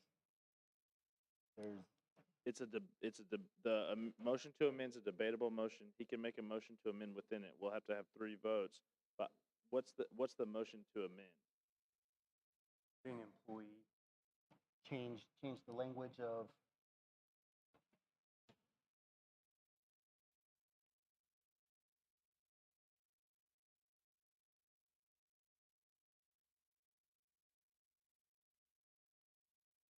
At that. So he just needs a second.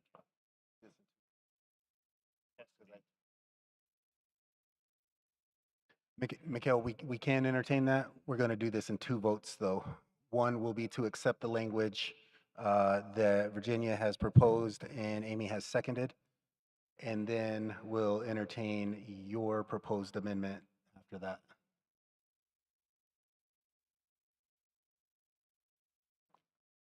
Mr. Chair, the proposed language has been accepted and seconded. Okay. Call for a vote. Okay. So what we're going to do is have a voice vote on the amended language that was moved. And at this time, all those in favor signify by saying aye. Aye. All opposed, say nay. Any abstention? The motion carries and the amended language is adopted or accepted. And now we can move. So I will make a motion to accept the previously read language on item 4. And I believe that needs a second, and then we could get into discussion again there, Mikhail. Yes. So we have a motion as well as a second, and now we'll move into discussion again. You have the floor. All right, now I'm making the motion for the first sentence to append at the end. So it'll say completely, compensation to the business committee members will be paid solely and directly from the Quapaw Nation as employees of the Quapaw Nation. Okay.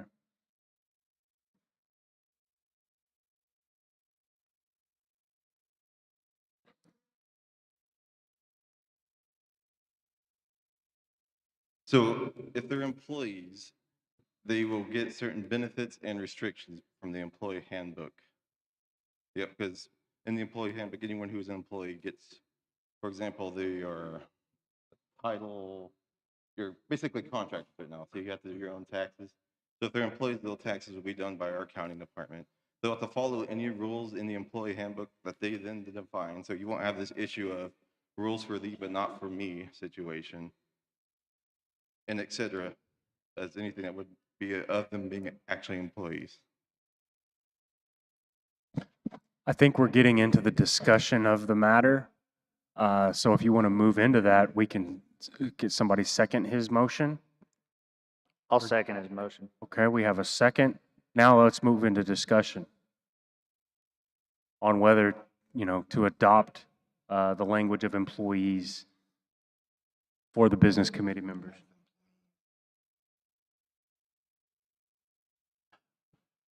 Mikhail, we're just trying to get the language right up here. Is it as Quapaw Nation employees or as employees of the Quapaw Nation?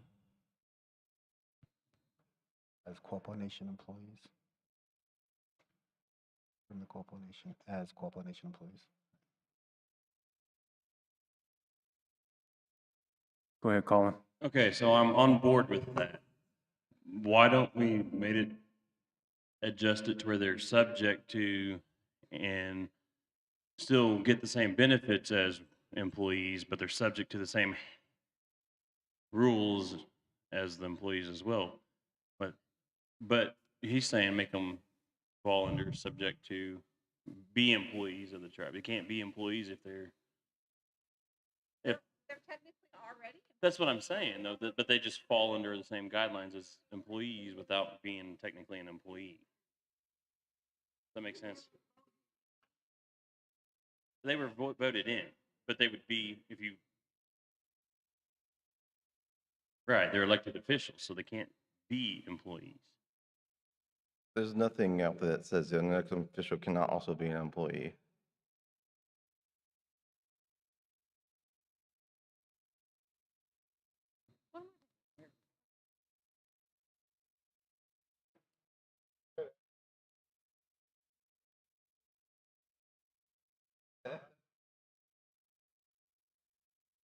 Any other discussion? I'd like to give my opinion as a part of this discussion. Roman? The employee handbook is approved by the business committee. In the employee handbook, those who enforce the items or tenets of the employee handbook answer directly to the business committee. This prevents this presents a conflict of interest, and I think that the grievance committee is set up specifically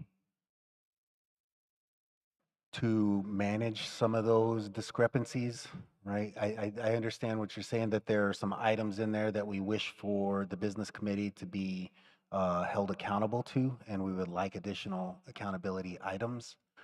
I don't believe changing the language to identify them as employees is the solution, though.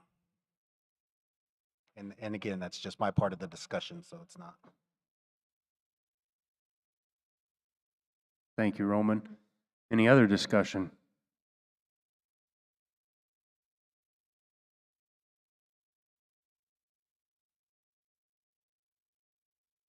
Think we can get it done in a voice vote? For the employee? So we had a proposal. Oh, I'm sorry, Cug, go ahead. I've not, I don't know what the effect of that would be, and what other things it triggers, but unless the law has changed recently, councilman or tribe couldn't, you couldn't hold Social Security out on them. They had to pay self-employment tax, but that could have been changed recently. But I don't know if there are other things that might be triggered by that you may not really want. I think it'd be, unless those questions, I don't think I'd want to change that.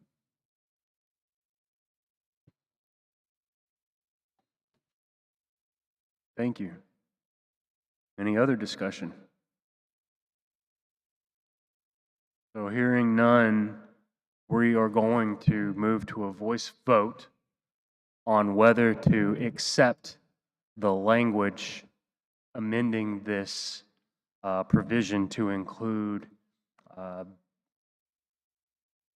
Quapaw Nation as Quapaw Nation employees. Did I say that right? Voice vote to accept that language change for the business committee members to be employees of Quapaw Nation within this provision. So we're going to try it. All those in favor signify by saying aye. All opposed? Nay. Sound like the nays have it. Any abstention? Sorry. Okay. That is rejected. That language amendment is rejected. Go ahead, Roman.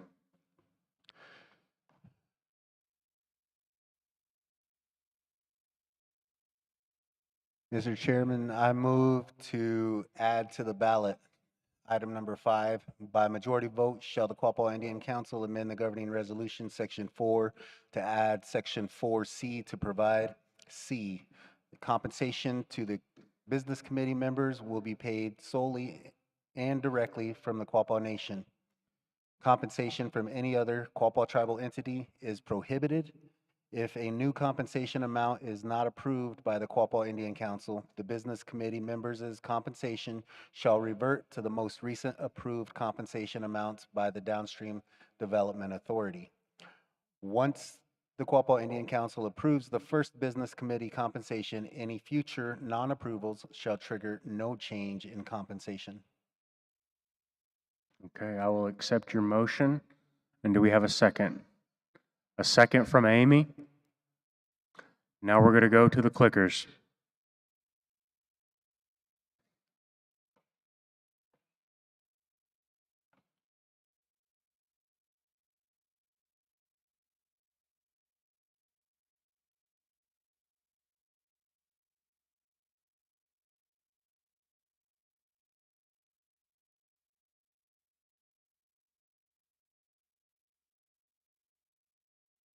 No.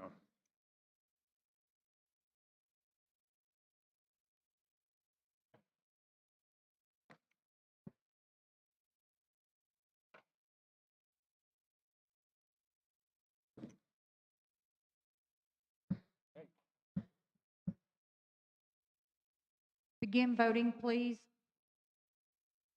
1 is yes, as presented on the screen and what was read. 2 is no, and 3 is an abstention. Thank you.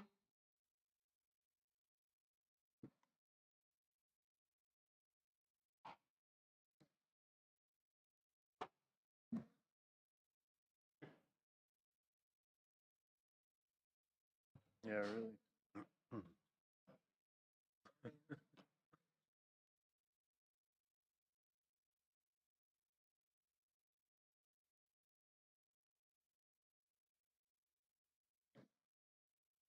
You may have to power your device back on since it's sat idle. Thank you.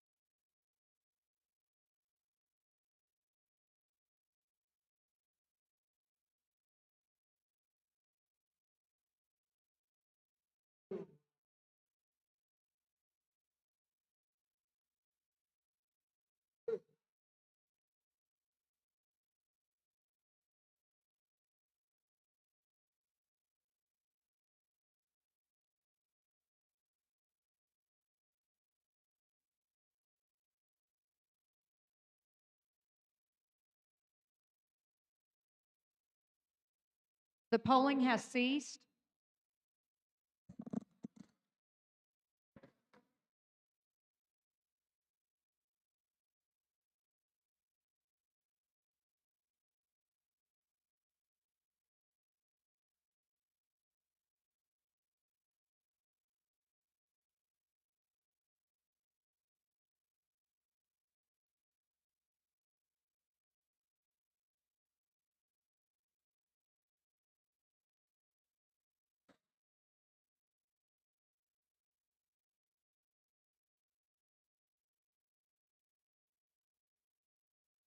The results are 69 yes, 15 no, 1 abstention with a total of 85 votes. Okay, thank you. So the motion is adopted. And we'll move on to the next ballot measure.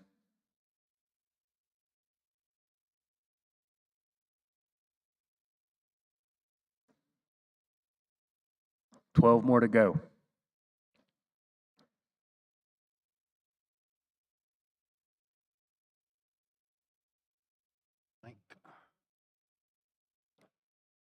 Mr. Chair, I make a motion to add to the ballot.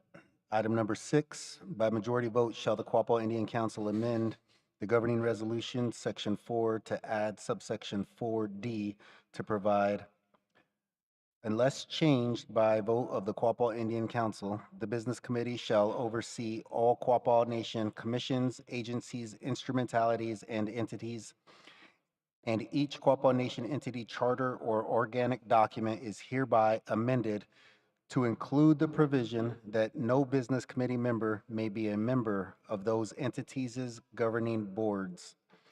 This section and section 4B shall be effective 6 months from the day of passage of this provision. Okay, we have a motion. Do I have a second? We have a second from Amy. Now we'll move into discussion.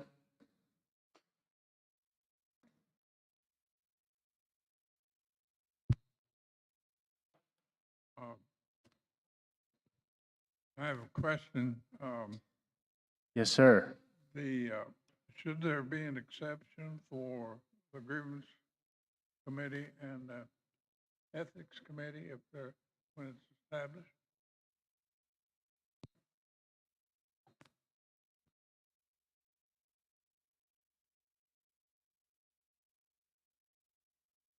I was questioning if there should be it says that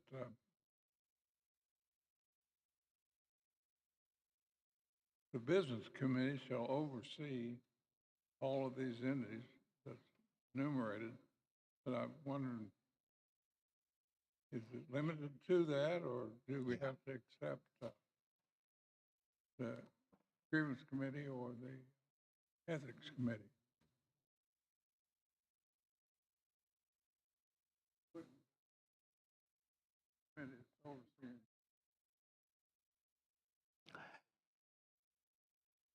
Yes, I hear you, Cug. That we want to say with exception to.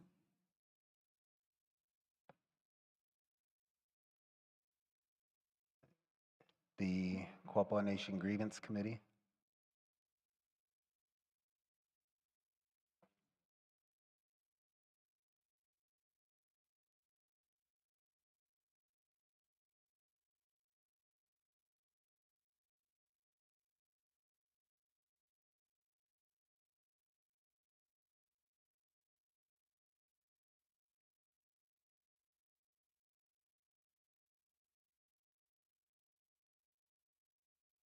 No, elected is good.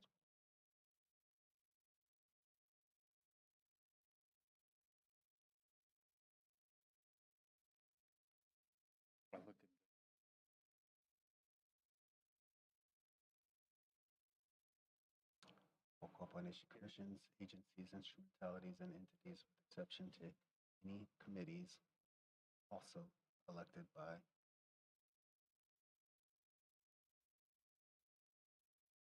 no, they, with exception to those Yeah, good point. instrumentalities because the commission.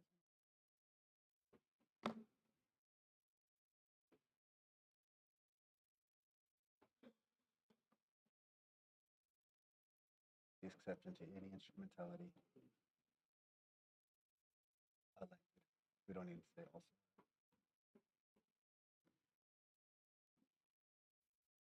Yes. All right. Quapaw Nation commissions, agencies, instrumentalities, and entities with the exception of any instrumentalities elected by. When would it be best time to put that? Let's just say, let's be clear with exception. Maybe like at the Let's beginning. Say not including No, I meant any like speak up and talk instrumentality. about it.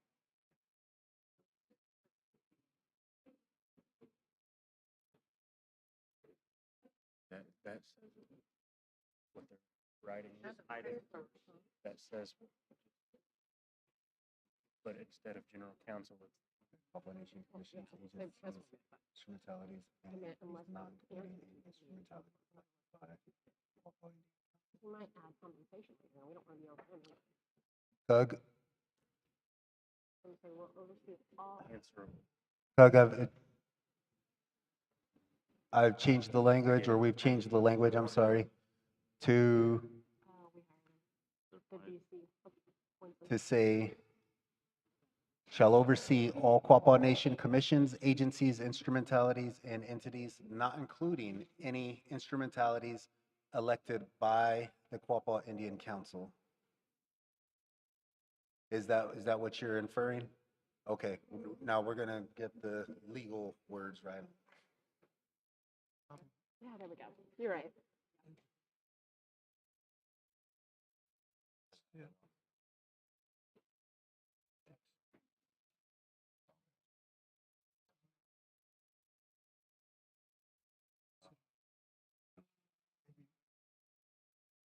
So, go ahead, I'm sorry.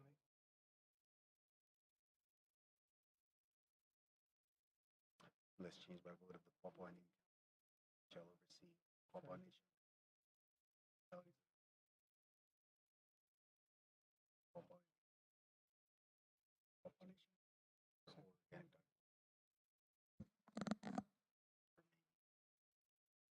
Says governing boards. Section. Okay, so the governing resolution provides that they already cannot be.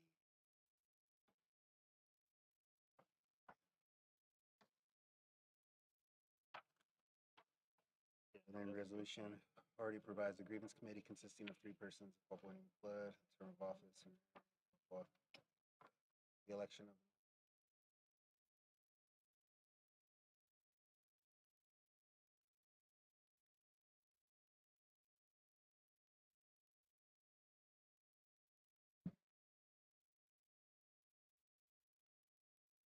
Already got it in the resolutions.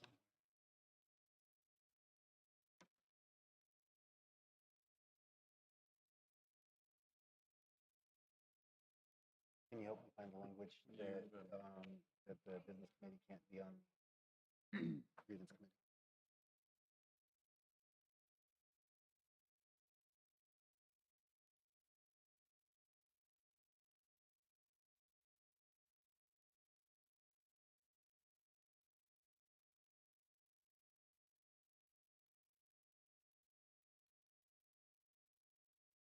Right here, 6A, and shall not members of the Quapaw Tribal Business. Okay, so 6A. 6A states that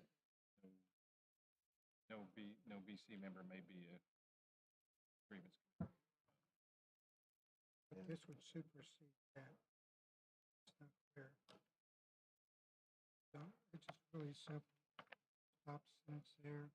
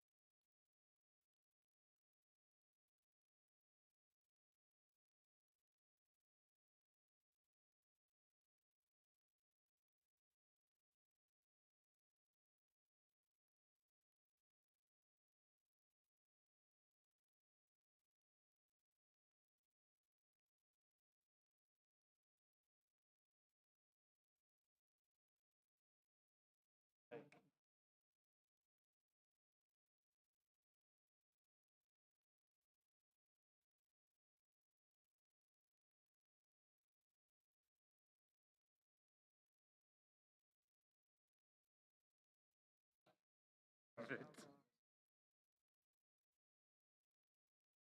County or something.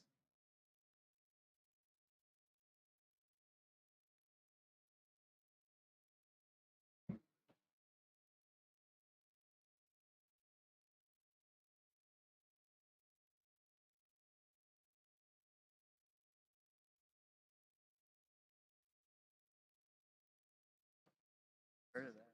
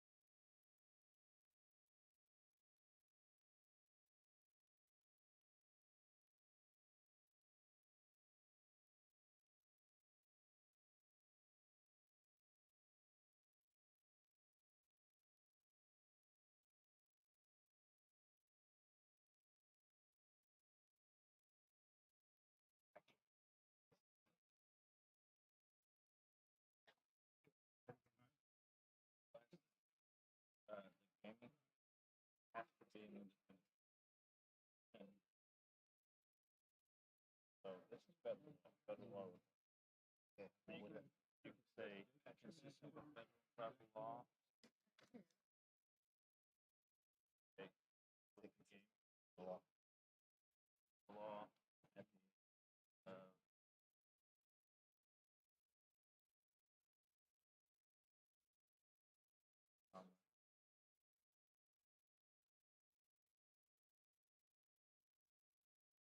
federal law.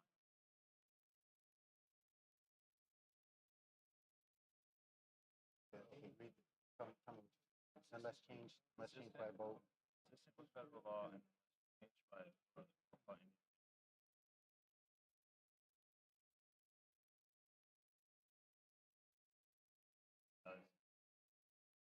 Okay, okay, okay. So,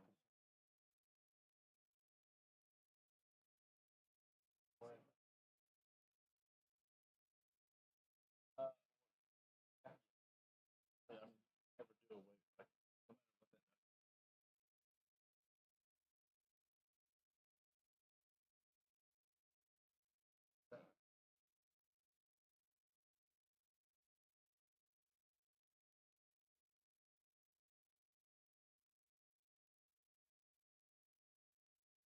no matter what that.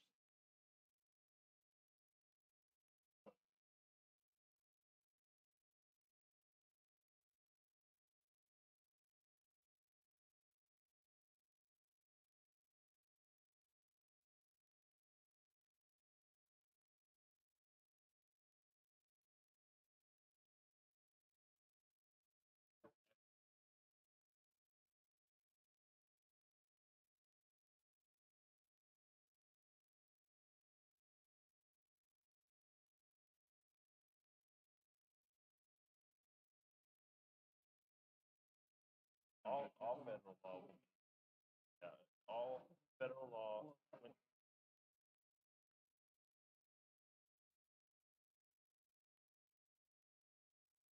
that, that's been, when Worcester, where we're at now is, now Congress says we have authority or don't have authority, that's it,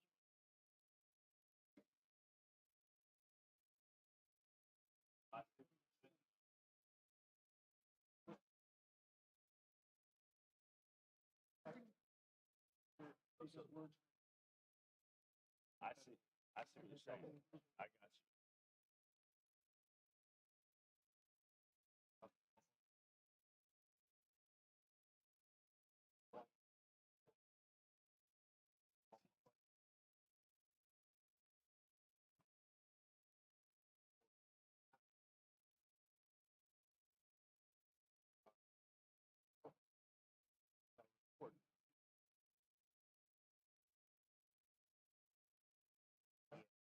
Oh, that makes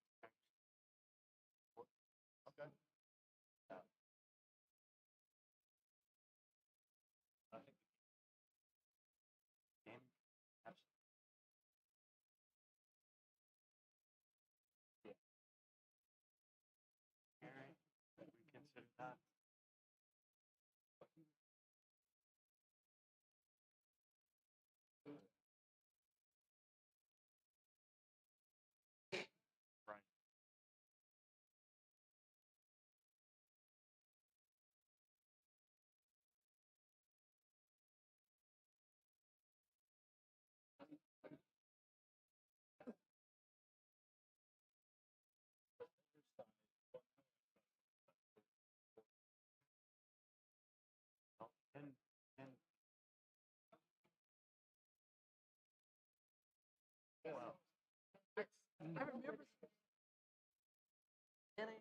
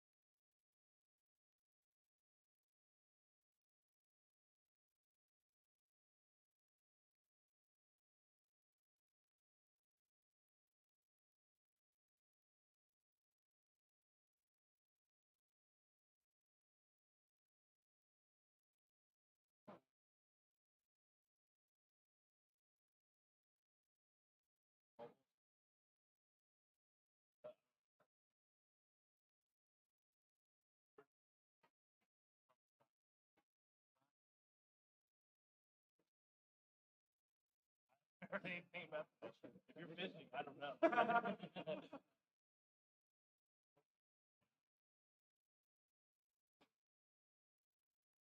Hey, if you see that it's instruction, I don't know. I don't know. I know.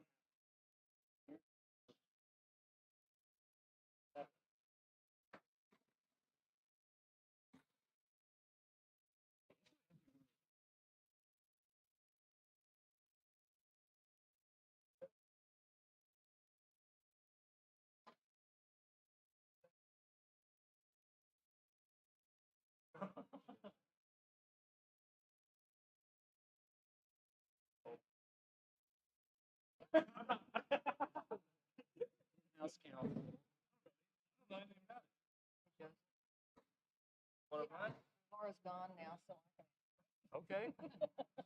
Today's her birthday. Do entities cover subcommittees? Like the culture committee? I'm not talking like grievance or the enrollment committee, because those are private. This word's broader than it. Yeah. Instrumentalities. Okay. I don't mind. Sounds great discussion. Oh. Sounds like a great. Yeah. Because I don't have anything Yeah, against it. democracy. You know. For us to be in those meetings contradicts very reason For having creating a those. sub. That's my I know, subcommittees were created for and by, that we were elected by the people, yeah. I mean, by you guys. PC. But when discussing and then interjecting, then we lose. Agreed. So, because we turn in monthly reports, however. Yeah. I guess they should, I don't know. I Yeah. think she does. Sometimes Carrie does. Doesn't Carrie go to meetings sometimes? She's been to one of them. So what's happening now? I don't know how this will go, but what's happening now is there's overseas being changed. He put the oversee Well, don't say he, not me. They to report, so I don't need to mention anything. I mean, if you don't have an issue with that. I don't have, no, not, they shall report. So when they show up, they start. Yeah. That'd be nice. Yeah. Like I said, I That's don't have within the anything, authority of the chair and to, I don't have anything against any of you. yeah. Yeah. Sure. Mom is. Sure. She's earned it. She's earned it. She wanted to come today and Laura was. She has her bedroom, next to it is a laundry room, next to the shelf. Everything on the shelf broke, and she thought, Yeah. Oh my gosh. so she couldn't go back to sleep. Well, She yeah. was a nervous wreck. Yeah. And she, so, but she really did want it hard. She still goes.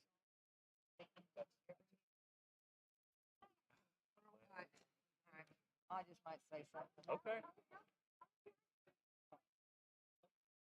Do we have a landing speech? It's a broader. It's meant to be.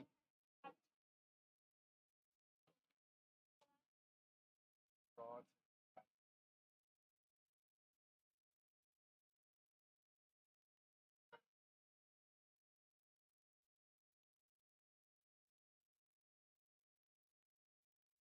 So, and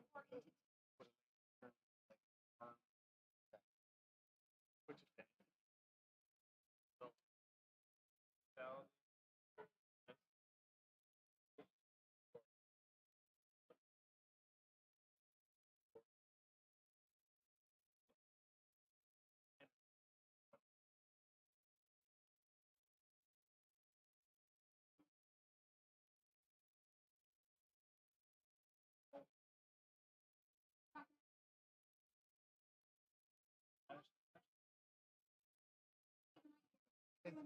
is there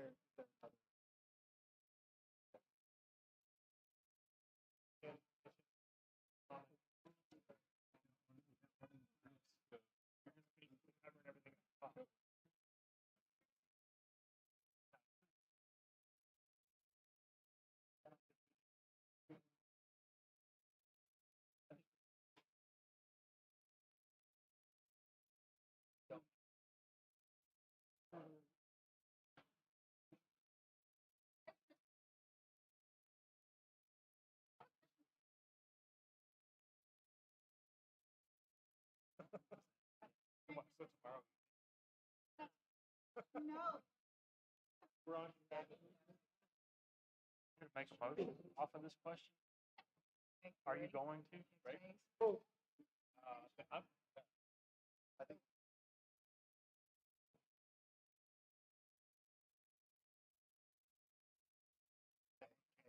it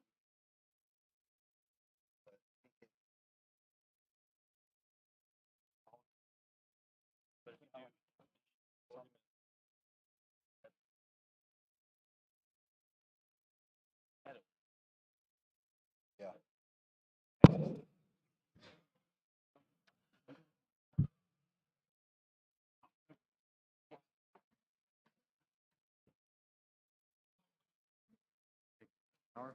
Okay. Thank you, everybody, for bearing with us. The amended language has been changed to read as follows.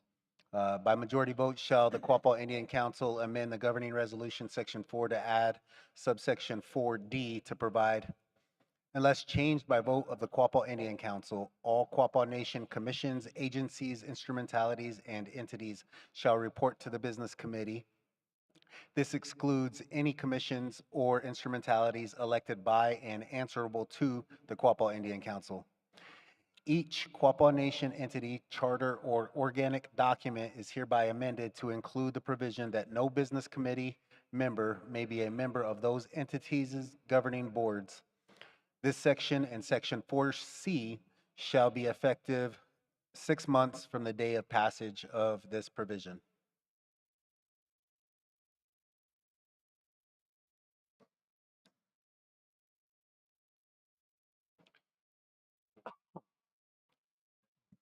Do we have any further discussion on this? No, we don't need a second. We're not putting it to a vote yet. That's just what we have so far. This is just the language we have so far, so we're not putting it to a vote yet. Is there anything in addition to these changes that we would like to see?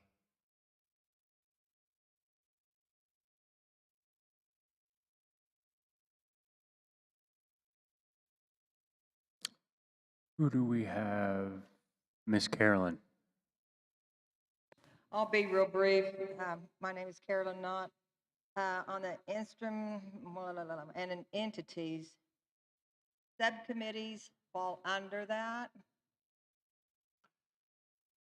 Subcommittees are an instrumentality of those. Okay, but since we were, the BC put us on those subcommittees, the BC can't come into the subcommittees and interject. Is that correct? I mean, I don't mind having them come to the subcommittees that we're on, but it's the interjection, and it kind of takes away from us having a subcommittee. Does that make sense? It does. I believe it does. I believe I'm hearing you correctly. If the subcommittee is created or elected by general counsel, then that does not fall in that purview where the business committee would oversee. Okay, let's see. No, it's the BC that, well, the subcommittees that put us on the subcommittees. The subcommittees are made up of people. What's the question?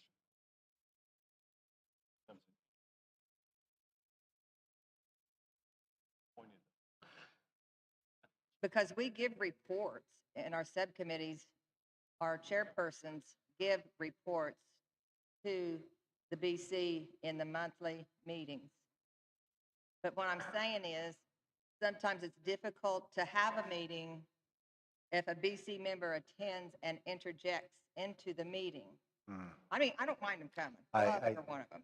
Yeah, I understand what you're saying, that it would be nice to have a trust and responsibility that or a subcommittee that has been created has the freedom to exercise or carry out the task that they were asked to do without interjection from the business committee.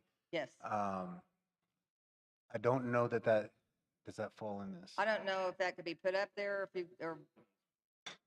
mean, I don't know.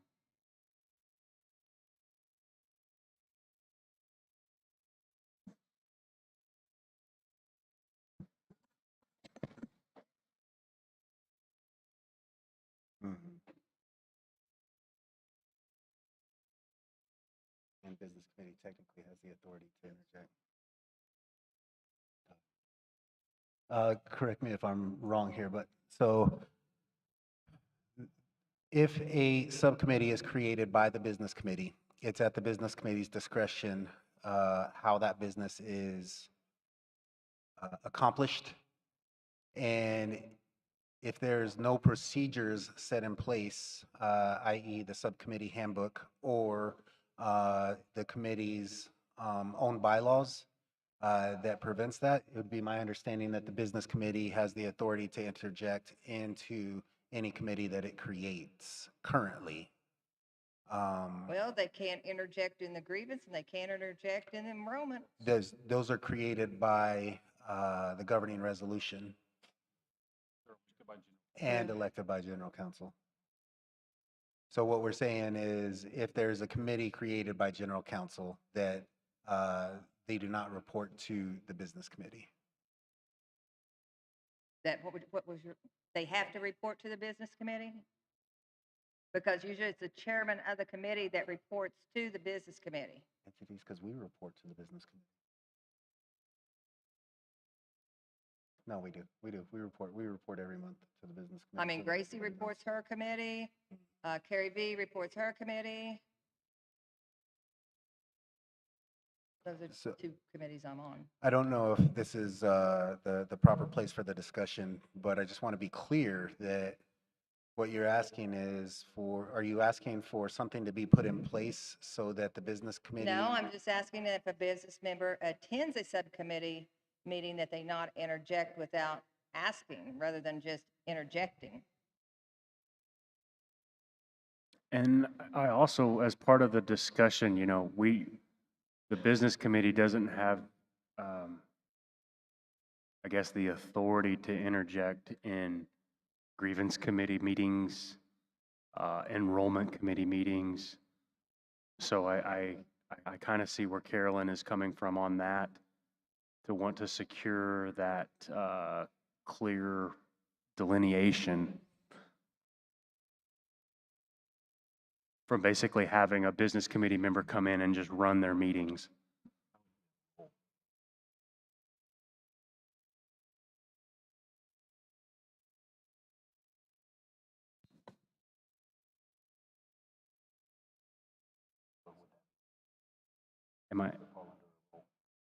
Did I get close to it?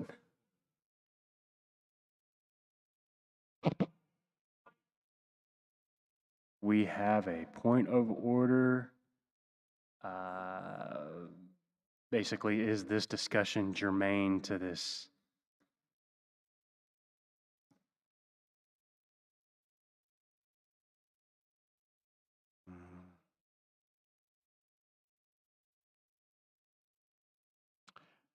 I would agree with that. Yeah. Yes, I would agree with that.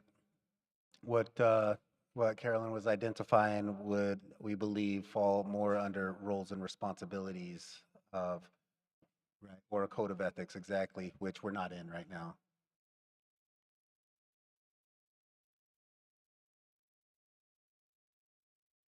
I'm sorry.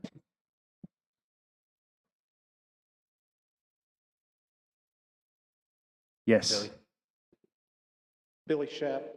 I just want to make sure that the wording of this does not conflict with the language in the governing resolution in the second paragraph, where it establishes an administrative body, that the business committee is an administrative body and not a managerial body.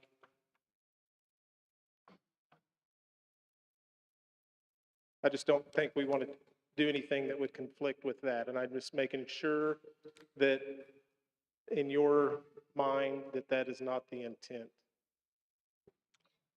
Okay, can you repeat that one more time for us? The second paragraph of the governing resolution, it's not me.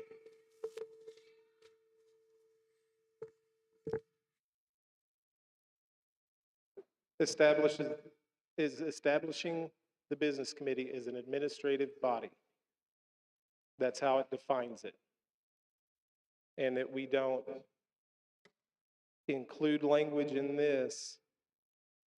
And I know it's changed since the first time, whenever I read this initially, but that we don't redefine what the business committee is inadvertently.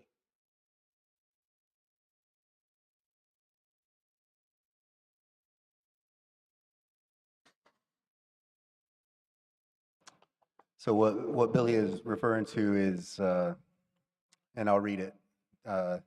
This is the governing resolution. It says, whereas it is not the intention or desire of the individual members of the Quapaw tribe to establish an organization for the purpose of governing the activities of the tribe, but that it is the desire of the individual male members 18 years of age and over, and female members 18 years of age and over, to establish a responsible administrative body to represent, speak, and act for the individual members of the Quapaw tribe on matters affecting the properties and general business of the tribe.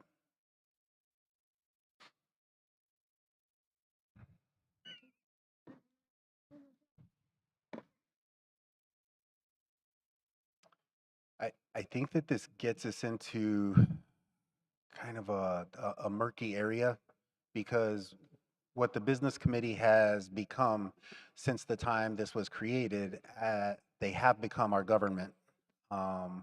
They have assumed those roles of government for us. Whether we identify that as a usurping of power, usurping of authority, whatever we want to call it, it's happened. And it's what we adhere to today. And I don't think that we could get around that that the business committee is a government now, is our elected government, even though that was not the initial intent in drafting this document, right? So Billy's question is, does what we're proposing, go ahead, did I misunderstand? Go ahead. So you're partially right on what my point is, but an administrative body, everything that you said has been done by a charter. They're the DDA because they passed a resolution to make them DDA and SDA and QCA. And this removes that from those boards. So they are, an administrative body creates laws, regulations, and policies. They don't manage businesses. And that's what I think that the spirit of this is. And I think that this actually reinforces that if we don't include, I don't know exactly what the implications are of the sentence. I don't want this to say that they do manage those businesses. You understand what I'm saying? Maybe I'm probably not making any sense, but an administrative body creates laws, regulation, and policies. They don't make business decisions. And I think that that's the spirit of this, but I just want to make sure that the wording doesn't confuse that.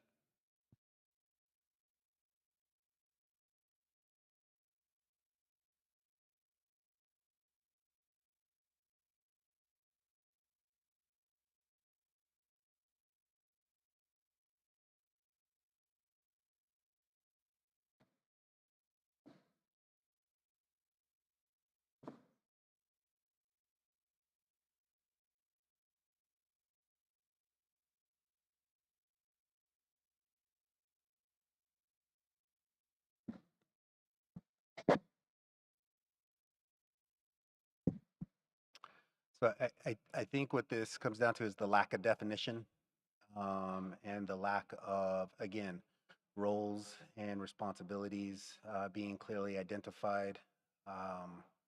Whereas the governing resolution does have roles enumerated, but they're very limited and vague and left open for a lot of interpretation, which is where the business committee has become our government under that ambiguity of clarity, right? And I think what this item does here is, well, let's give a little history about why this is on the board, on the topic right now. Many believe through the surveys that were submitted that the business committee is too close to employment decisions, too close to hiring, too close to firing, too close to administering their own pay, too close to being basically insulated from general counsel. Now, we don't know if this is the best idea or not. This is a regurgitation of those surveys that many have requested for them to be removed from these boards. What that does in terms of defining administration versus a tribal government, I don't know, and I think that that's something that we should clarify and define at some point. But right now, it's almost it's almost just accepted as that they. I mean, personally, I don't want to speak on behalf of any legality here. That in I guess plain sight, they're the tribal government. And this tribal government sits on commissions and boards, which we would like to remove them from by this motion. I agree with this. I like this amendment. I could plan on voting for it, but I just wanted to make sure that there wasn't any unintended consequences from the wording of it. Thank you. Thank you. Any other discussion?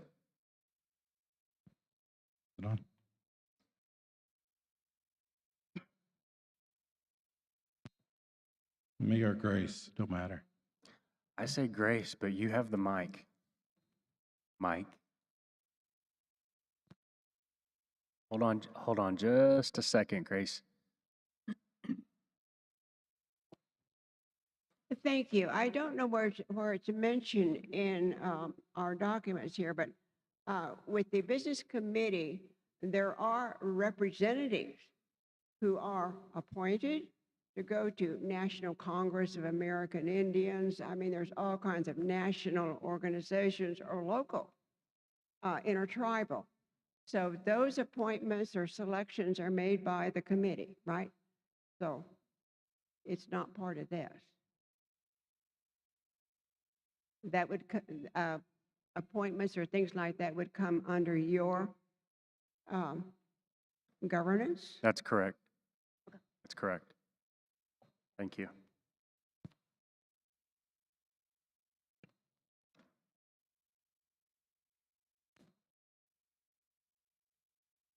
Mike Shawnee here. I'm going to speak a little bit about this proposed amendment. A lot of this will throw uncertainty, especially with investors who could actually call for their notes.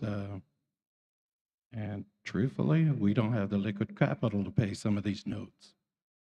So we have to maintain some composure here and not get too hastily, what do you want to say, a quick action on this. I think it requires further research as well as some more thought into how this is worded. Because if we show any instability, like I said, they could call for their notes. We'll be starting from ground zero again. So that's just what I want to say on this. So if there's any doubt, I'd say we table this measure until we meet again on this one, until we get some more research done on it.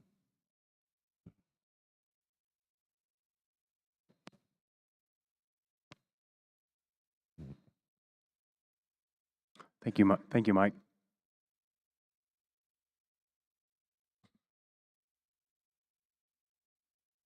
Debbie Ray, the tax administrator for the tribe. One thing that, or the nation, sorry, after 20 plus years, it's always been the tribe, that I wanted to mention here as the tax administrator to make note that we would have 6 months to meet, if this is passed, to re-adopt our tax ordinance, because right now the tax ordinance that was adopted in 1985 and has not been changed since then, with the exception of the taxes levied, states that the business committee members are all members of the tax commission for the tribe nation in their respective seats. Good point. That was part of the discussion up here earlier is the business committee would also have to enact or re-adopt other ordinances as well, and taxation was one of those. So thank you.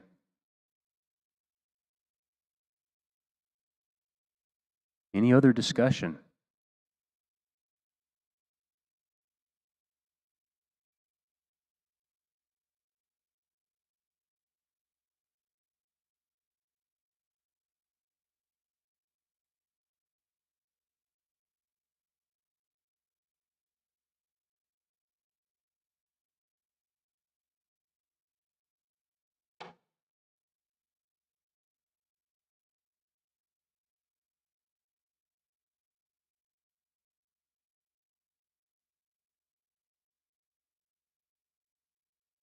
Roman, are you ready for a voice vote, or is there still deliberation? A little feedback, I guess, of our predicament. So this was presented in July, And at that time, we had no real teeth to compel the business committee or commissions to take action on this, to bring some discoverable material back to us to vote on, right? And there honestly hasn't been any time for that. 6 months, while it is a long time, it also isn't a long time to get a lot of stuff done. So our dilemma is that on one hand, to table the motion until we get some discoverable material, but on the other hand, we have no way to compel the business committee or any other commission to bring forth any discoverable items that are going to help with this decision. So herein lies the crux. We won't be able to do that until General Council in July as a body. The business committee, however, doesn't need our blessing to find this information out on their own, right? The business committee can gather all of this information necessary now that we know what the potential verbiage is of this. The Constitution Committee is inclined to agree with Mr. Shawnee that tabling this motion until our next General Council meeting might be the best idea. Could be the special. Could also be tabled until the special GC in January. Yeah. But that motion, Mike, would you like to make that motion to table this item?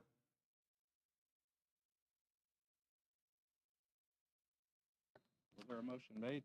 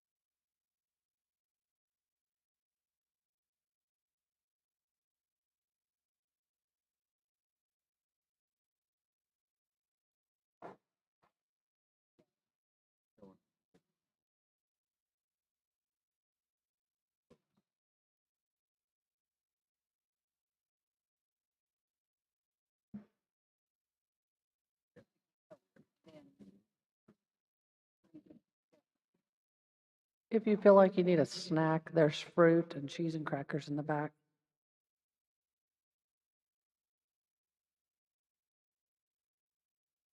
Feel like you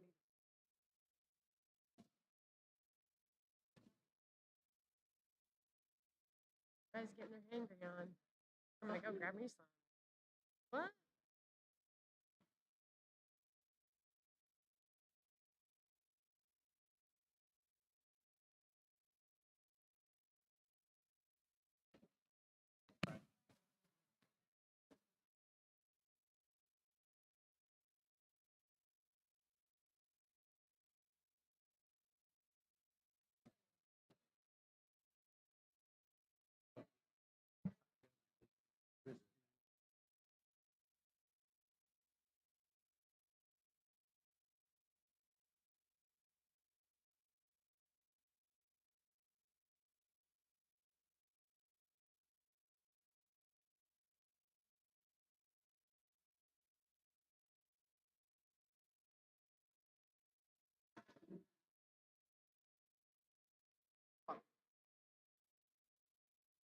$20.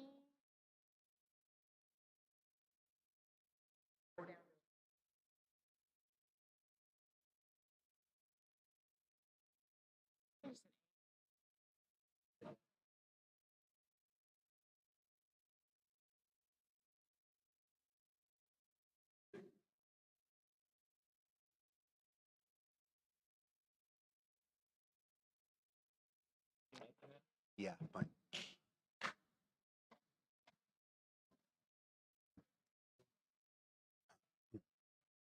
Prior to anything starting, have that information for everybody, right? Mhm.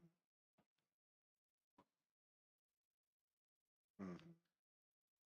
Or I guess we may not make a decision at all if it would interfere with finance. We ready? Yeah, we're ready. Mike, go ahead. All right, I'd like to make a motion to postpone this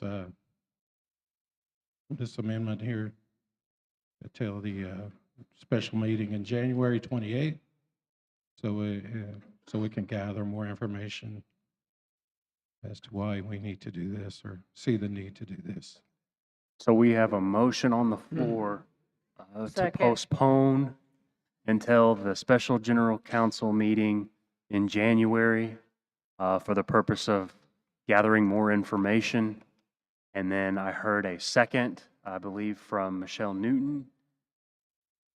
Any discussion on this? I'm going to try to call for a voice vote. All those in favor signify by saying aye. Aye. All opposed? Any abstention?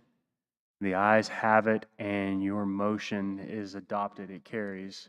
So we will table this, and we will continue on.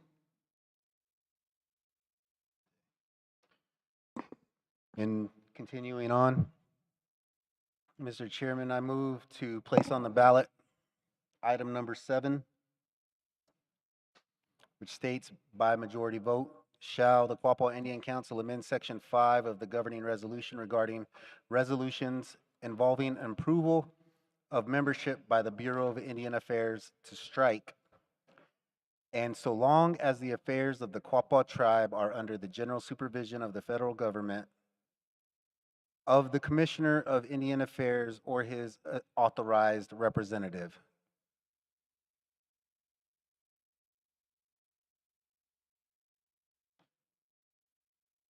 This motion needs a second.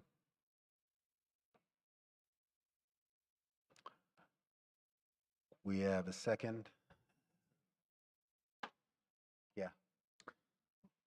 We have a motion and a second. Any discussion on this?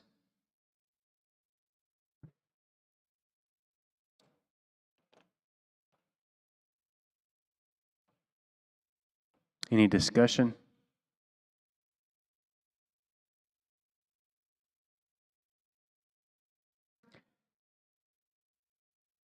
Thank you, Amy. Yes, Roman, could you just explain why, the reason for this, and what the effect will be?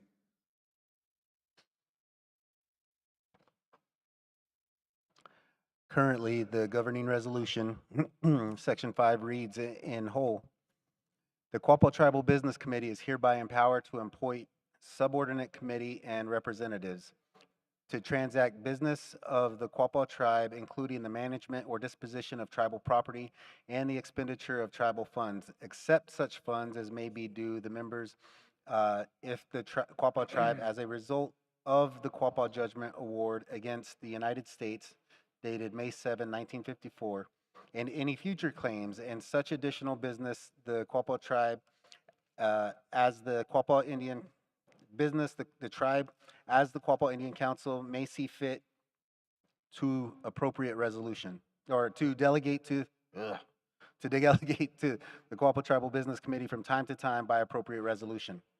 Provided, however, that any ordinances passed by the Quapaw Tribal Business Committee governing membership, future membership, or loss of membership shall be subject to the approval of the Quapaw Indian Council, and so long as the affairs of the Quapaw tribe are under the general supervision of the federal government, of the Commissioner of Indian Affairs or his authorized representative.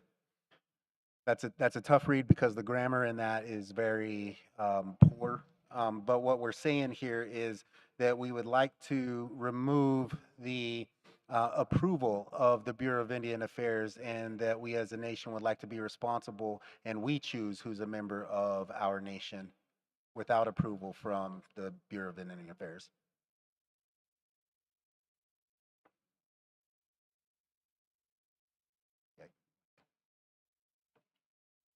Currently, the the enrollment committee, we approve all of our own. We don't send it, the Bureau has nothing to do with our membership any longer. And that's why we're removing it. So Exactly. we have our own ordinance and everything.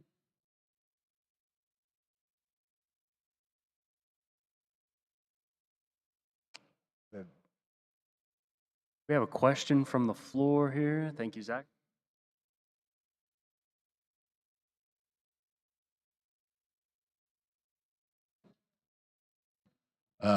My name's Norman Panther, and I don't have a question, but I have a motion to accept that, and if that'd be all right.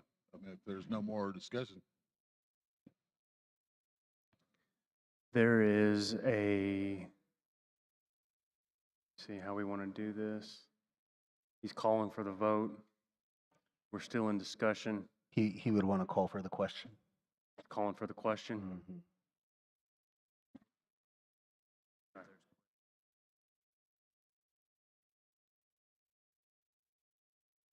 Okay.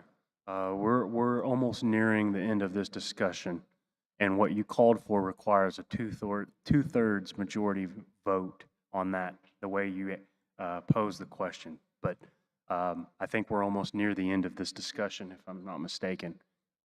Are there any other discussion points on the matter? Do we want to remove the BIA from our governing document? That's the question.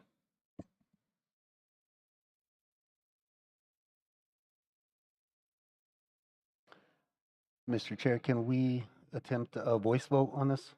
Yes, we're going to go ahead and do a voice vote, and okay, yeah. So, all those in favor signify by saying aye. Aye. All opposed? Any abstention? The ayes have it. The motion carries. Roman, proceed.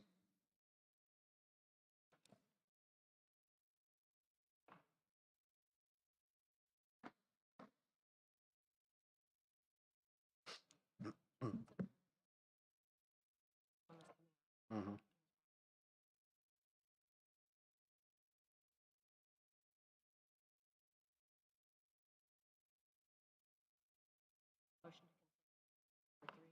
Mhm.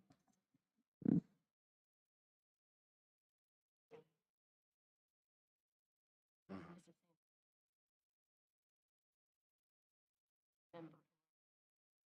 Okay.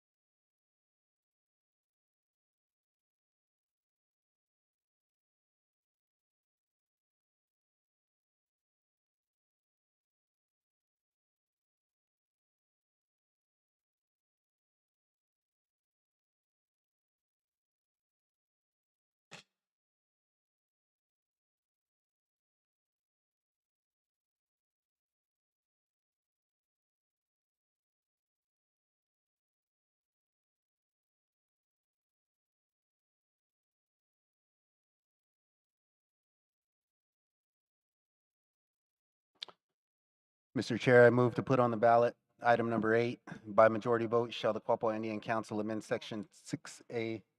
What? Yeah, we did. Yes. Yeah. Can you start again, please? I'm sorry. By majority vote, shall the Quapaw Indian Council amend section 6A of the governing resolution regarding the grievance committee by striking the language consisting of 3 persons of Quapaw Indian blood and replacing it with consisting of 5 enrolled members of the Quapaw Nation.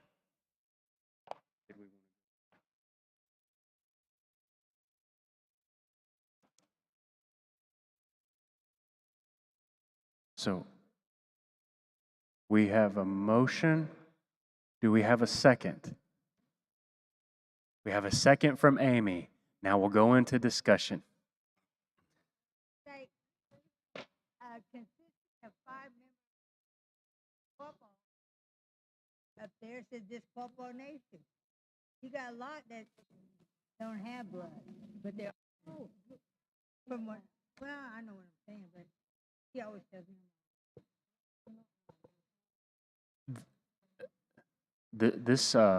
The way that it reads now is there are people that have blood that aren't enrolled. And I think this is what it gets to the heart of resolving.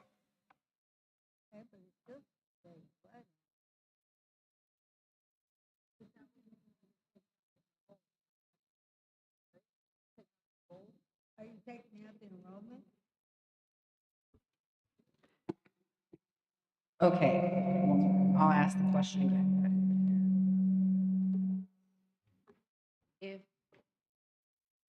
If it is for all tribal members, whether they are on the roll or by blood, you would need to remove the enrolled, right? And That's put that's blood- correct. Put blood Quapaw or all Quapaws.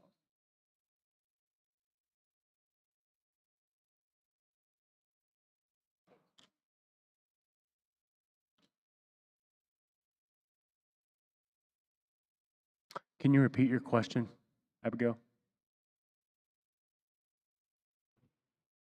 If you're going to say that it is for any blood Quapaw, whether they're enrolled or not, because there are those who are blood Quapaws not on the roll that are allowed to still cast their vote at general council, they should still have a part of this. They still have a right to vote. So that should also mean that they have a right to sit there if they are elected to that position, right? Where am I at? You're saying if there are people that are allowed to vote, then they should be allowed to sit on the committees that they're voting for. Yes. Yes.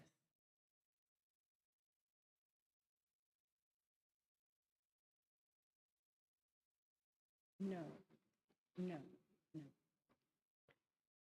The other question was, aren't all voting Quapaw members enrolled? No, no, because we do have some that have removed themselves or their families were removed, et cetera, but they still have the right to vote. You're good.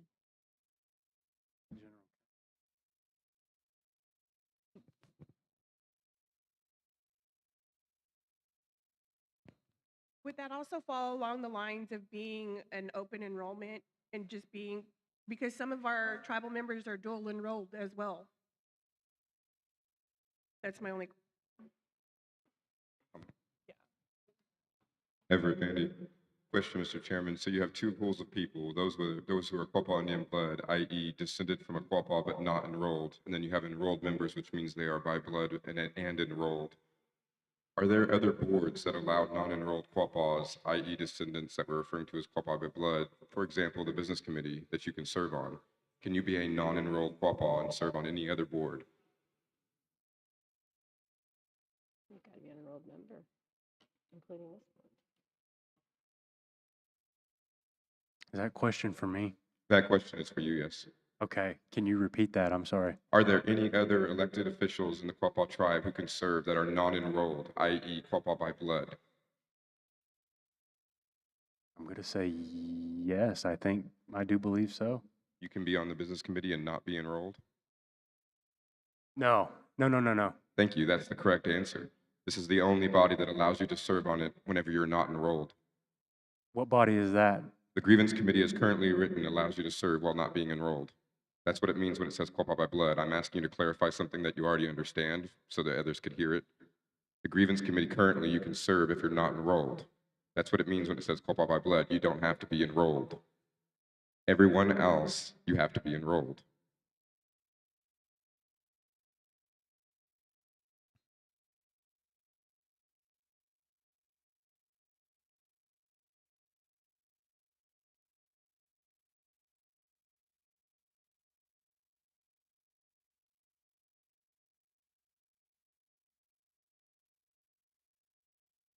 Any other discussion?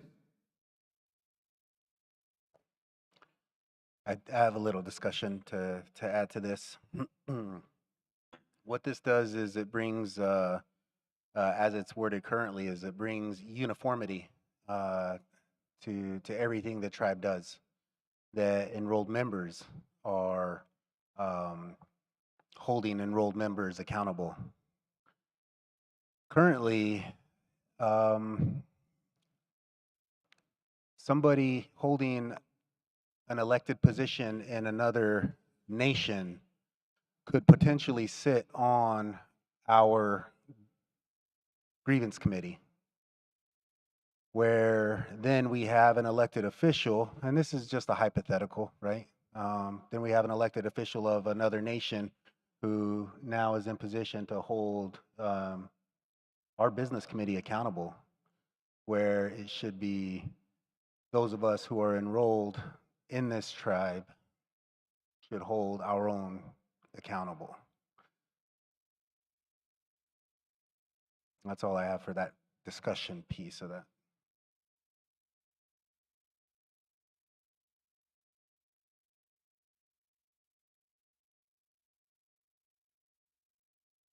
Any other discussion?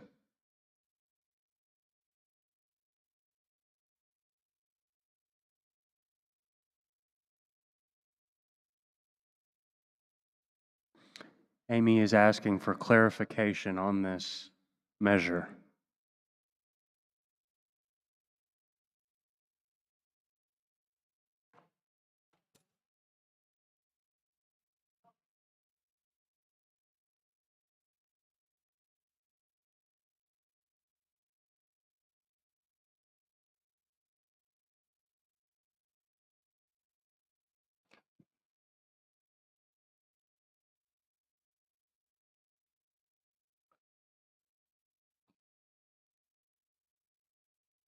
Amy, what the proposed language does is it requires for the persons standing for the grievance committee to be enrolled with the Quapaw Nation.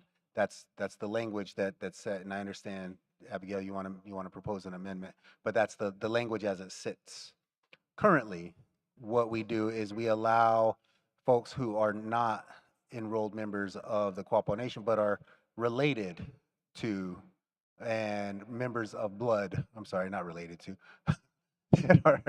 that are Quapaw by blood to sit on the grievance committee. And as Everett pointed out, it is the only committee that we allow that.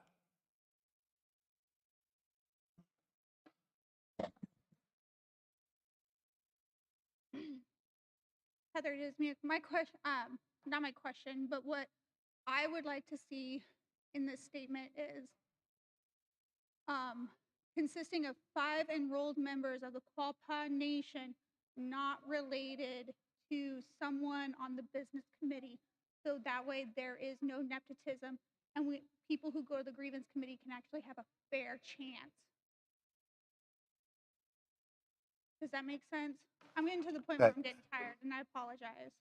That does make sense, and I'm sorry. So what we're looking at is an abbreviated section of that. I'll go ahead and read what it would potentially say in its entirety.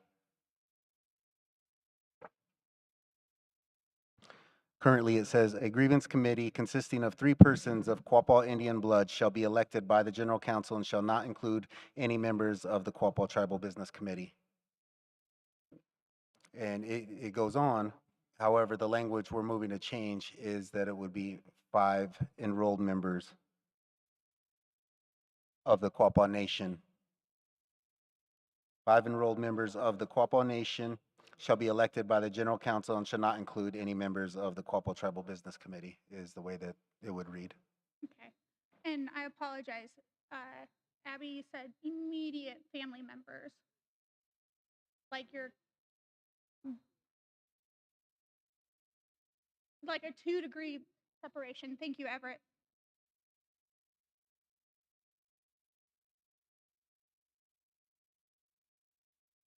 Because we are all related. That is very true. We are almost all related.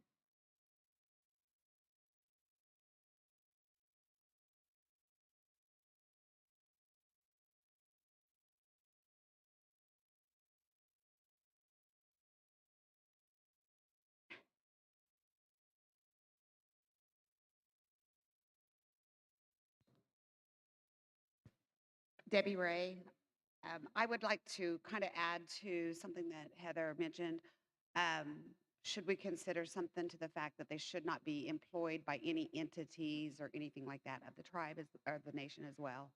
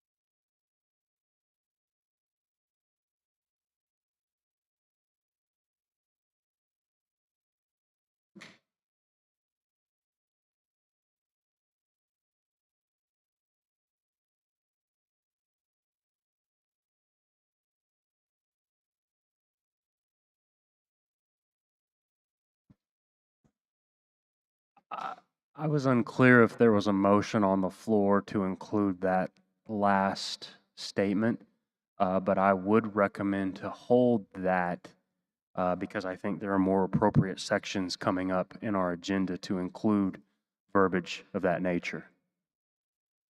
If you're amenable to that.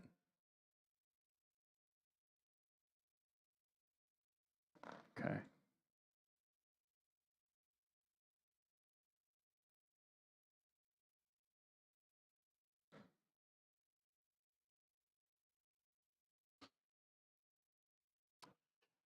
I think that there's a lot to be desired in the language of 2 degrees of separation, what that means. I understand what you mean, but how do we codify that in a way that's going to be long-standing?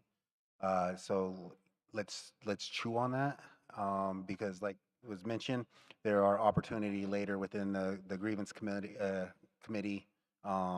authorities and powers that we could insert or add or amend in those sections also. Abigail brought up a point that she has walked off. Okay. Oh, I see. Yeah, back there, Abigail. To Abigail, would you like to make a motion for the amendment that you proposed? Or would you like to propose an amendment? I'm sorry. I know you discussed it and you voiced the opinion on it, but we'd like to do it formally.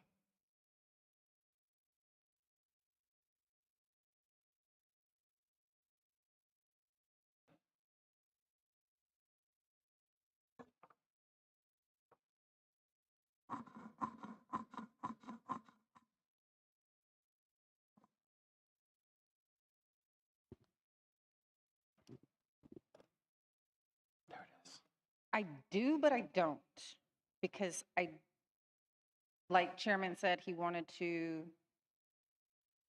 keep going and that we could save that verbiage.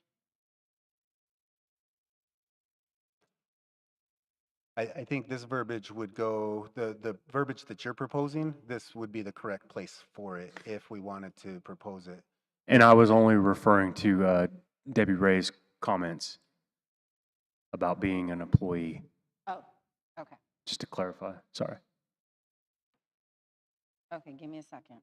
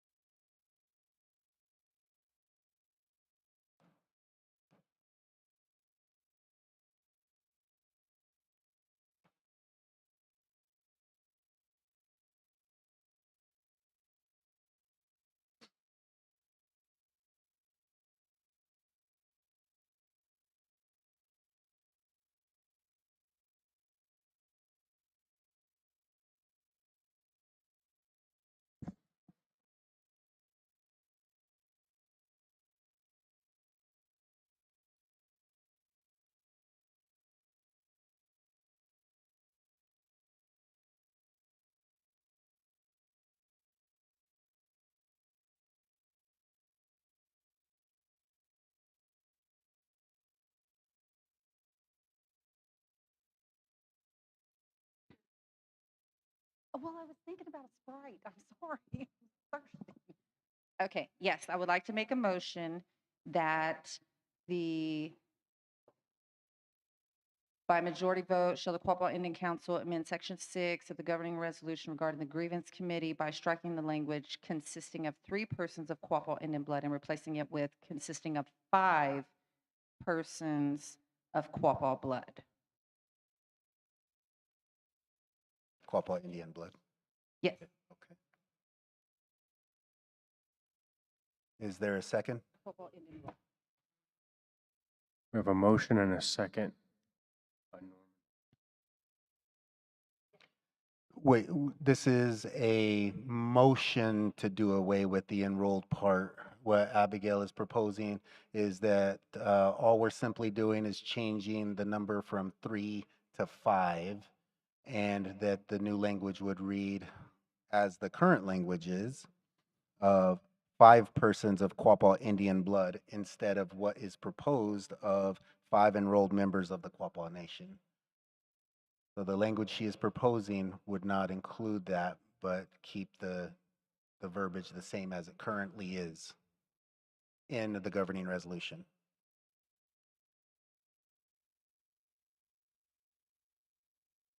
I think we already had a second.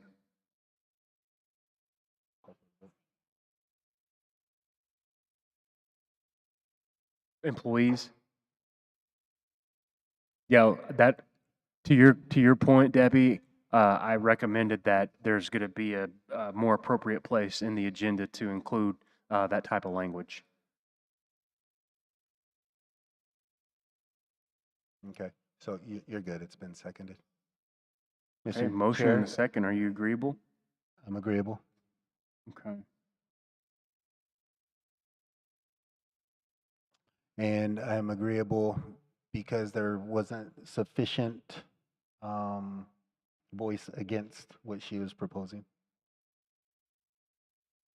Therefore, I move that we have a voice vote on the item that reads, by majority vote, shall the Quapaw Indian Council amend Section 6A of the governing resolution regarding the grievance committee by striking the language consisting of 3 persons of Quapaw Indian blood and replacing it with consisting of 5 persons of Quapaw Indian blood.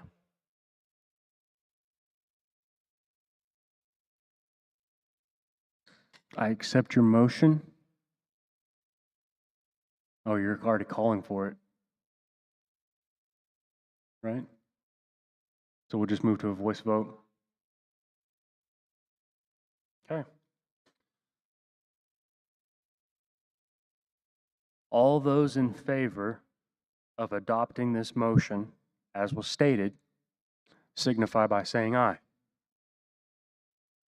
All opposed? Any abstentions? That sounded pretty even to me, and I believe we need to go to a clicker vote at this point.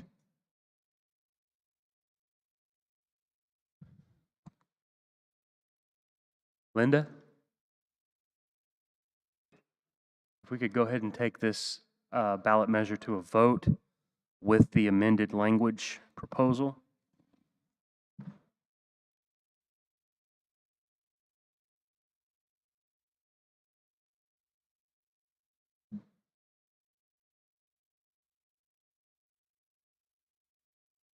Just hang with us for just a moment, please. Mikkel will have to change this on the screen for us.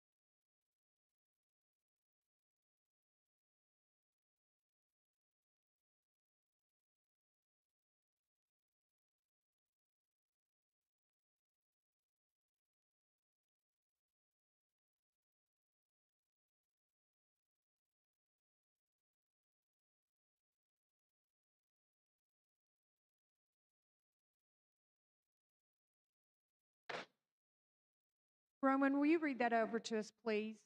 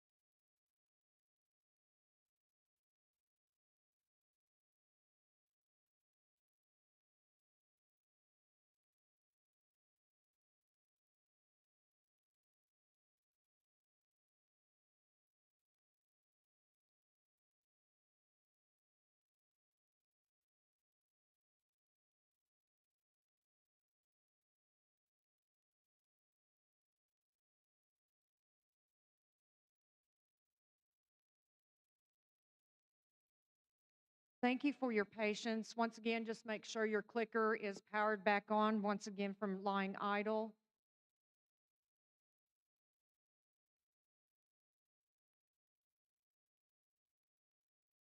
One is yes, you agree to the consisting of 5 persons of Quapaw Indian blood. 2 is no, and 3 is abstain.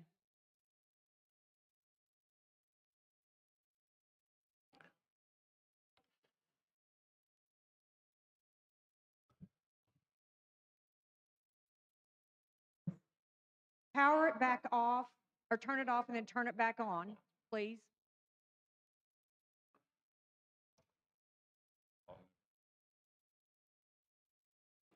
And to clarify, this is only to accept the proposed amendment language to the amendment, not the amendment itself.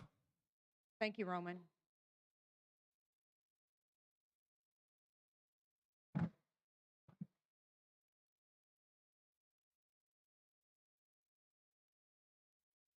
Okay.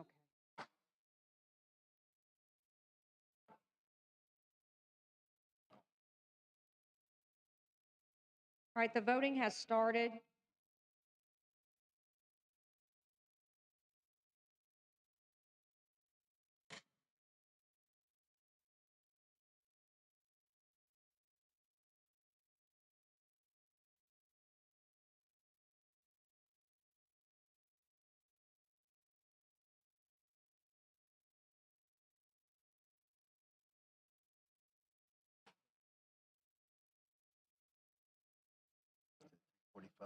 Okay, on our actual screen over here, it does say Amendment 8. So I apologize once again for the technical difficulties we are having, but on our screen that we are actually using for this purpose today, we do have Amendment 8. So please just vote.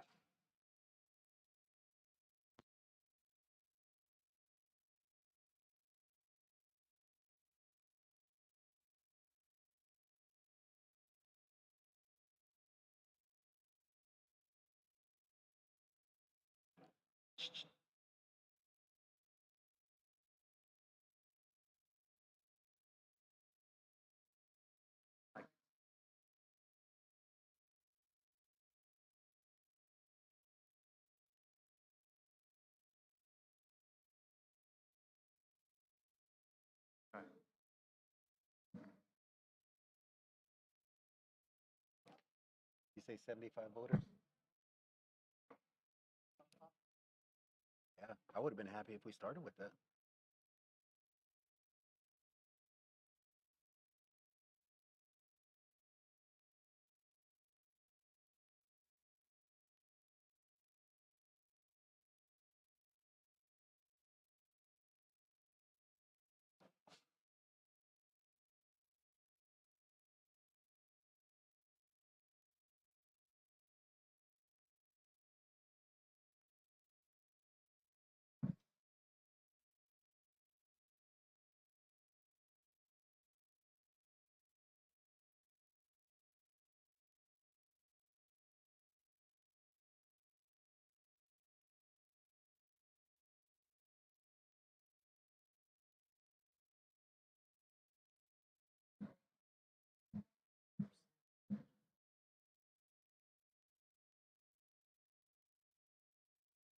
Is anyone having trouble with your voting device?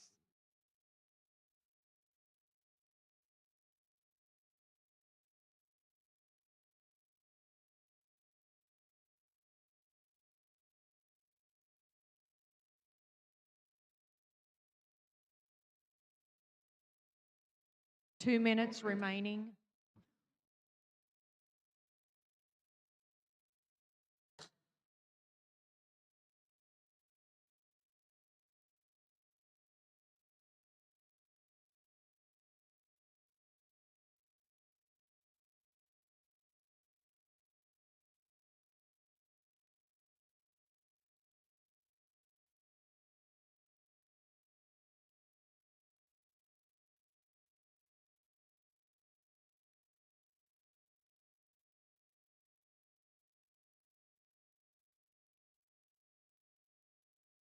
Yeah, yeah.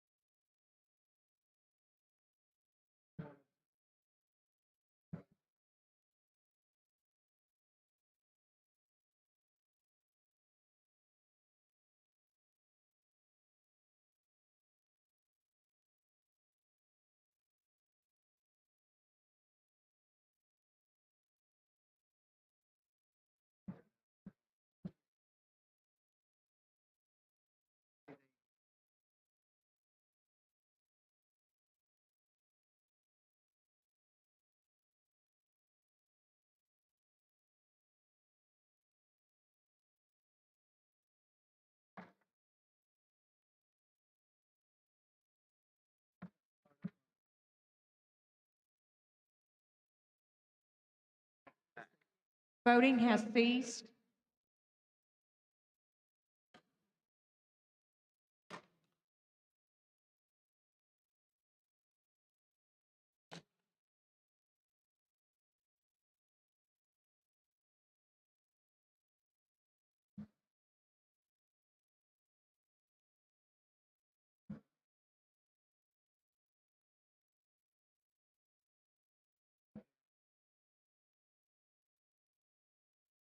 Yeah.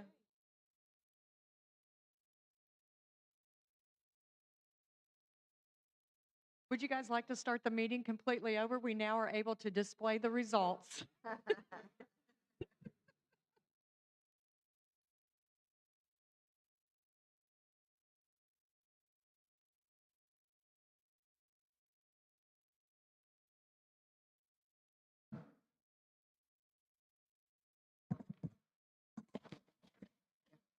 Okay, we have the results back, and it looks like the language amending this proposal has been accepted.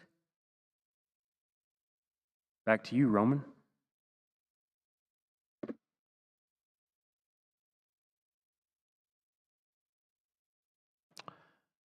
With the accepted language change, I move to place on the ballot item number 8. By majority vote, shall the Quapaw Indian Council amend Section 6A of the governing resolution regarding the grievance committee by striking the language consisting of 3 persons of Quapaw Indian blood and replacing it with consisting of 5 persons of Quapaw Indian blood.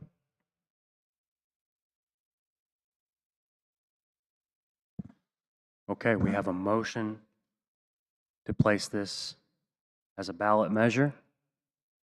Do we have a second? We have a second by Norman Panther. Now we'll go to a clicker vote once more with the same language.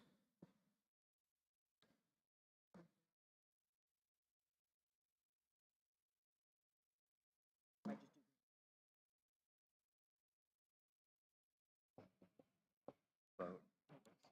And then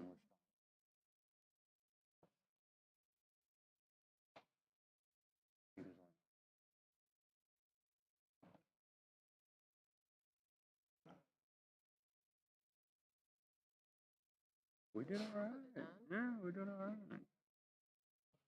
Yeah.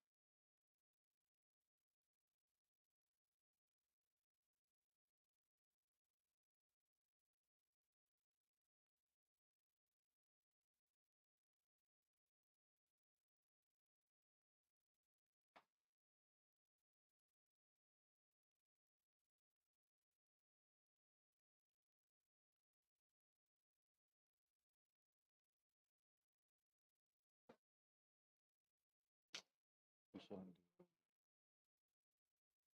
today, because I think some of the items that we have are. Stop right now. Mhm. Well, I mean, we gotta move into the, into,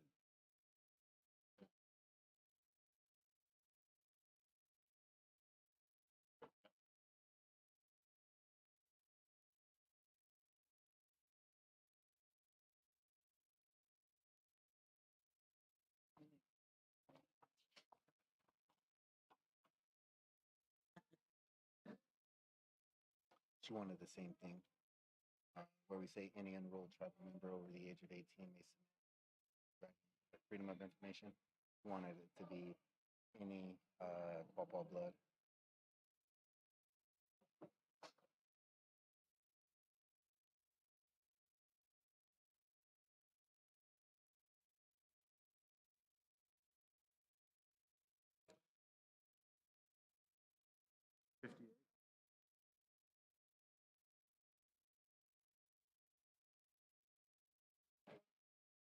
Done. Go to item C.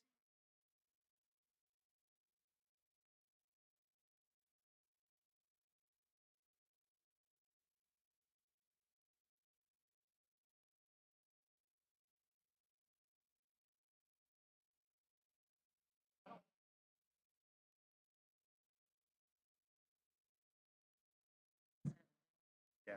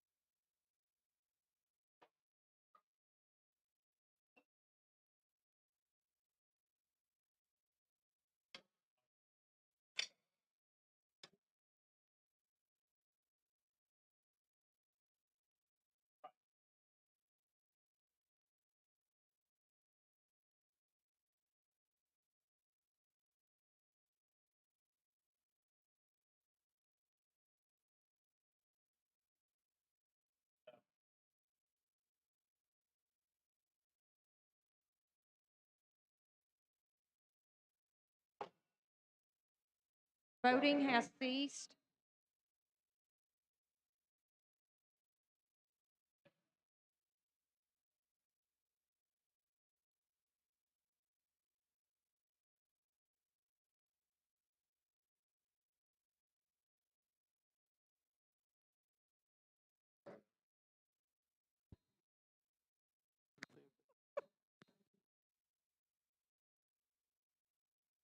Okay, that measure will be presented. It is 40 yes, 20 no, 0 abstentions. The second vote was a result of 60 voting.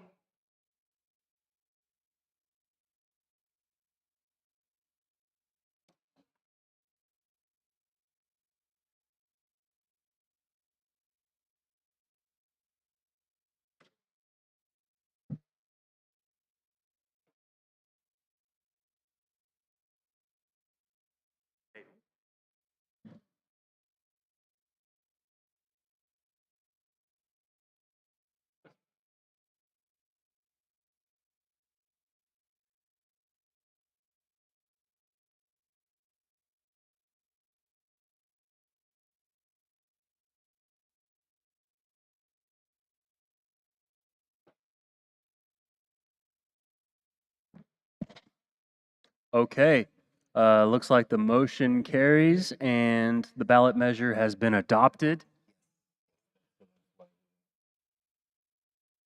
You're next, Roman.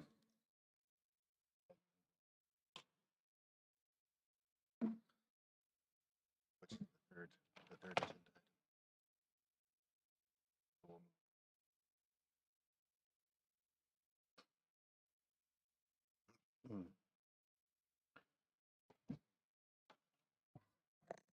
Okay.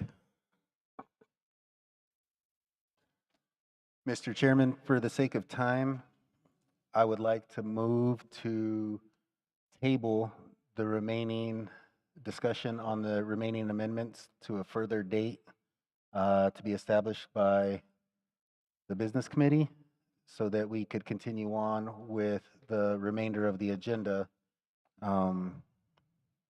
which includes feedback for future constitutional amendments. So just to clarify, I'm hearing you've moved to table the remaining ballot measures and for those to be taken up at the January 28th special meeting of the General Council for in the interest of time so we can discuss these other priorities coming up. Yes. Okay. I'll accept your motion. Do I have a second? We have a second from Heather. Any discussion? We're going to try to do this in a voice vote. All those in favor signify by saying aye. All opposed? Any abstention?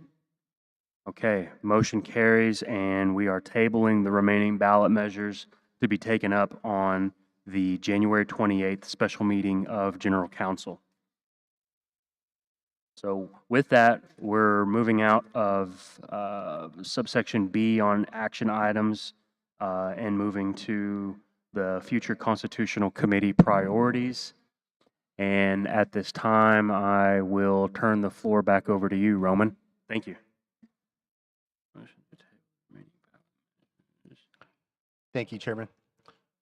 So at this time, what we want to do is just provide opportunity for discussion and for the Constitution Committee to take notes of from your feedback on future items for us to discuss and vote on. We heard a lot today about roles and responsibilities of the business committee. We've also heard a little bit about the troubles of multiple documents that we adhere to, some superseding some parts and others superseding other parts. And we would like to hear from the body on what are some items that you want us to consider and to formulate the language for, to give us a starting point to bring forth to the tribe as a whole.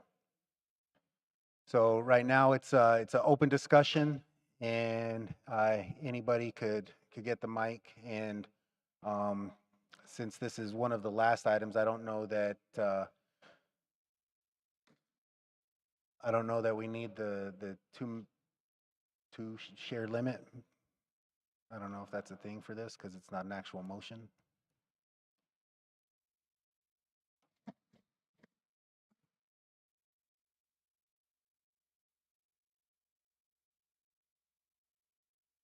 So to speak to the issue of roles, I need another piece of paper, please.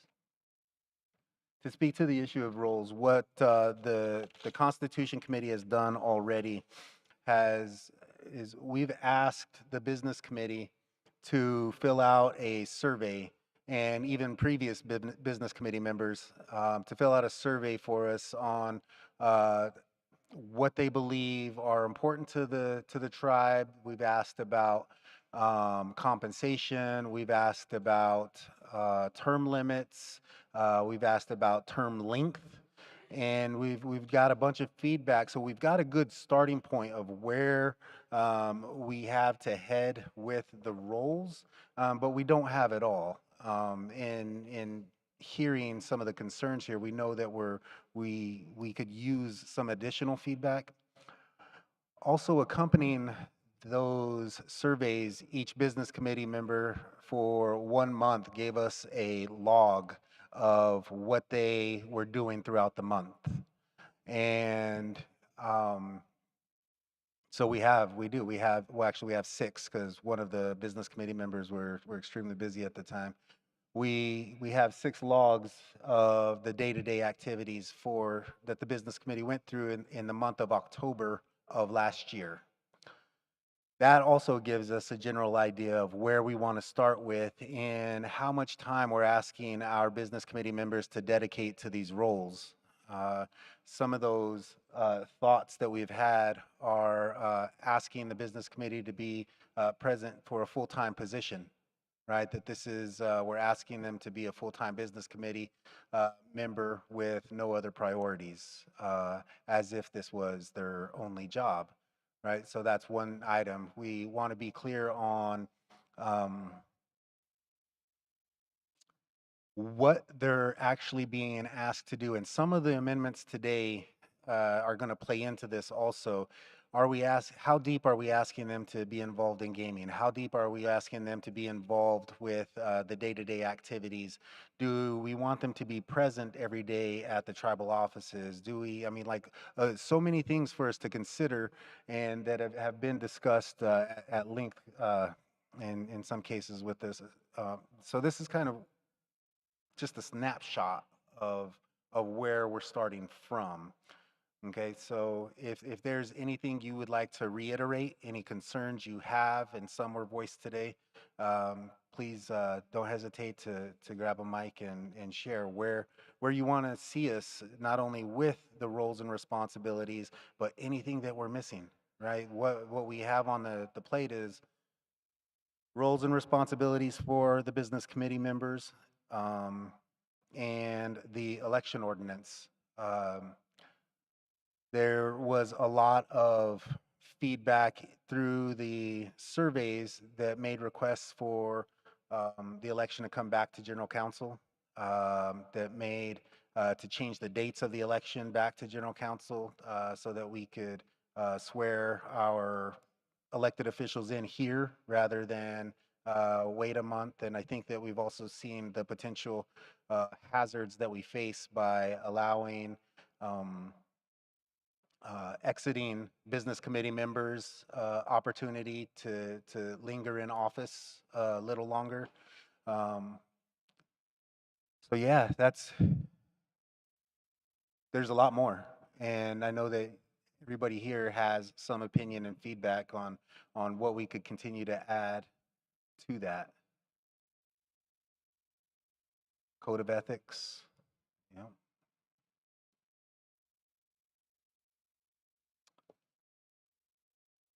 Yes, sir, the floor is open. The floor is open for discussion at this time. My name is Norman Panther, and I would like to, for roles and responsibility of the business committee and president for the full-time position, well, I believe if we're paying you $100,000 or whatever your salary is, that you should be a full-time position. Granted that you probably work more, but the responsibility you have is more than, you know, what anybody else in the tribe is making. You know what I mean? So I think that it's only right that it'd be a full-time position. That's all I got. Thank you, Norman.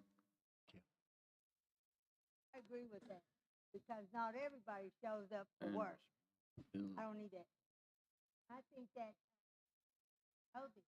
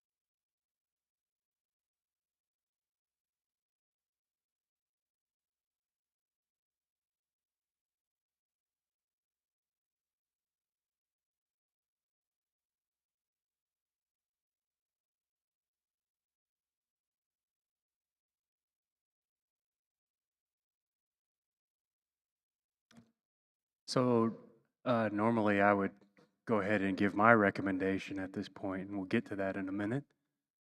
Uh,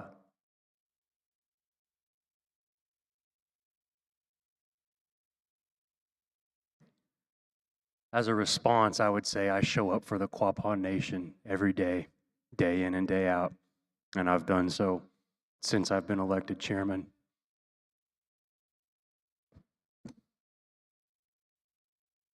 And my recommendation to add to this discussion would be I would like to see the Constitution Committee focus on our oaths of offices that we take. And it's something that I included in the survey that you presented to us, and it's been a while back. But the prioritization of our culture and perpetuating the revitalization efforts and how that flows with our traditions and our customs and our language, I would like to see more credence given to those priorities and memorialize that, and not to just be so business minded, but to also take care of our cultural needs and help perpetuate those traditions for future generations. And you know, taking up the mantle and being charged with those responsibilities, I think, is of utmost importance. And I'd like to see it included in the oath of office that we take. Thank you.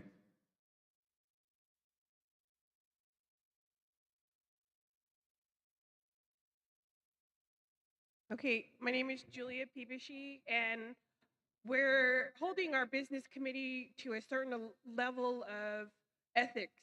But I also think as a tribal member, we also need to hold ourselves to some ethics too, and some type of standard. So I would like to see that in our constitution as well. We need We need rules and regulations as well, and we need standards to be a Quapaw tribal member. We need to learn how to respect people. We need to go to some of our cultural events. Not a lot of Quapaw tribal members do that. So I would like to put that in there. Thank you. Thank you. Julala, one of the things that we have discussed in that regard, I'm reluctant to, yeah, is there are nations out there that tie their services to participation within the nation. And we have kicked around ideas about that, but is that something that you're kind of alluding to? Okay.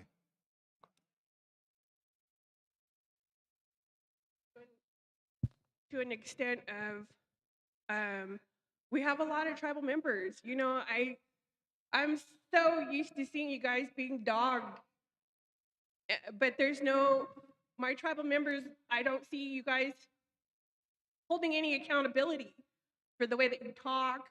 I mean, we're pretty good. We're doing pretty dang good. We got a lot of entities, casinos. I'm proud of us. I'm proud to be Quapaw. I want you guys to be proud too. But we also need to learn how to behave. Behave. That's it. I love you guys. All of y'all.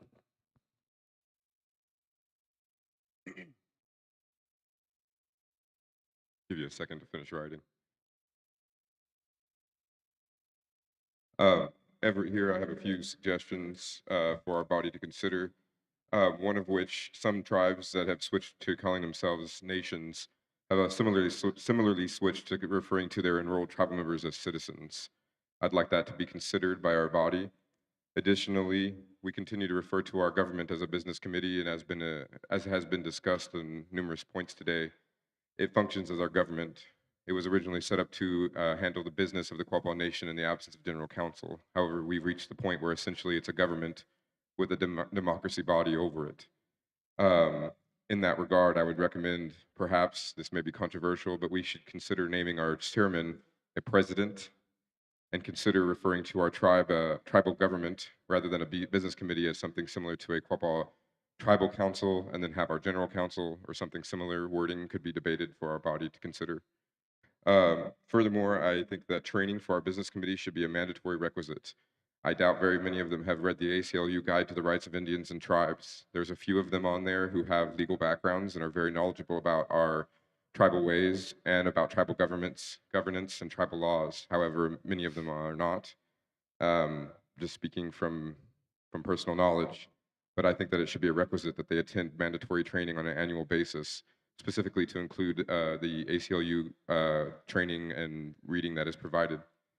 Additionally, I think that we should be providing training for our tribal members. I noticed that a number of our tribal members come to General Council wanting to learn, and in this situation and in this environment, we're trying to discuss business, and it's not necessarily the most amenable environment to trying to learn from scratch. And sometimes you hear questions that are very basic questions that are then met with hostile reactions. There should be opportunities for tribal members to receive citizenship training. And in that regard, I would also recommend, again, this might be controversial, but just my opinion, if you're an adult and you're trying to join our tribe and you're not being concurrently enrolled from your parent, there should be a citizenship requirement. There are many tribes that require such a thing. So in other words, to elaborate on my idea, if you're born into a Quapaw family who's enrolled and lives here and they enroll you as a child, it's very similar to being born into an American family where you're born on American soil and you're automatically American. But if you come to the United States and you're not from an American family and you want to become a part of the United States of America, you have to go through a citizenship training course. There's individuals who don't realize they're Quapaw and they come into our tribe at the age of 40 and don't know anything, and they just walk in and apply. It'd be very simple. You know, they don't even know how to say hello in Quapaw. They don't even know what the Quapaw General Council is. It'd be very simple to have a minor citizenship requirement for people who are coming in that were not enrolled under the age of 18. Those are my suggestions. Thank you. Thank you.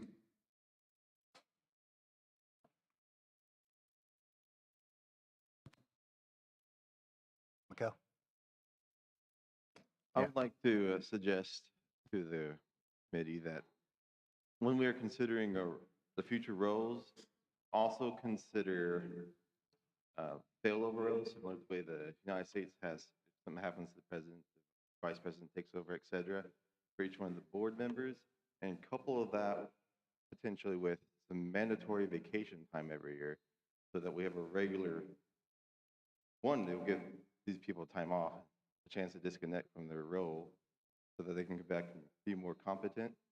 But two, so that we have a regular, well-practiced procedure for when something tragic happens and they become unavailable. Can you restate that last piece, please? The second part for why I recommend mandatory vacation is so that if something tragic happens, we have a well-practiced procedure.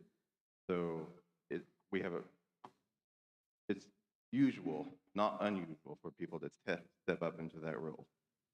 Right, okay.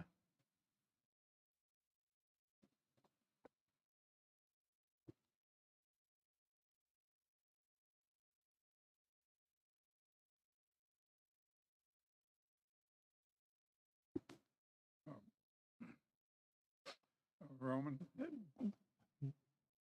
I'm Billy Schapp. Roman, you said you got feedback from them. Are those from this BC and previous BCs? How much of that information, and I'm not asking for each person's individual time spent, but is that something that is available for us to see? Was it done with the understanding that it would remain confidential? I could sift through. So as far as the day-to-day logs go, some were handwritten. So we would need Yeah, to I'm not asking transcribe to those. see that. I'm just Okay. like overview information, like 70% of my time was spent handling these type of things, 20% this, 5% that, something like.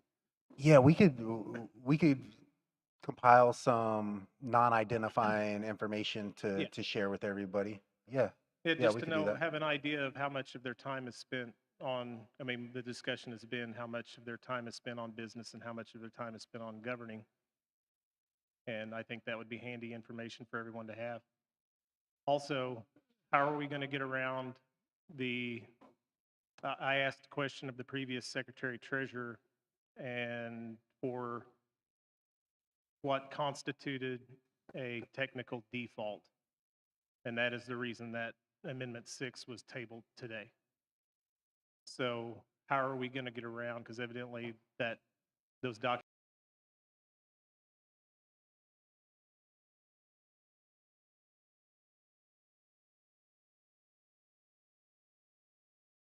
Legal memo of an opinion from our legal counsel to help us guide in that decision, and we'll bring that information forward in this next meeting, probably before.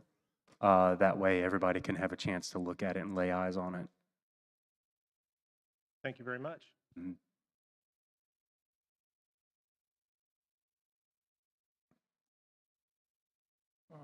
Regarding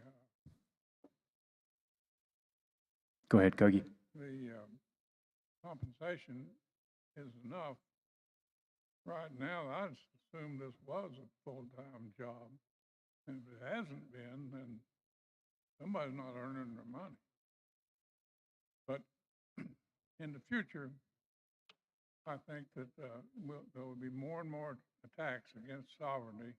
We need to maintain a living culture, land base, and language. And I think we have a good start over some other tribes that are losing theirs. But in the development of a constitution,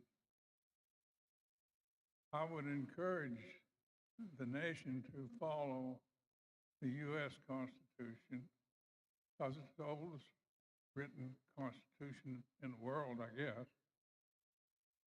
And through court interpretation and laws and development, they've established implied powers and checks and balances.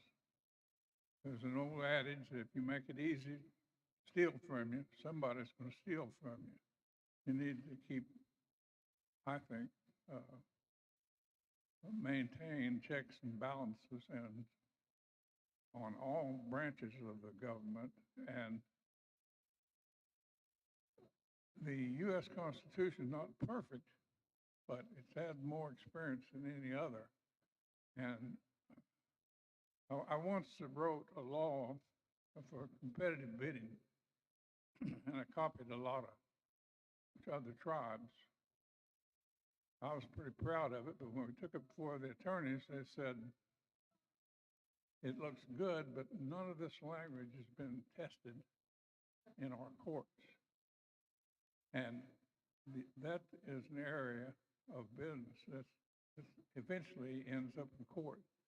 So I think more established laws like that you can follow, the better off you'd be. And I think it's a real mistake to try to develop a constitution from scratch. That was just one man's opinion. So that's all I. Thank you, Cookie.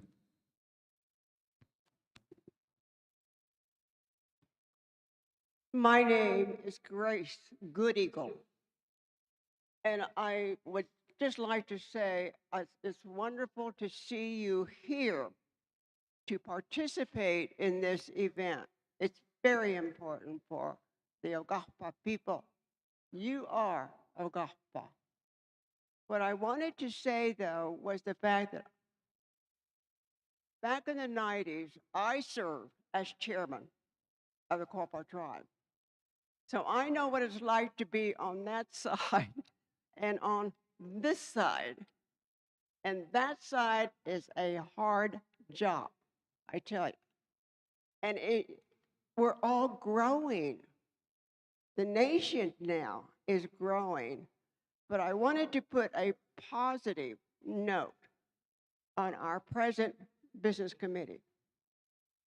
They are serving our people. The programs and benefits that are available to us, many of you know that already through our Title VI program and other things. The tribe is doing so much for our people. Granted, we could be doing some more, and we're working towards that effort. But it's a sort of thing that there's a lot to be proud of. Proud of each other, proud of our government. We have that going for us. And we've all got to row in the same direction type of thing. But again, having served in government, but then being a recipient of some of the benefits provided by the tribe has been wonderful. And for that, I want to say, gonna get it. Thank you. Gonna gay.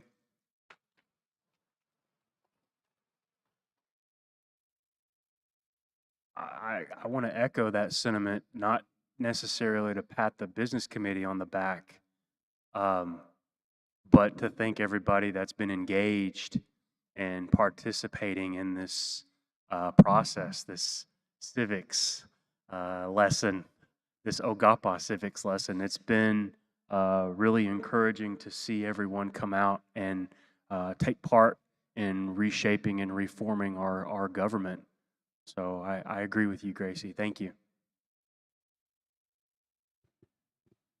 I just wanted to add, Roman, perhaps you could tell everybody who's on the Constitution Committee so we can help you even more.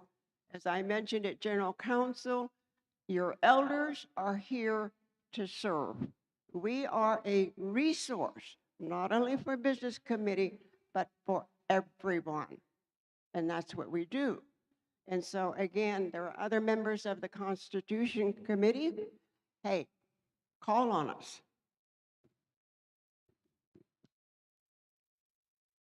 Thank you, Grace. So the members of the Constitution Committee currently are Mans McKibben, Johnny Rogers, Derek Jennings, who is unable to attend today, and Grace Good Eagle. And we have added one recently, Vance Gilmore will be joining us starting at our next meeting. And we're hoping for more. Pending. Pending. All right. Yeah, we're hoping for more. As you can tell, we've got a lot. I mean, there's a lot for us to do, and no hands would be idle in that regard. To reply to some of the feedback that we got, it's good to know, it's good to hear this because I think that we've wondered ourselves. Some of these are some of the points that we've also made. We've pondered a civics exam to become not only an enrolled member of the tribe, but also to be a business committee member. We think that our business committee should also be responsible to know basic civics of the Quapaw Nation, right? We've talked about tying services to voting participation and kicking around some ideas. Yeah, some minimal participation. Yeah. Oh, another item we're considering is what does a business committee member do after we ask them to put their career on hold and serve our nation for however many years? What do we do as people to support our business committee members who put their careers on hold to come do that for us? Maybe we should have some additional services to help supplement their transition back into life, right? People set aside being a lawyer or even a teacher or a professor, and they give up their tenure to come lead. And how do we as a people help them get that back, right? I think that we could do more in those regards to make a business committee position look appealable, because the business committee knows that we're going to take care of them whenever they're done serving in those roles. So those are things we would like to consider also and bring open for discussion. The Constitution Committee is also going to start having a public meeting. What did we say, once a month? Yeah, we're going to start opening up one of the meetings that we have once a month, and that would be via Zoom, so that anybody could come on, listen, ask questions, and engage without getting too far in to the weeds of bringing people up to speed on how we got to where we are and getting stuck in the same conversation. But we'll work on ways to do that so that you are more abreast to the hows and whys, and you have that monthly opportunity to access those questions and opportunities. The checks and balances, we'll explore more ways to do this. One of the biggest downsides of not being able to get into the judiciary, legislative, executive style of government is that we're fearful that that would reorganize our government, which we don't want to do to trigger a vote. So we're going to dance around that a little bit more to hone that in.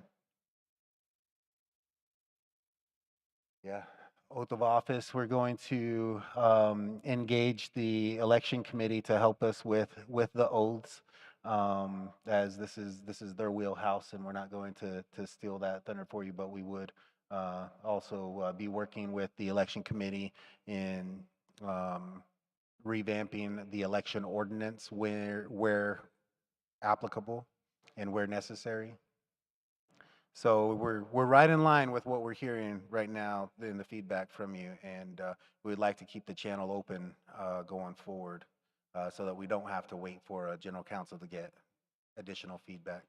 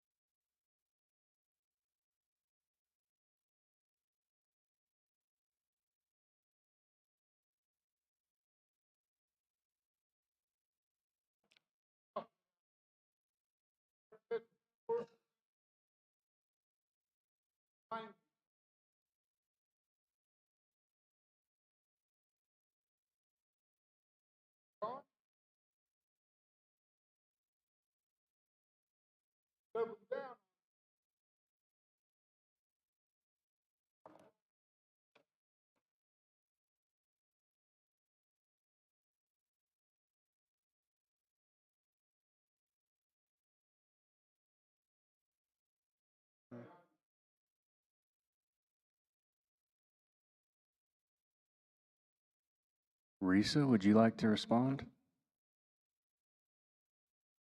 Yeah, with your website?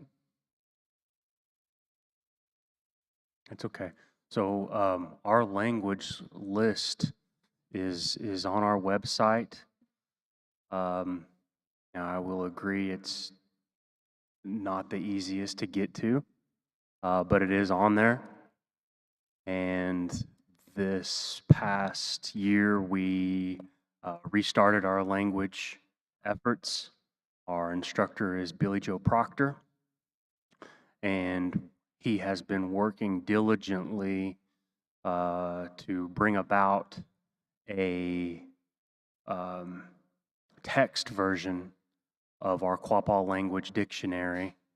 That's a project that he's been working on, and there is also a website that's facilitated by Risa Proctor that talks about a lot of our traditions and culture and has different images.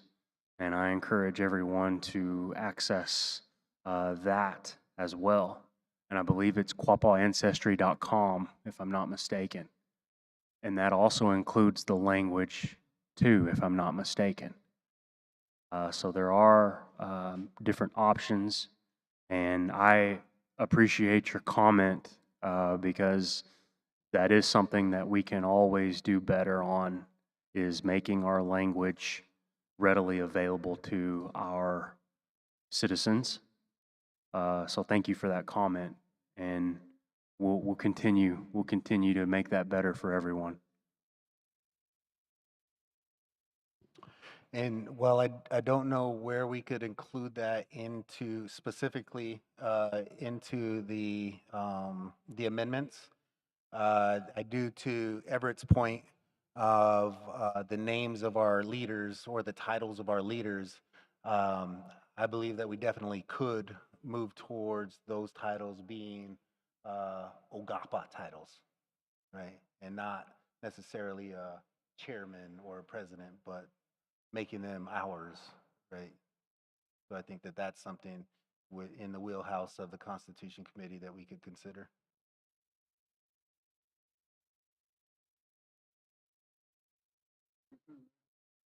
Sure. Hey, I'm Norman Panther again, and you know, I just want to say that I appreciate everything that y'all do, and I appreciate the higher education, because without the higher education, without being a recipient of the programs we got, has afforded me to be a truck driver. And now I'd like to, now that I've been a truck driver for a year, I see and I've learned a lot about what goes on with truck driving and whatnot. And, and we have, 3 casinos. We have more entities than we can, really put our values in. We got more values that we can put into our entities, is what I'm saying. And by meaning by that we should have our own trucking company to run our products to our, we got 3 casinos that we need to get our products to, what I mean?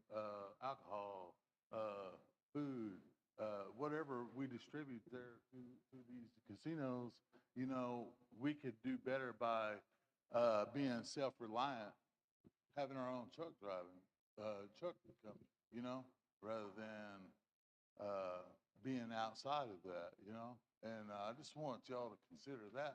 And it's like the downstream, I worked down there before it come out of the ground, you know what I mean? So I was down there, I was working, and then, you know, some things come up, so I was no longer able to work there because I didn't make enough money to live down there and stay down there. So I came back up here and I changed tires for a minute, and then I went to be a truck driver, and then, you know, now I'm a truck driver. But our properties down there are great, you know. But while down there, I was able to talk to the people that own the rest of that land down there, and they want to sell that land. They want to, you know, because they know they're in the way of our development down there. You know, the trailer park down there that sits on the southwest corner of the property down there, that, you know, they want to sell that. And I think it would be great for us, you know. You know, last year or earlier on the 4th of July, you had the GM come up, and he made a presentation of what they needed to improve on of the Saracen Casino down there. So I'm sorry, I got it messed up. But anyway, the Saracen could be a mecca for Arkansas, for us, you know, and we could have a, you know, private little Lear jet flying folks in from all over the world down there. You know, it could be the mecca of Arkansas, like Thackerville is for the Chickasaw, you know. And I just want y'all to consider dreaming dreams that are, you know, not beyond reach, you know. That's all I got. Thank you, Norman.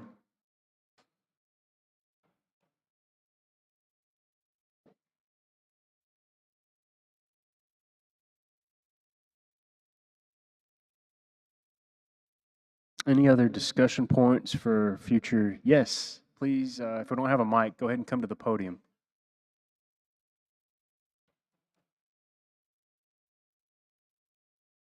Hi, my name is Chance Turley.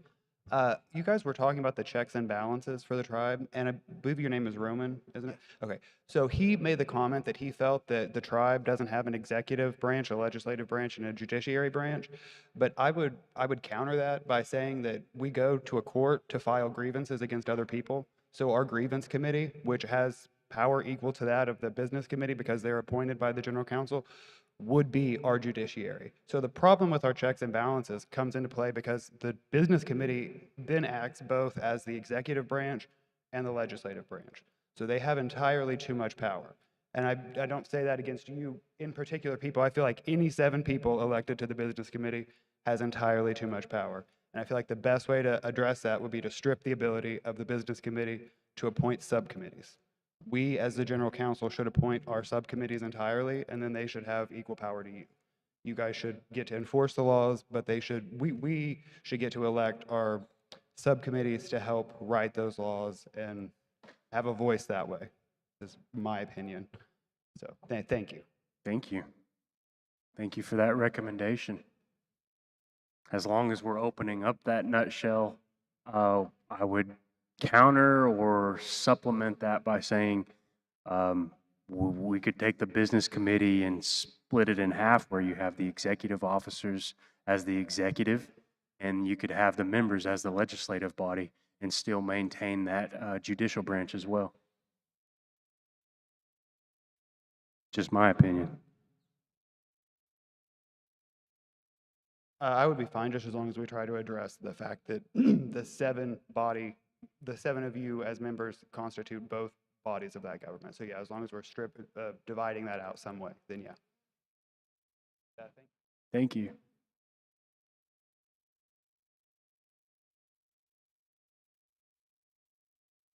Make one more comment. I know everyone's wanting to leave, but you all mentioned finding titles and working more on the language, and I just wanted to mention another additional change would be voting yes and no in Quapaw. We have yes and no words in Quapaw, but for some reason we use I and nay. Not really sure why, and it would be really simple to fix that. Additionally, you mentioned a package to assist with business committee transition and for exchange in their service. And I just wanted to mention that our employees are also a resource, and we want the best employees that we can find in the nation. And anything that they're being provided, I think employees should also be provided. I just think that's really critical, because if you have the people who are actually doing the day-to-day work and answering the letters not being similarly compensated, it's not going to work. Here.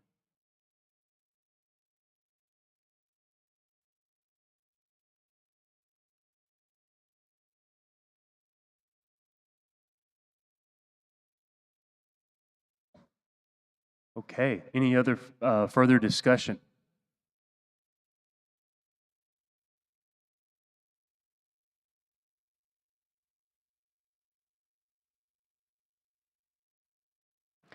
Mr. Chairman, without any further discussion, I move to adjourn. Okay. We have a motion to adjourn and a second by Julia Peebushy. We're going to do a voice vote. All those in favor signify by saying aye. All opposed? Any abstention? The ayes have it, and we are adjourned. And now at this time, I would ask Mr. Steve Owens to close us out in benediction. Stand if you are able.